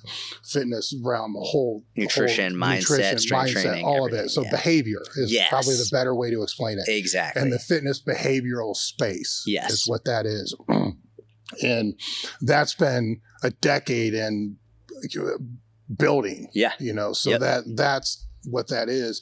And then there's the podcasting, the mini podcasts. They're not really mini podcasts. But the reason I called a mini podcast, when I first started it, I was like, oh, I can have like these, like, my idea was, it wasn't, I'm going to bring guests on. It was, if I want to give real nuance on a topic, I can spend 5 to 10 minutes and just essentially like do a long form article, and because you can read a long form article in 5 to 10 minutes. It takes a long time to write a long form article. Yes. Reading it, you can read it in 10 whatever minutes. So I was like, oh, that's what my podcast is going to be. These quick little things that take 5 to 10 minutes. And then I could talk for fucking hours. So it turned into immediately me talking for an hour, hour and a half, or 2 hours. And I just never changed the name. Yeah. It's so there's that. I'm seeing selected targeting of content. Yep. Right. So on your Instagram, while it's got a large follower base, fellowship. The fuck?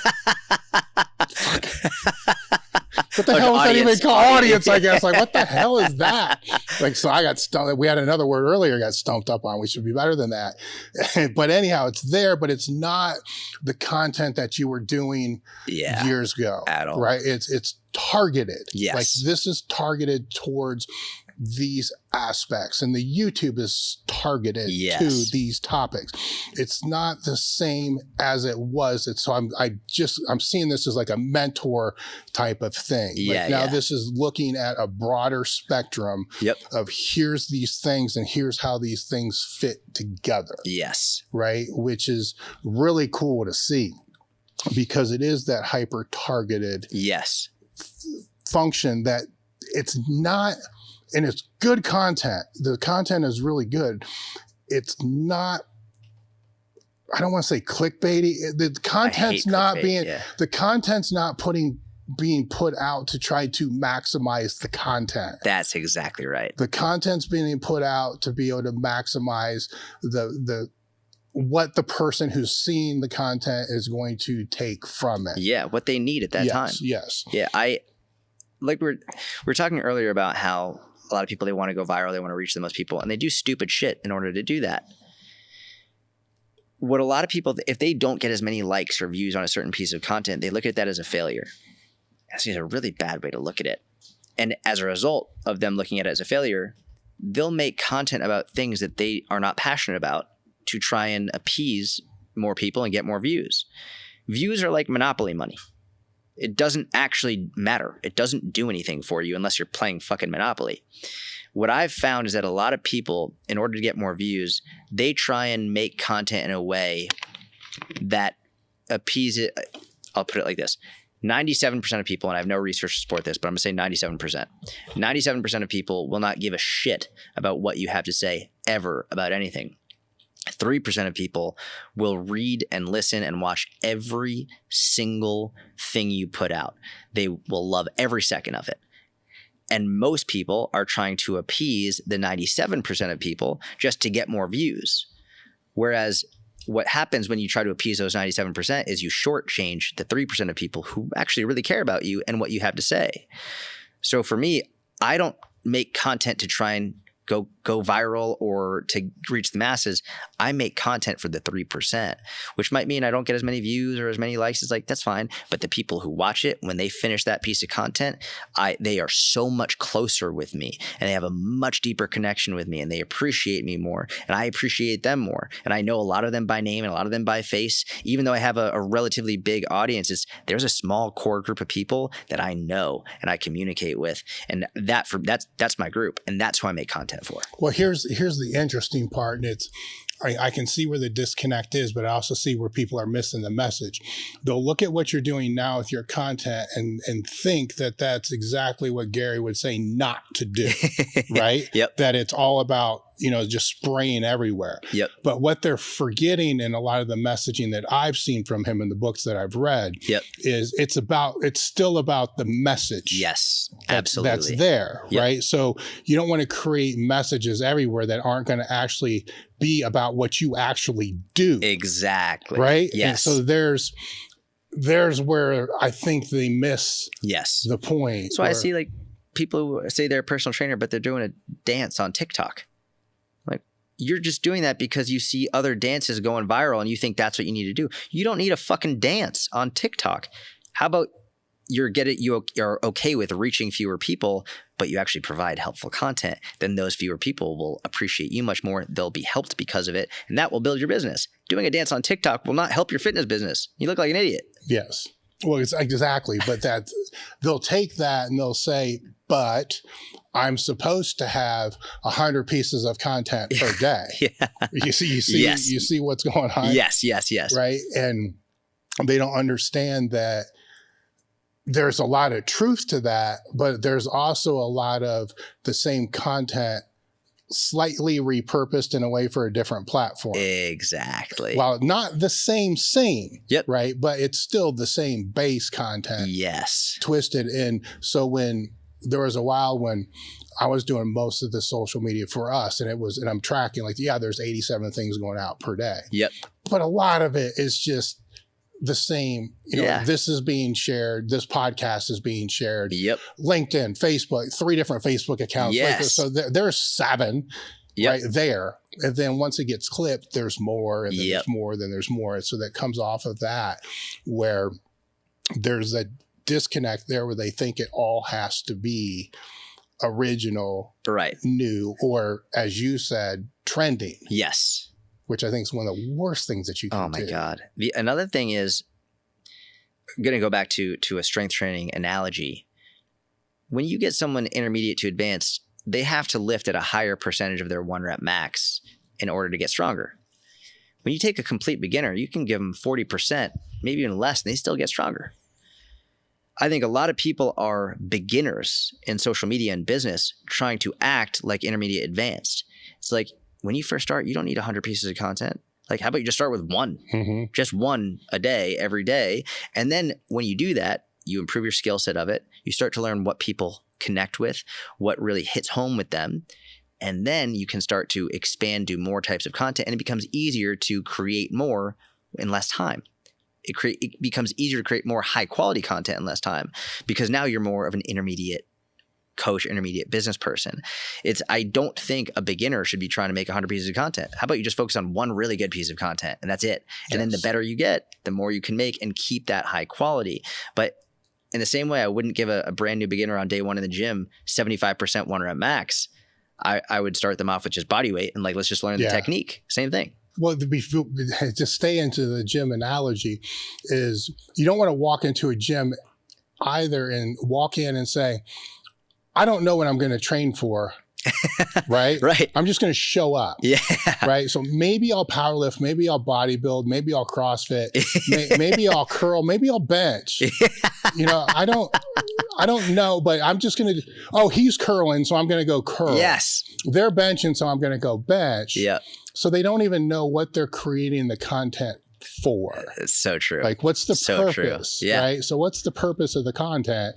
And if the purpose is just to have fun producing content, so be it. Cool. That's fine. At least you defined it. Exactly. But don't do that, but then be pissed that the purpose of your content was to be able to drive traffic to X. Exactly. Right? Yeah. Because that's different. That's very different than what it is. And not saying that the content has to all drive to X, but it has to be quantifiable. Don't train for a marathon and think you're going to be a great powerlifter. Yes. It's like, know what you want to achieve and train for that. Yes. That's it. So in powerlifting, we would have, here's the numbers that you want to hit. Here's your deadlift. You want to hit 4 times deadlift. Here's what it is. Here's where I am. Yep. These are the indicators I'm going to use to track that. Well, pin pulls seem to carry over. Yeah. RDLs kind of carry over, but not really, but enough to be able to track. Yep. Right. My squat, that carries over. Yep. So here's these indicators. I'm going to track these to see if I'm moving toward that goal. Yes. Without actually having to deadlift all the time to know what that goal is. Exactly. Right? So with content, if you know the goal, then what are the indicators to be able to track if you're moving closer or further away from that goal? Yeah. Yep. Where I've always liked to fail on tracking more indicators than you need, and then take away the ones that you find don't really have correlation later. Yes. And then you'll end up with just a few, but you started with 20. Exactly. And I'm fucking screaming into a hurricane when I say stuff like this. Like, oh my God, no, this is too much. I gotta understand this. I'm like, but you'll look at every analytic on your fucking Instagram, and your engagement, your followers and all that. And sometimes I don't even know if half that shit's even true. Correct. Could be made up. Yeah. So how you actually tracking it back, to the website. I don't want to get too deep, but I'll use like Google Analytics to show hits from Instagram to Google Analytics. Granted, I don't know how they count that, but I have a kind of decent idea. But at least it's a metric to compare the metric that's on Instagram. Yes. Right? Because Instagram might say, well, there's 1,000 hits to the site. Right. And then Google Analytics says there's like 100. And I'm like, okay, somebody's not right Instagram's here. fucking lying. Like, what the fuck is wrong here? But then you start to correlate where you're moving, which is so much more strategic. Yeah. And I think strategy matters. Oh, yeah. It's so much more strategic than what we see, right? And there's other times when, there's certain platforms, there's certain times you just need a break. So there's that as well, where you push and then come back and push and come back.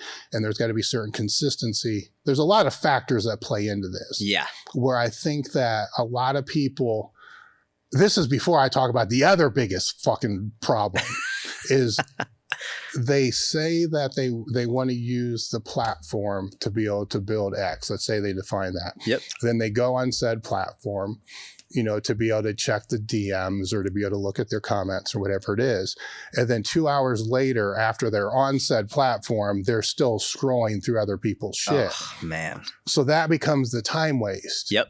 Right? So where it may have only taken an hour and a half, maybe 2 hours per day for the maintenance of the content. Yep. They're on 8 hours a day. Yeah. And 6 hours consuming other people's content. Correct. Yeah. Right? That's exactly right.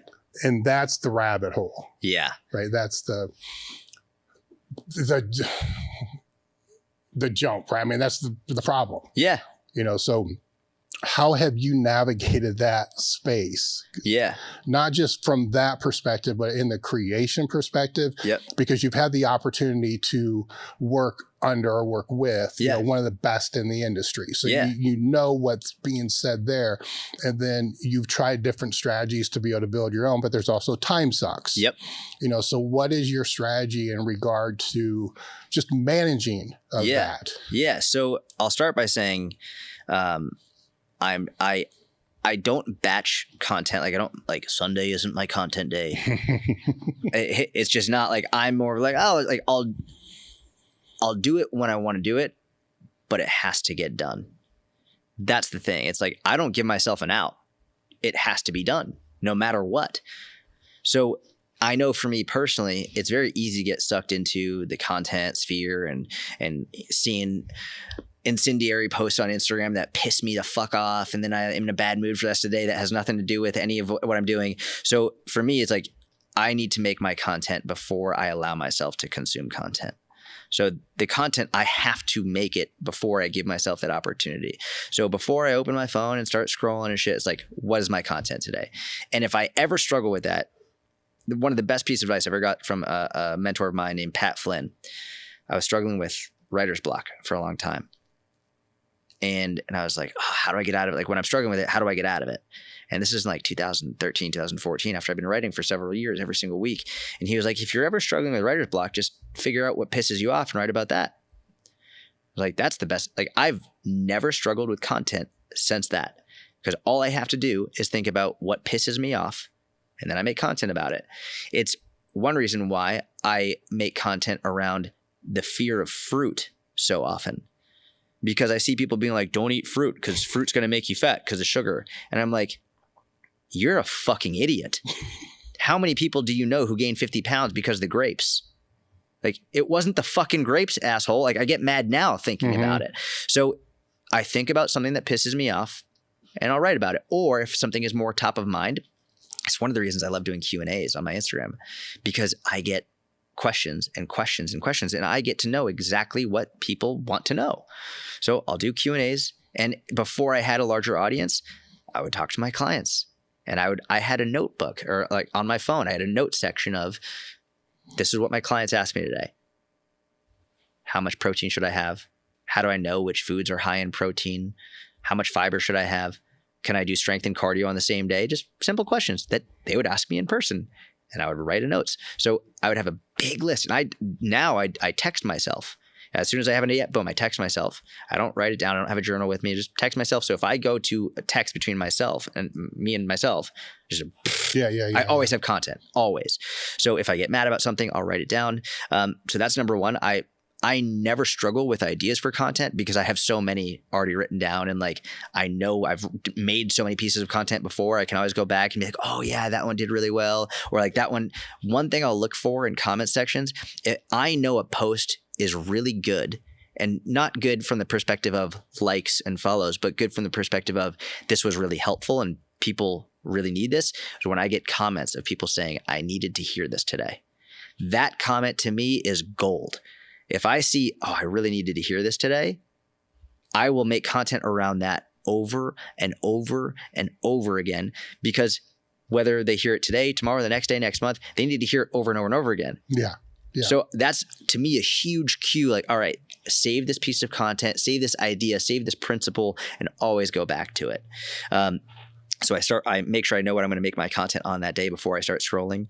I also love the mute button on Instagram. Like, you can mute people so you can still follow them but never see their shit. I hit that button all day, every day.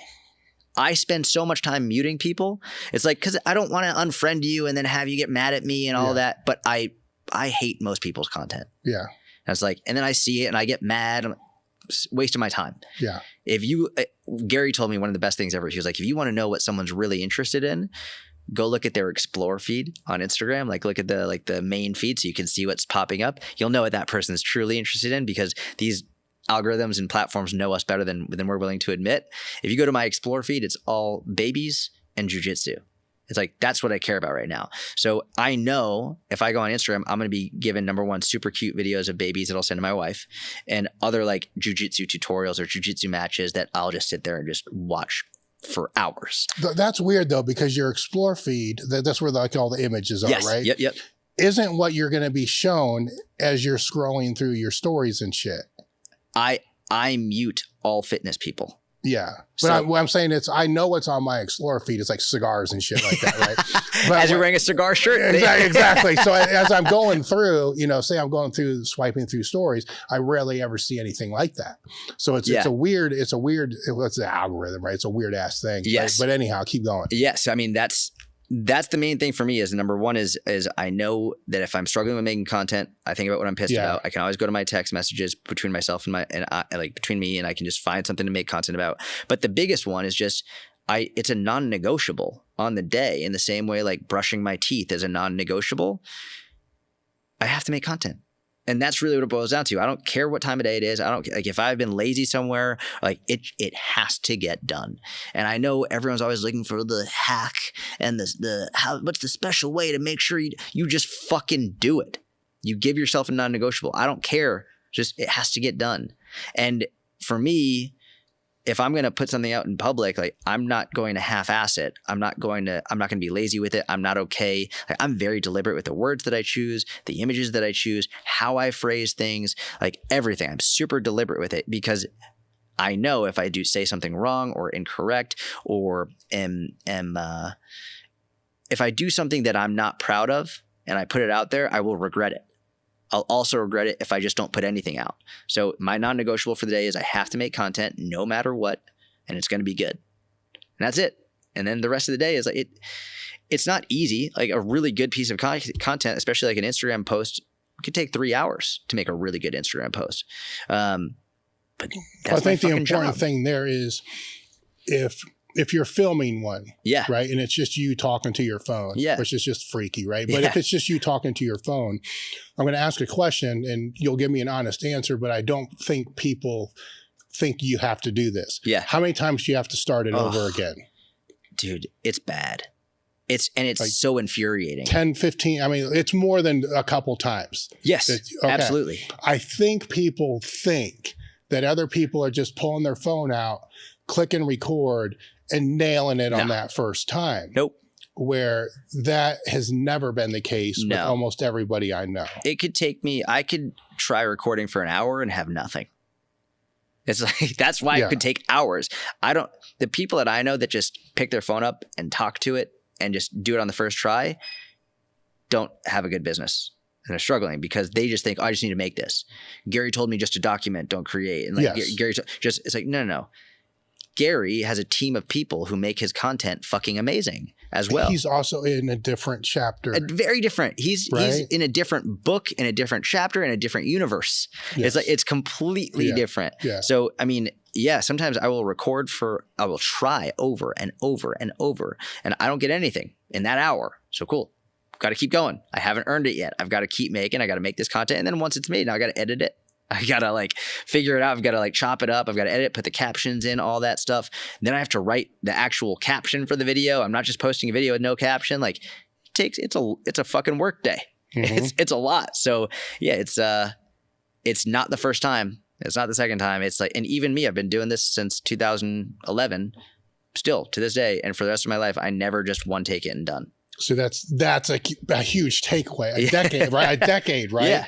And a large following, right? To 1,000 YouTube videos. Yes. Over 3,500, well over 3,500 Instagram posts, like hundreds of articles, like a decade plus of insane amounts of work, and I still don't get it for a shot. Yes.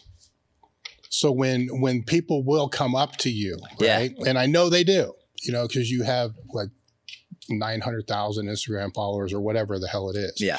And for some reason, people are leaning more into that than they do YouTube subscribers. And it's just a weird metric to be able to like track somebody's value, which is just fucked up to me. YouTube, I would rather have 1,000 people on YouTube than 100,000 on Instagram. Yeah. So they're going to ask, how do you get the following? And so your answer is basically what you just said. Yeah. Work really fucking hard. Number one, learn as much as you can. Like have something to talk about. Have something to talk about. Be willing to be wrong and be open and honest about it. And you just put in an insane. You and I were talking about this before we started recording. Like making content is not easy. People think it just shows up and it's like, oh yeah, it's easy. Like no, you got an insane setup here, and people are watching this or listening right now, and they just sat down and are having a recorded podcast. It's like, I wonder how much time and money it spent for you to put this whole thing together. Oh, no. Like it's fucking no one knows. It's insane. It's insane. Yeah. And I think it's funny because when I get people like talking shit about content or whatever, I'll go to their page and it's a private page with no image or something. I'm like, why don't you start? People will be like, you should have said this. I'm like, how about this? If you make a piece of content that's better, I'll post it on my page. Yeah. No one's ever done it. Well, no. I mean, those become pointless fucking conversations though, too, because it just wastes your time. Yeah. And all the other kind of stuff. But that people don't understand, even with the article, somebody's got to pay for the hosting, of that article and the time that goes into the article. And somebody's going to have to edit the article. And a lot of the times the photos, somebody's going to have to take those, or you're going to have to actually pay for the rights to use those. Yep. There's so much more that goes into content than people ever consider. Writing articles is, I think, the most difficult piece of content to make. Maybe not most difficult, definitely the most time consuming in terms of, if you're a great writer, then it will be easier to write an article than it is to do video, because some people are very uncomfortable on video. But if I was going to write an article, it usually takes between like 18 to 24 hours of work for one article. And that's like all assuming, like not counting like the knowledge it took me to get prior to writing the article, but in terms of thinking of it, researching it, writing it, editing it, doing all the image work, all of that, formatting it, publishing it, take 18 to 24 hours easy. Oh yeah. Always. Yeah. It's the only people that really understand what goes into the content that's being produced are other people that produce content. Yes. That's just the fact of the matter. They just don't know. When people ask just about the podcast, like, what goes into producing the podcast? Like, where do you want to start? Like, you want to start with Sheena, or you want to start with Owen? Do you want to start with me? I mean, where do we want to start here? Because there's a lot of pieces and a lot of work that's going into this whole thing that people just have no clue about. Yeah. It's just, there it is. They watch it and they're done with it. Yeah. That's it. Yep. Like, no, it's not. There's a lot that goes into this whole thing.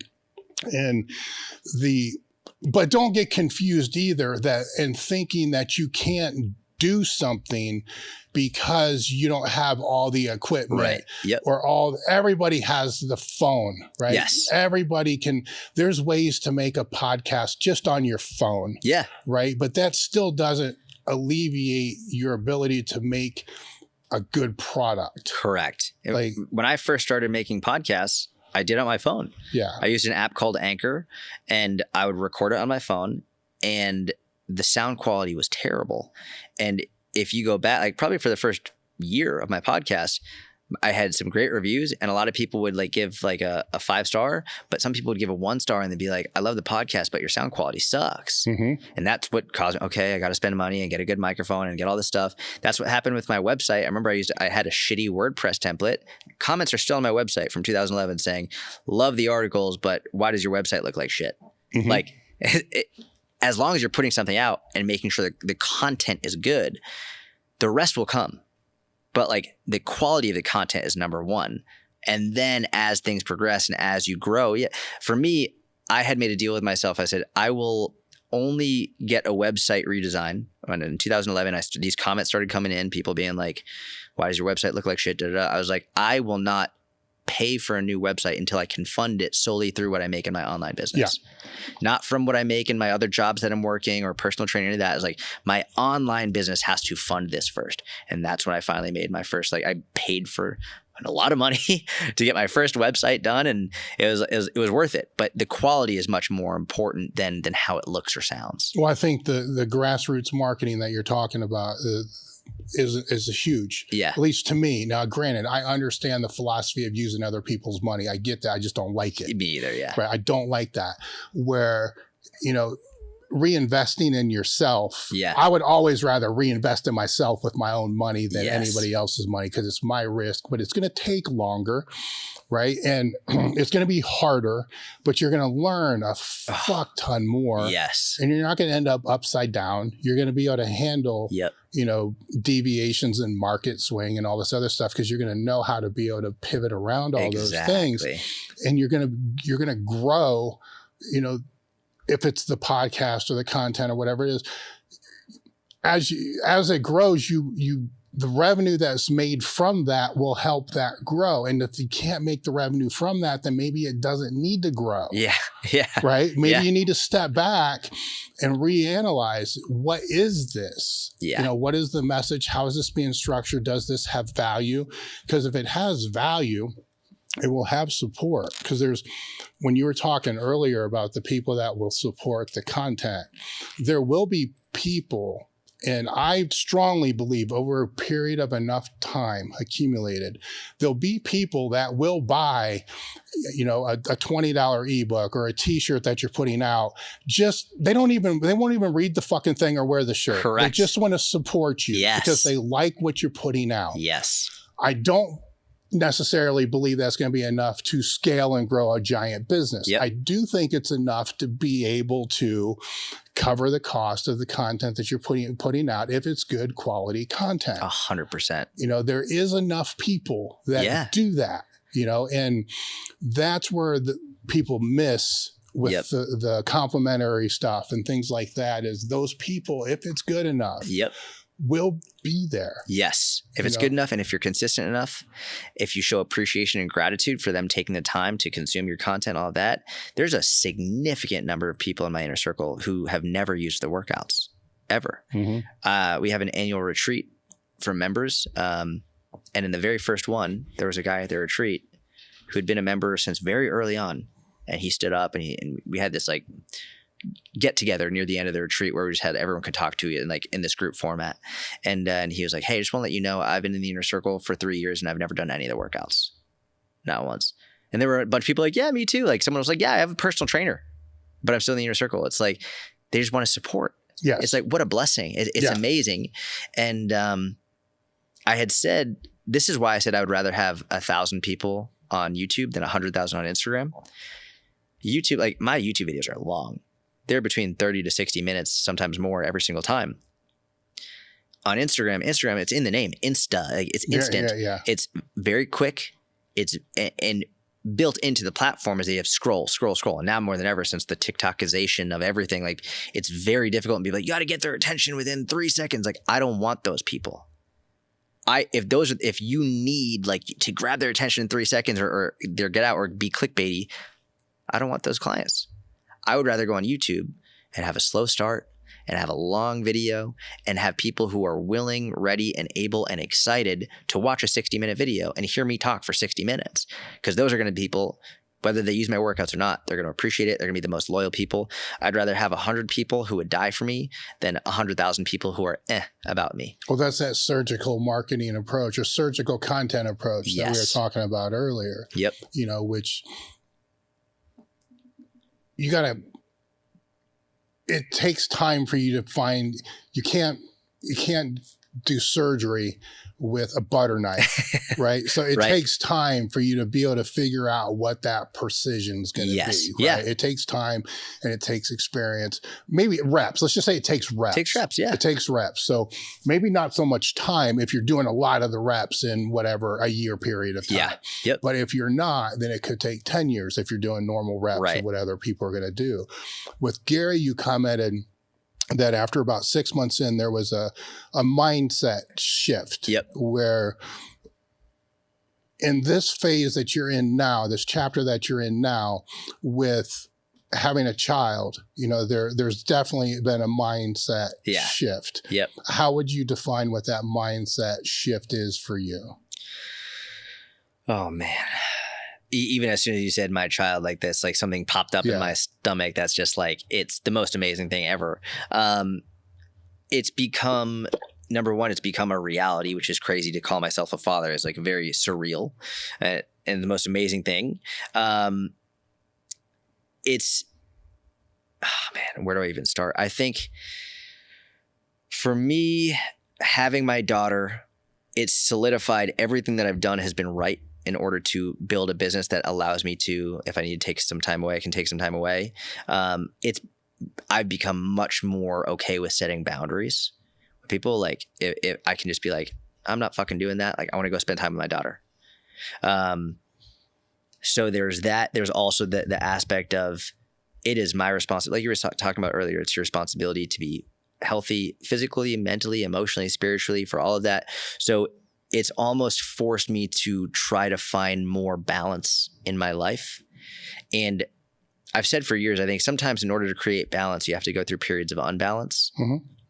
And I'm very fortunate and blessed that I created that unbalance earlier on so that now I can create more balance and have more time with her and my wife without my business being hurt by it as much. So I can take that time off. I can spend more time with them and not have it be an issue in my business because I have the systems created. I know what I need to do. I have that surgical precision. I've got that surgical knife. I've got the scalpel, but I can decide when I use it and I can spend more time doing other things as well. So it's priorities, understanding like what really matters, what's most important to me. And I will say the biggest struggle that I have is the guilt struggle again, which is, you know, the guilt struggle I had 10 years ago is very different than the guilt struggle I have now. Now the guilt is right here. I flew from Dallas to Ohio to do this. And it's like one of the most amazing experiences ever. But the entire time I feel guilty that I'm not at home. And I am praying that my daughter doesn't start to crawl before I get home. Mm-hmm. I'm like, please wait, just please wait and don't start. I want to be there when you first crawl. And so every time my wife texts me a video, I'm like, is this the crawl? Is this the crawl video? And so like I have that. But then when I'm with them and not working, I have the guilt of not working. I'm like, I have to provide. Like it's my responsibility. I've got to make sure that they're comfortable, that they're fed, that they're housed. And like I get the fear, like those fears always exist. Like, uh-oh. Like if I don't work, then shit's going to hit the fan. So on either end, there's fear and there's guilt no matter what I'm doing. And that's definitely something I'm struggling with right now. I don't know if those are struggles because it can be reframed as drives. Yeah. Right. Yeah, because true. I mean, I'm paranoid that, 3 months of poor sales, I'm fucked. Right. I mean, that never goes away. Yeah. It's always there. But that makes sure that, there's been 1 month bad. I can't have, that helps keep that focus, but also helps keep a semblance of when to shift what's first and what's second. Yeah. That's a great point. It's not so bad. Like it's cool right now. This can stay second. Oh shit. This isn't good. I'm feeling paranoid. I'm feeling that too much of that guilt. Yep. Maybe this needs to come up as long as let's reassess, what this is.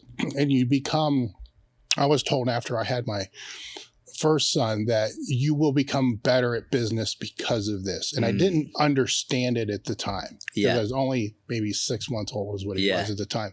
I do now. Okay. Like a decade later. Yeah. I get it now. And some of it is what you said, because things become a little bit more precision oriented. Yeah. And other things become, is this necessary?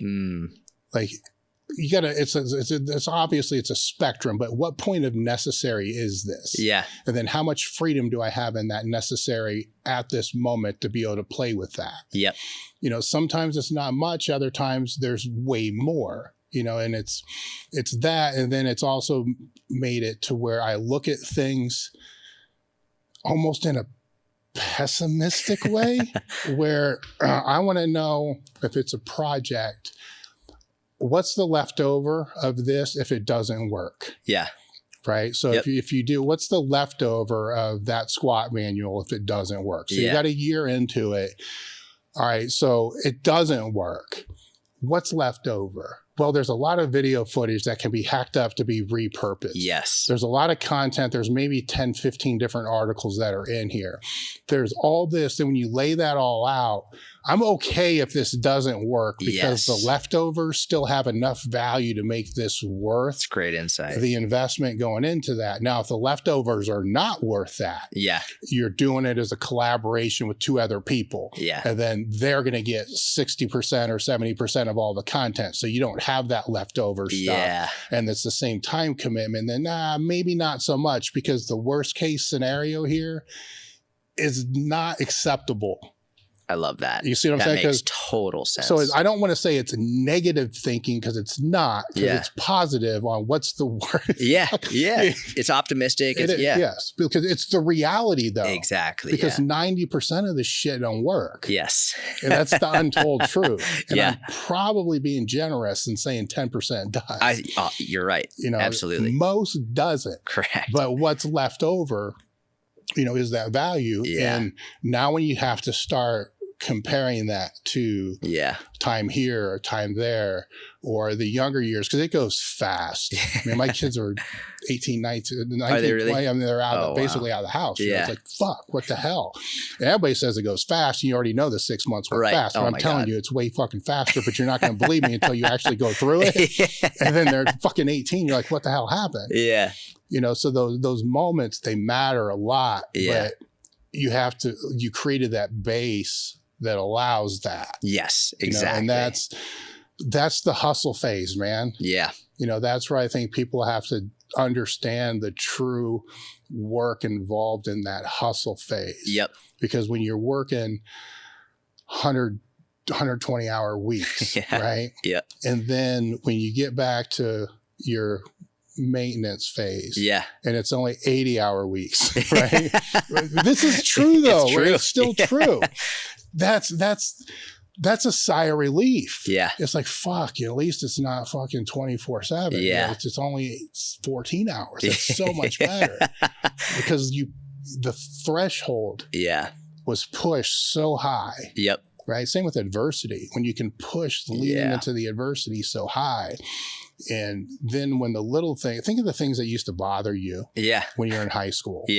You laugh at that stuff now. Doesn't matter. Yeah, the things that bother you now, 10 years from now, you're going to laugh at that and say, what the fuck? Exactly. That was so stupid that I used to get mad about comments on Instagram. Because whatever, 10 years from now, it's going to be way worse. Exactly, And if you don't build the calluses and the ability to deal with the things that are in front of you, how are you going to handle it?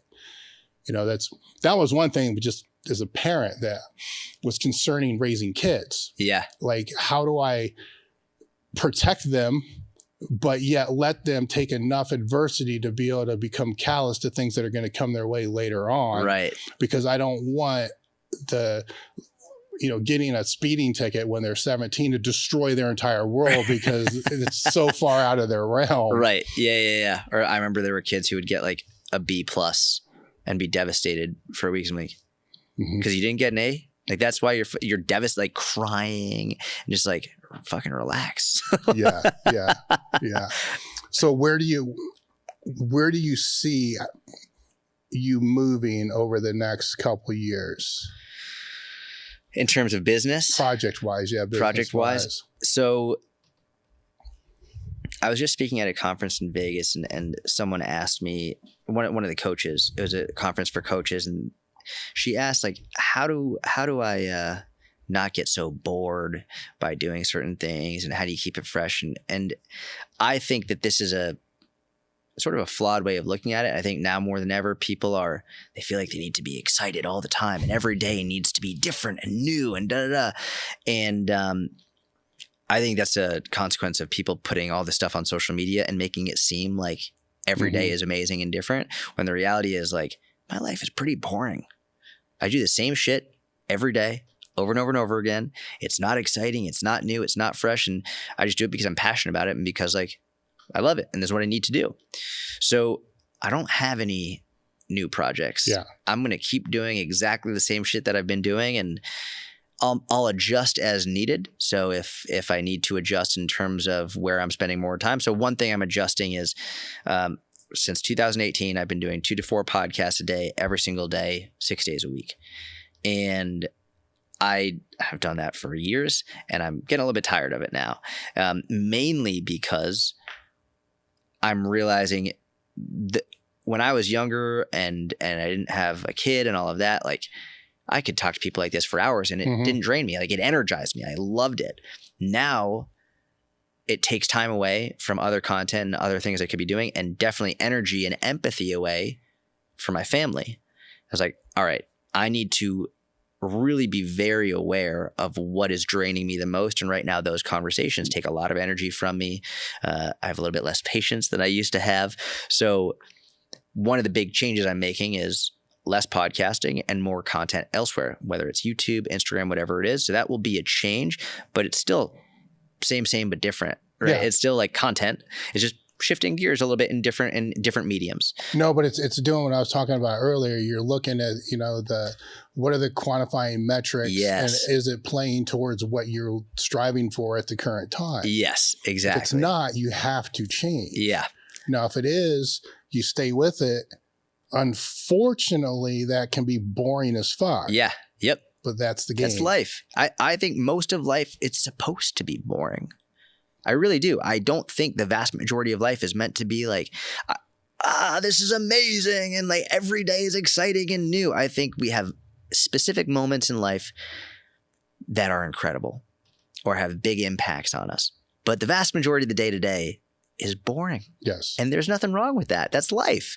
I think that's why a lot of relationships fail, because people think it's supposed to be like the most exciting all the time. I think that's why a lot of businesses fail, because I think it's supposed to be exploding all the time. It's like these little actions, these boring, mundane, continuous, consistent actions is what leads to success. And people look at the success and assume, oh, that's just super exciting. It's like, no, it's been pretty boring, the whole fucking process. But there have been some moments along the way that have been huge. So to answer the question, the goal remains the same. The actions essentially remain the same. I don't have a different business model or huge projects. It's just same shit over and over and over again until I get to a point where, like with powerlifting, once I got to a point where I was like, I'm not as passionate about it anymore, I stopped. Yeah. So I don't want people to misunderstand what we're talking about by boring. There's still non-negotiables that you have. Yep. 1 piece of content per day. Yep. That's a non-negotiable. And every day I'll have 3 things. These are 3 main things that I know work towards my objective. I have to do these 3. Yes. It's only 3. Yep. And there's a whole list of administrative shit too, right? But there's still those 3. Yep. They have to be done. Now, it's boring shit. Yeah. That's the grind, right? Yep. I mean, fuck, you were with one of the hardest workers in the entire fucking world. Yes. And most of the shit's just the grind. Yeah, that's it. And it is what it is. It's I'm sure traveling sucks to him too. Yeah, exactly. But it's part of what he has to do. Right. And now he's not going to post that, right? Because that's not going to bring the views, the traffic, and all the other stuff. So it is the social media that's putting this highlight reel up of all this other stuff. It's not true. Right. Not every rep in the gym is a PR. Correct. Sorry, guys. Right? It's not. Yep. Most of them are warm-up sets, right? Yeah, it's true. Just basic work sets. I mean, if you look at everything that's done in one training session, one thing gets posted. Exactly. And it's the PR, the heaviest rep. Right. That one I could probably argue and say is the least productive out of everything that was done that day. Absolutely. That's exactly right. Right? Where the content's the same way. What people see isn't what it takes to make it. Exactly. Right? They just see the little iceberg stupid thing with the ocean. They only see the tip of the iceberg. It's true. Right? And then when you start talking about what's underneath there, nobody wants to listen. Yeah. That's exactly right. Yeah.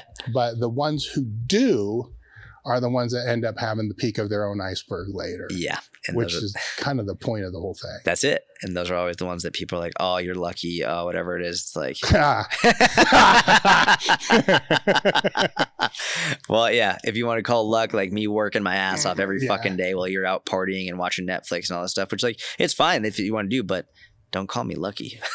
No. I mean, that's an interesting concept there too, right? Because you can sit there and say, okay, that's cool. And sometimes I have arguments in my own head. Yeah. Right? Okay, you're lucky. Okay, are you really, motherfucker? Because then you both hips are replaced. Like, where does all this luck come into play here, right? And you were like one of the first people to do training vlogs, like to talk about your training online and make videos of it. Like, that's not luck. No. I mean, it's not, but I think that we have to have enemies. Yeah. Right? Yes. So to me, I just create my own. Yeah. Right. I love that. That's better than seeking out other ones. I create my own because I know my weak points better than anybody else. Yeah. You know what buttons to push. So I have these fucking bipolar conversations in my head. Like, you pussy, you suck because of this. I'm like, you're kind of right, but fuck you. I'm going to do this, and this. Yes. I kind of go in that realm. Did you see The Last Dance, Michael Jordan's The Last Dance? Yes. Oh my God. It was such an amazing documentary. There was the one part where he said the guy said something like, "Oh, good game, Mike," after the game, and that was what fueled him to then go out and play the best he's ever played and help win the championship. People always wonder, like, did he say that? Because the guy he said it. He's like, I never said that. And finally, in this documentary, Michael was like, yeah, I made it up. He didn't actually say that, but I had to have it in my head to get pissed at someone. Oh, yeah. To have that fuel. Mm-hmm. So I think it's pretty common to have that, like in someone who's super driven, to have them in their own head having those arguments. And well, I think it is totally necessary, but there's another side of that I wonder if you've had this come your way as well, because it came up in one of the other podcasts I had with somebody that when you're, I don't want to say a public figure, but when you're more known in the industry and people thank you for certain things, it becomes hard because you don't know why. You know what I'm saying? Yeah. And sometimes you think, okay, what's the leverage behind what this is for? Where it could just be genuine. Yes. Like, thank you for the content that you put out there, but it's hard to receive. Yes. You're skeptical. Yeah. So that Michael Jordan kind of reminded me of that. That's one thing that I've always had, a hard time with. Yeah. Because you don't know where this is coming from. You don't know why they're doing it. What's the goal here? It's, I always try to give the benefit of the doubt, but after a certain point, like there's enough people who are really just trying to use you, and they'll start with something nice that will lead then into a big ask or whatever it is. It's like, it's tough. It's very difficult. And unfortunately, sometimes genuine people are on the negative end because of other people who've ruined it. Yeah. And so it's like, it can be really challenging. How do you navigate that yourself? I mean, by challenging,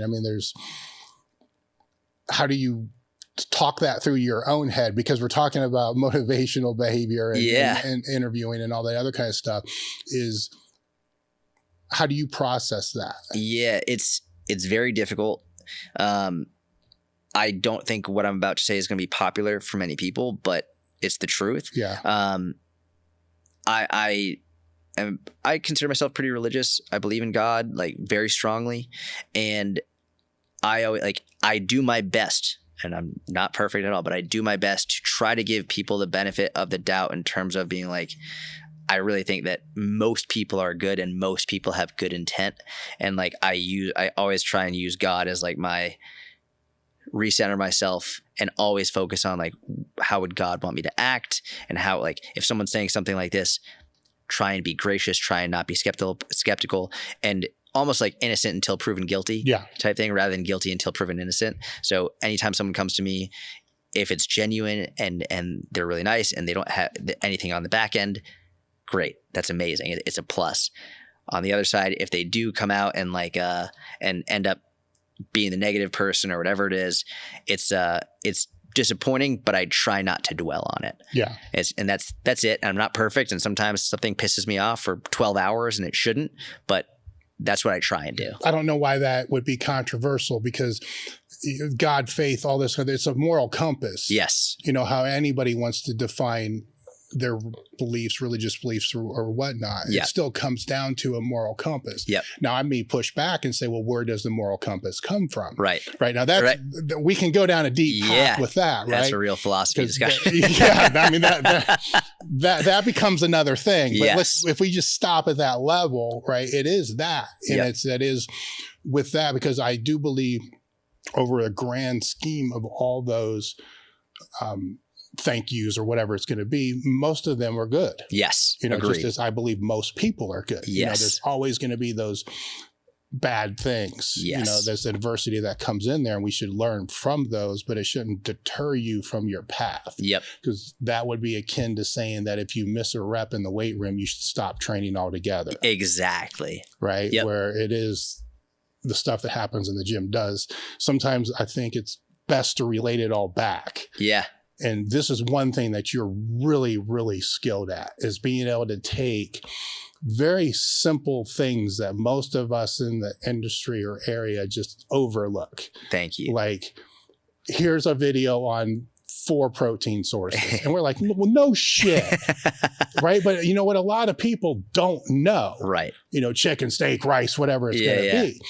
And I think that ability to be able to take and disseminate down to that bottom basic level is the same ability that when we find this adversity type stuff in our life, we need to look at that, take it to the gym and say, what would this look like in the gym? Yes. Then how would I respond to it then? Yeah.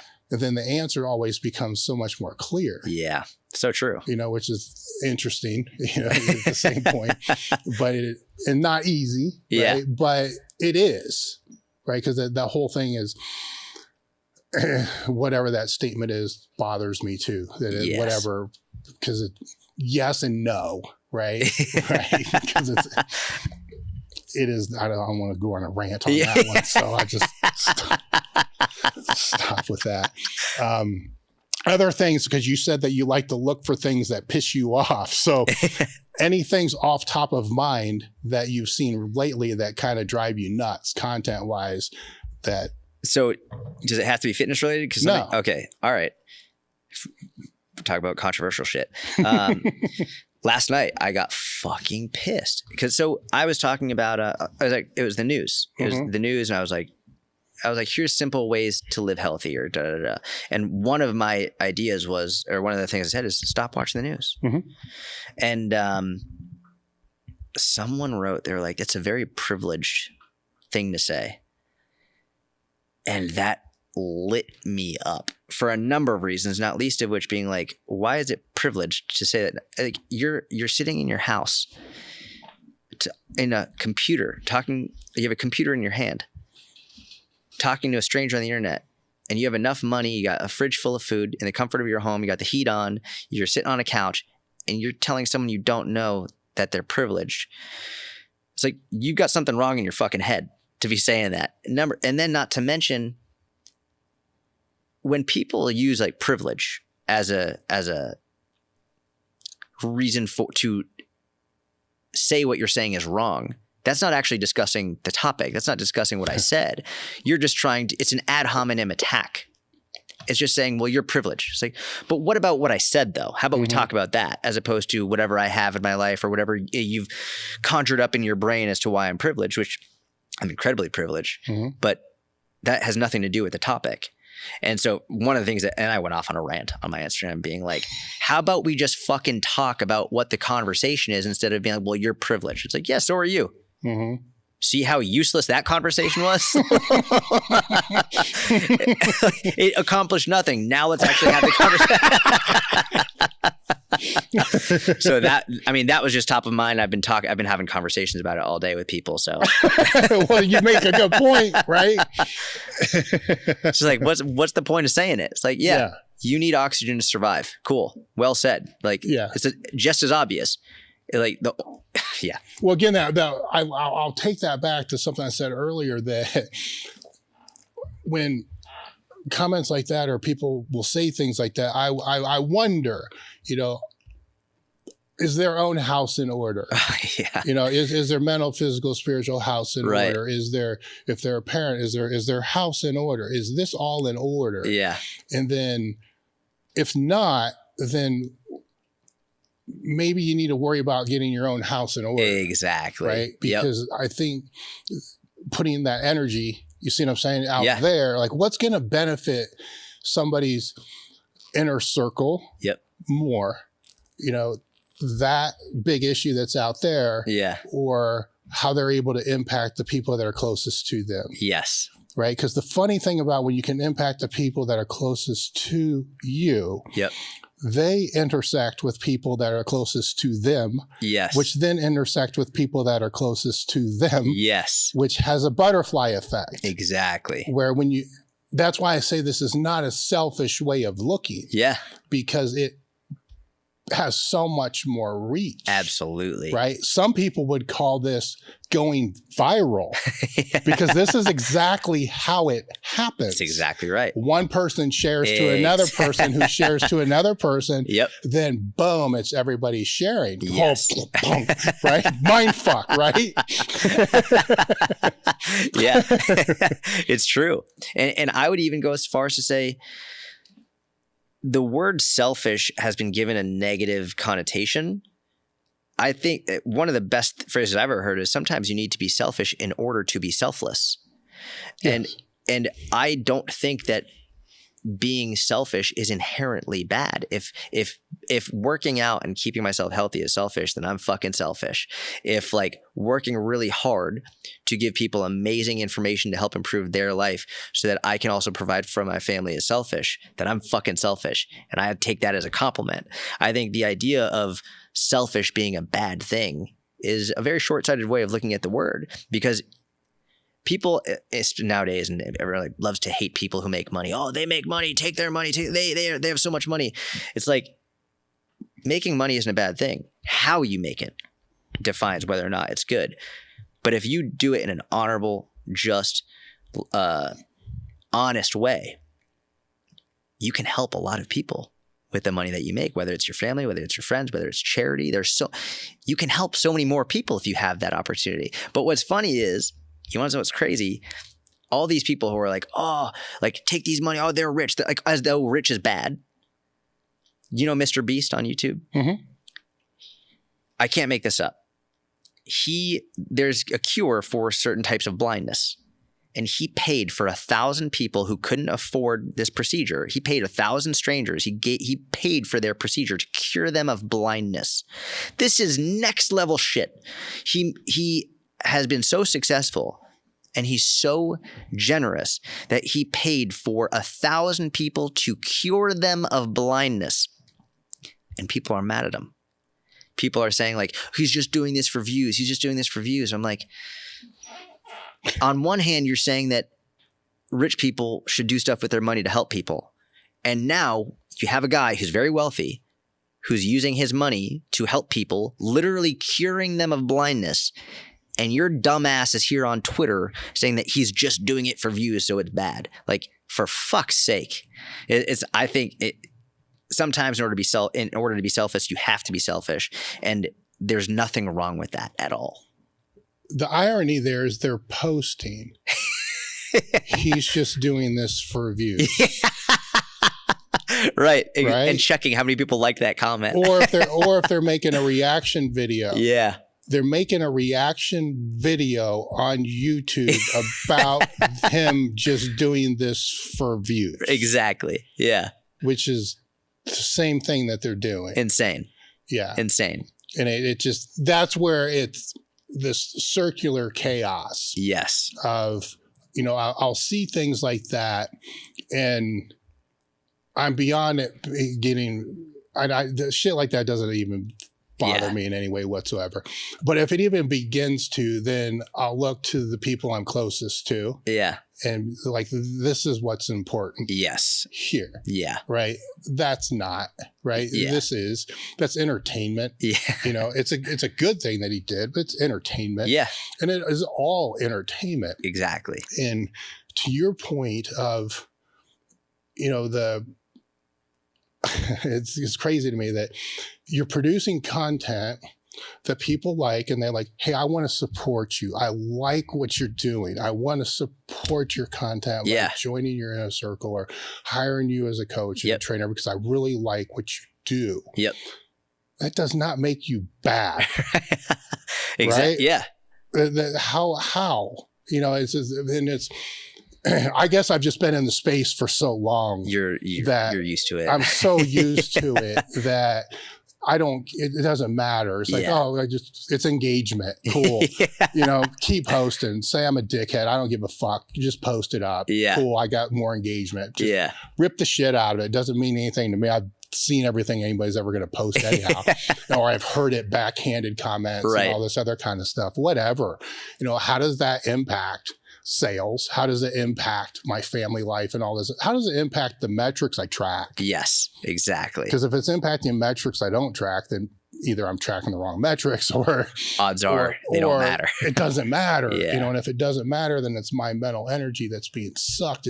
Look at who it's being sucked away from. Yeah. It's being sucked away from a 6-month-old newborn. That's right. That's fucked up. Yes. Right. Now, if somebody came in and tried to do something to your baby. Oh, yeah. In any way that, you know, you would be fuck that. Yeah. Done. Right.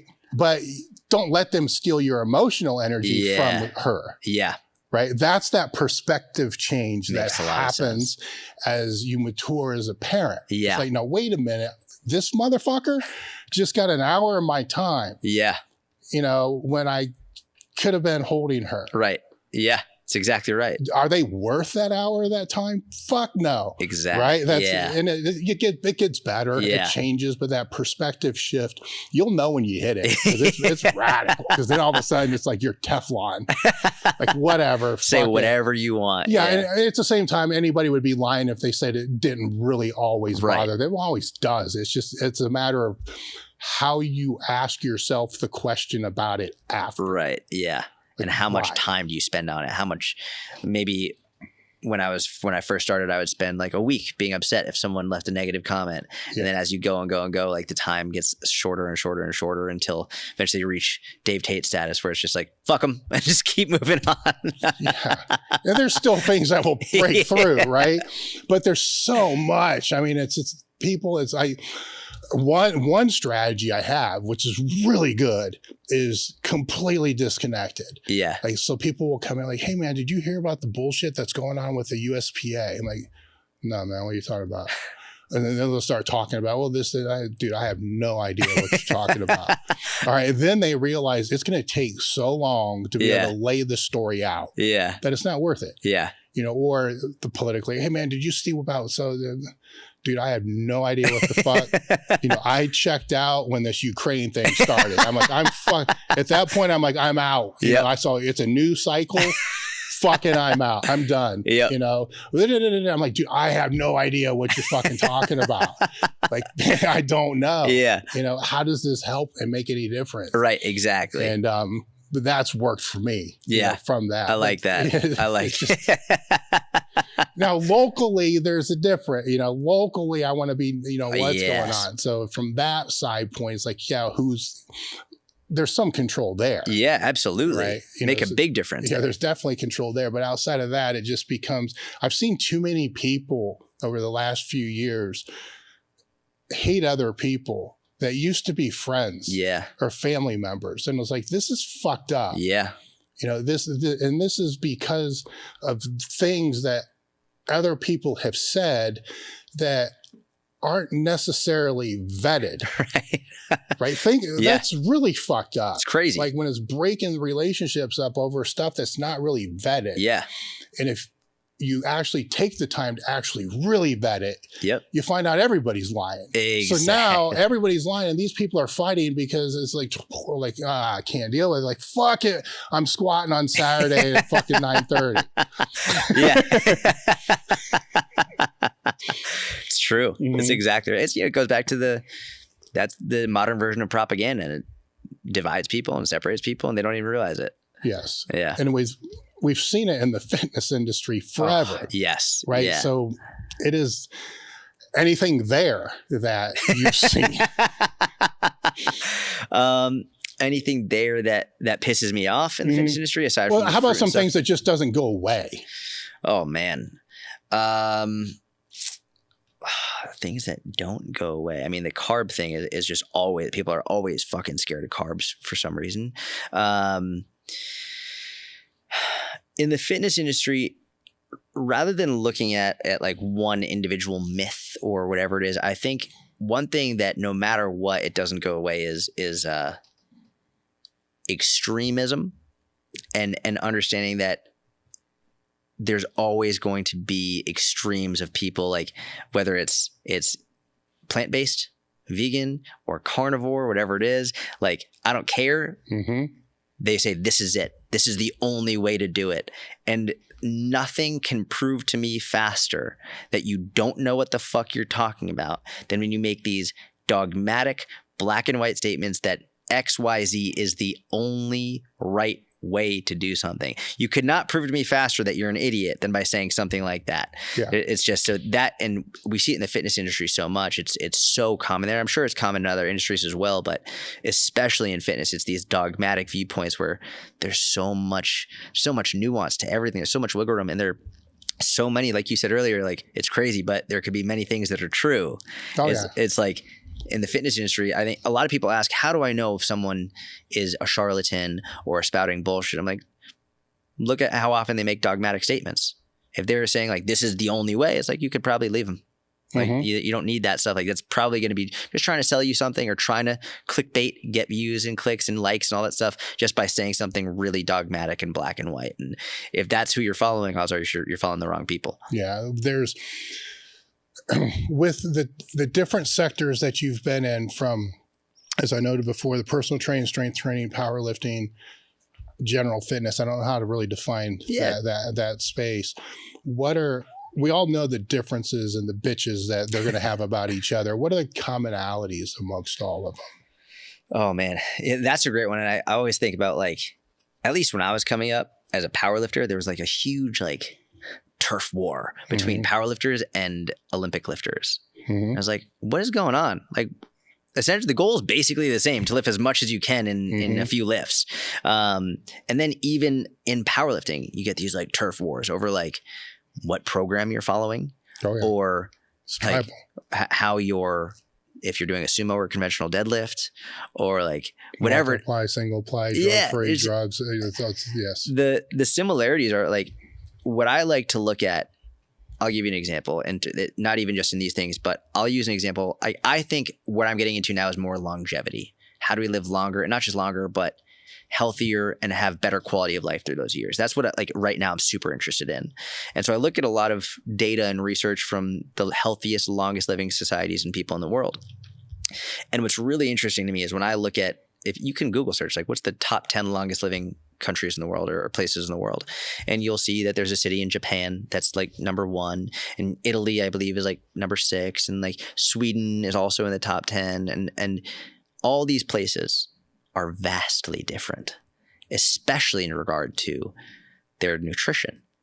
Japan, Sweden, Italy, very, very different, but they're all among the longest living populations in the world, which to me is like, it just goes to show you need to find what works best for you, for sure.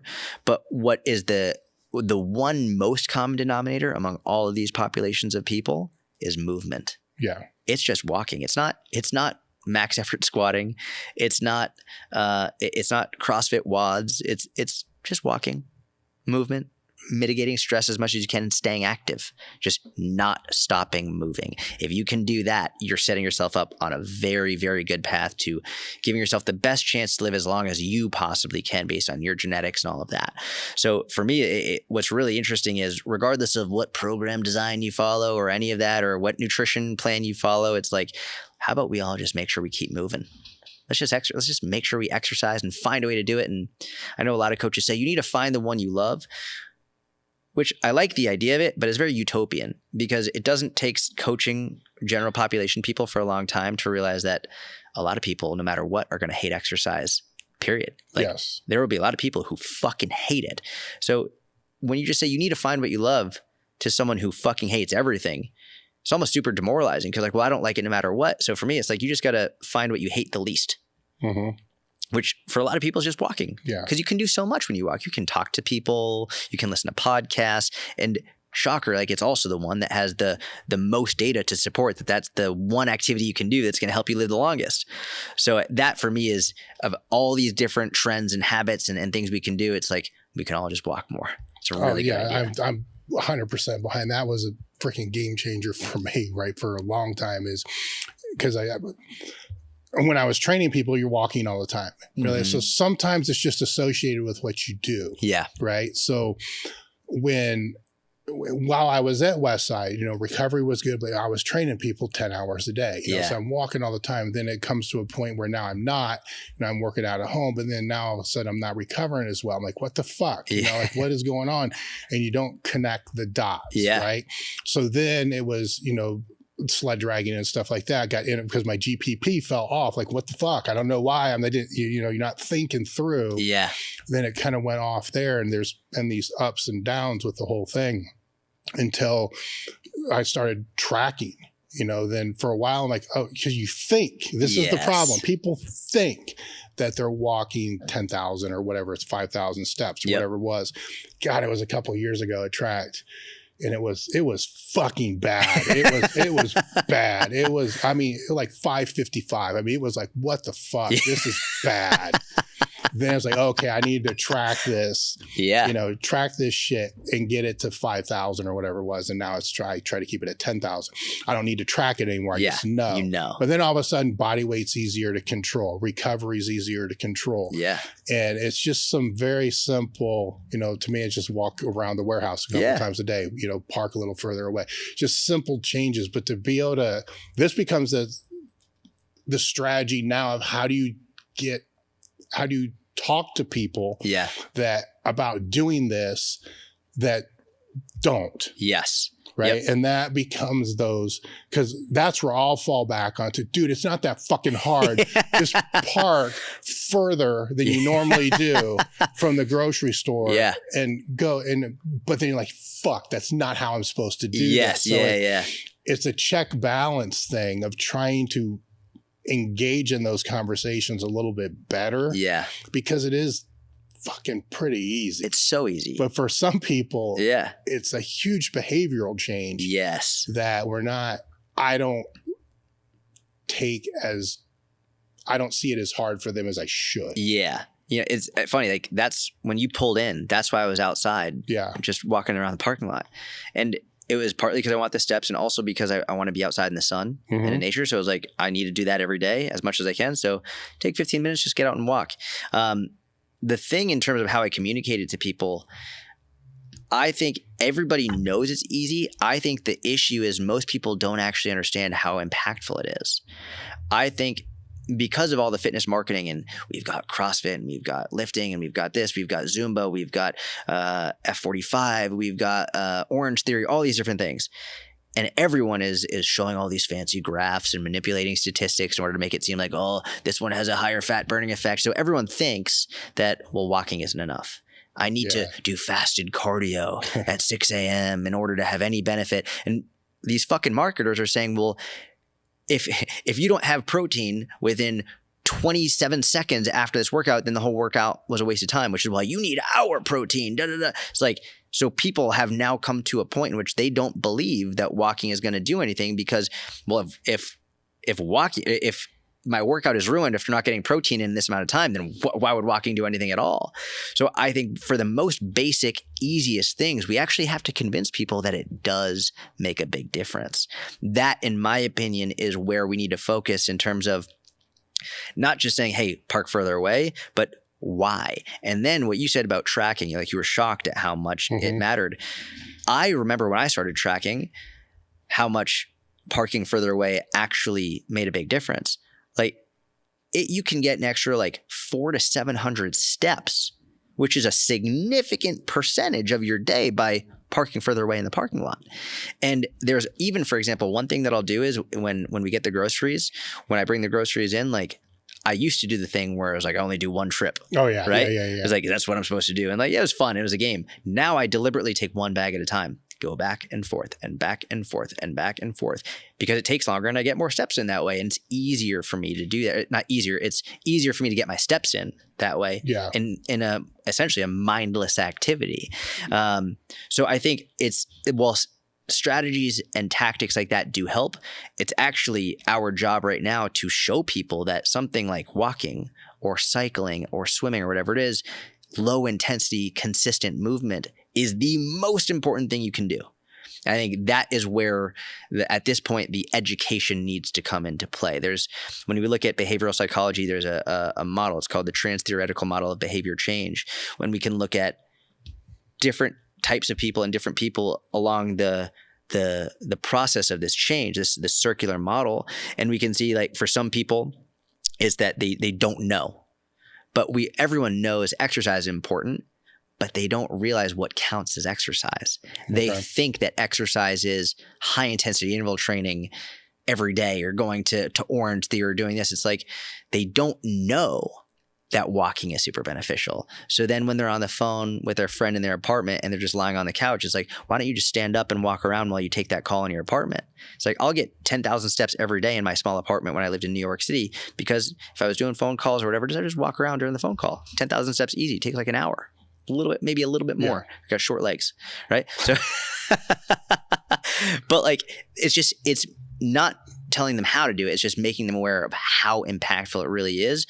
And when it really boils down to it, I think my college self and my powerlifter self, it didn't care about that stuff. But the older I've gotten, and since having a daughter and getting married and seeing a lot of people near my age starting to die and having real issues, or even just having issues with something like COVID, like I've faced mortality more in the last probably 2 years than ever before, that's what shifted me more towards this longevity approach. And that's what I'm more passionate about now. So when I really analyze it, I think it's just people don't believe that walking makes a big difference, when in reality, I think it's the most important thing you can do for your health. No, that makes sense, because I'm trying to think from the meathead side, as well as from the Gen Pop side. I can totally see that. Yeah.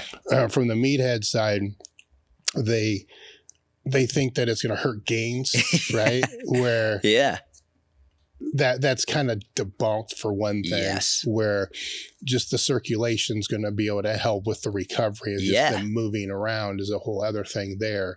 So they know it. Yes. And it's that's where the struggle kind of is they know it, but they think, as you were saying, that it has to be not the high intensity interval type of training, but they think it has to be done in one shot too. Yes. Like it doesn't need to be this 10-minute walk. Right. It can be walking around when you're talking on the phone. What behaviors can you tie to walking? Yes. To be able to lock that in. Yep. Every time I go X, I always park here. So that kind of stuff, where I like the phone call ideas. Oh yeah. Move while you're talking, those kind of things. Because where they get where they might get fucked up is I need to wake up in the morning, get up and then go walk for 10 minutes, around the block and then come back. Well, they've already solidified a behavior that does not do that. Yeah. Right. So they can either go down the road of trying to change that behavior. Yep. Which is probably a big ask for most people. Yeah. Or how can they tie it to a behavior that they already do? And that is without question the more effective way to do it. Yeah. Yeah, absolutely. One of the common questions I'll get whenever I do a Q&A is like, what's the best thing you've bought recently? And in 2022, I bought a walking pad. It was like $500 on Amazon. that's probably one of the best purchases I've ever had. Now, $500 isn't cheap, but it's not as much as a regular treadmill. And a walking pad is super small. I don't know what that is. What is dude, that? It's literally like a mini treadmill. There are no handles on it. It's not a big thing. There's no screen. It's like a little pad that you walk on. It's super light. I can put it under a bed. I can put it under a desk. I can put it in a closet. Super easy. But I'll just have that out, whether it's in my office or in my apartment. It's like, I'll just have it there. So at any point in time, click it, start walking immediately. Oh, okay. So it turns. Yeah. It turns with you. It's like, it functions exactly like a treadmill in a much smaller thing. Yeah. Like a true runner over there. Yeah. Okay. Yeah. Very small and super quiet. Yep. And so I've done podcasts on it and they can't hear it. Yeah. Where like if I'm in my office, I'll just be on that and I'll walk slow. I'm not like speed walking, just very slow, like 1.5, 1.7 miles an hour, like super slow. But by the end of an hour long podcast, that'll be like 5,000 steps. Yeah. Cool. It's amazing. So that I think is one of the best investments I've made in the last few years. Cool. Any topics that you want to discuss that I didn't bring up? Man, honestly, the biggest thing is how much I appreciate you and how surreal this is to me. I don't know if I can fully express it. That like when I saw that I got a message from you on Instagram, I freaked the fuck out. Like I've followed you since I was a young kid. I've read every article you'd ever written, all your videos. I remember I wanted to bring this up. I remember you changed the way I speak to people when I speak at an event. I'll never forget this. This must have been a video that you put out for free, but you were talking in a seminar and you have to remember this. You put up something on the screen and you were like, I was going to talk about this, but then you closed it. You're like, fuck it. I'm going to talk about something else instead. And I remember watching that for the first time and being like, he's the man. He had this whole presentation prepared and he just closed it. And in my mind, as I've gotten older, I was like, I wonder if he was planning to do that from the very beginning. But so much of what you've done, I very much believe that, I stand on the shoulders of giants, and you're one of those giants in the industry who I've followed since I was a young kid. And the articles you wrote massively impacted my training, my career, my mindset, your honesty, your bluntness, very straightforwardness. You changed my life from when I was a young kid. And I just want to say I appreciate the opportunity to be here with you, to speak with you, to shake your hand. I can't believe you remembered meeting me 12 years ago. I was going to say at the very beginning of the podcast, I told my wife, I was like, I'm going to surprise him. We're going to sit down. He'll introduce me. And I'll say like, well, I've actually met you before. And he's not going to remember that because it was before I had a business. So I had just started writing articles for my website because I was at Westside. And the first fucking thing you said was like, yeah, I remember meeting you 12 years ago. You remember the circumstances. You're like, yeah, you came for that deadlift suit. It was like, I can't believe you remembered that. And just, it means the world to me. And it's very surreal. And I appreciate you immensely. And I just hope that with every ounce of my being how much you've shaped my life and thousands of lives all over the world. Thank you. I appreciate that. Yeah. I really do. Other than that, guys, we're done. I got an awesome closing, right? Yeah. So that's Merrick Health is a premium telehealth platform specializing in hormone optimization and preventative medicine. Are you looking to optimize your health in and out of the gym, improve recovery, sex drive, and quality of life? Have you tried speaking to your health professional about this and have gotten the cold shoulder, stereotyped, or just told as part of getting older? You just go to merrickhealth.com/table talk, and you can create your own lab, or you can take labs that we've had set up for them, which are based upon the same labs that I've been doing over the last 15 years. Or you can use their guided optimization. With this, they'll put you in touch with a patient care coordinator, which is actually pretty cool because you get to sit down and speak to somebody that can understand what you're looking for from hormone optimization and the preventative medicine standpoint. After that conversation, they'll determine which labs that you should and which tests you should have done. And then from there, get the labs done. They'll review those labs with you and put you in touch with one of their hormone optimization specialists that can determine which supplementation that you should use over the counter or prescription. merrickhealth.com/table talk. The discount code is table talk. I want to let you guys know that we just had a limited edition drop on the website last week of new items that sweatshirt, flannel, t-shirts, shorts. Basically, the limited edition items are the items that directly support the Table Talk podcast. So if you go to elitefts.com/limited edition, or actually just the link in the description, you can find the limited edition items that we have now, which there's the one that I like the best is the shit, suck, good, great, which is all emojis. The designs I always like the best, right? They're the ones that don't sell for shit, but they're the ones that I want to wear that I like the best. And there's the cigar one as well. And they're all there on the screen for you guys to be able to see. So if you go to elitefts.com/limited edition, the other thing that directly helps support the podcast that I haven't talked that much about is the Table Talk crew. The Table Talk crew is extra edition episodes that go out once a month. The content of those episodes are AMA related, question related, that come from the Table Talk Discord group, which is also part of being in the crew. When you're in the crew, there's dozens of ebooks that are in there. There's every seminar that we've ever done is put on there. There's courses that are put on there. There's series that have put on there. The original YouTube channel that we had for many years before we migrated to the newer one, all that old content is on there. There's discussion groups for just general training, fitness, life, nutrition, basically everything that you can think of is on. So just go look at what that is, or better than that, just go to the description, click on join the crew. That helps directly support the podcast, which is how we're able to keep this thing rolling.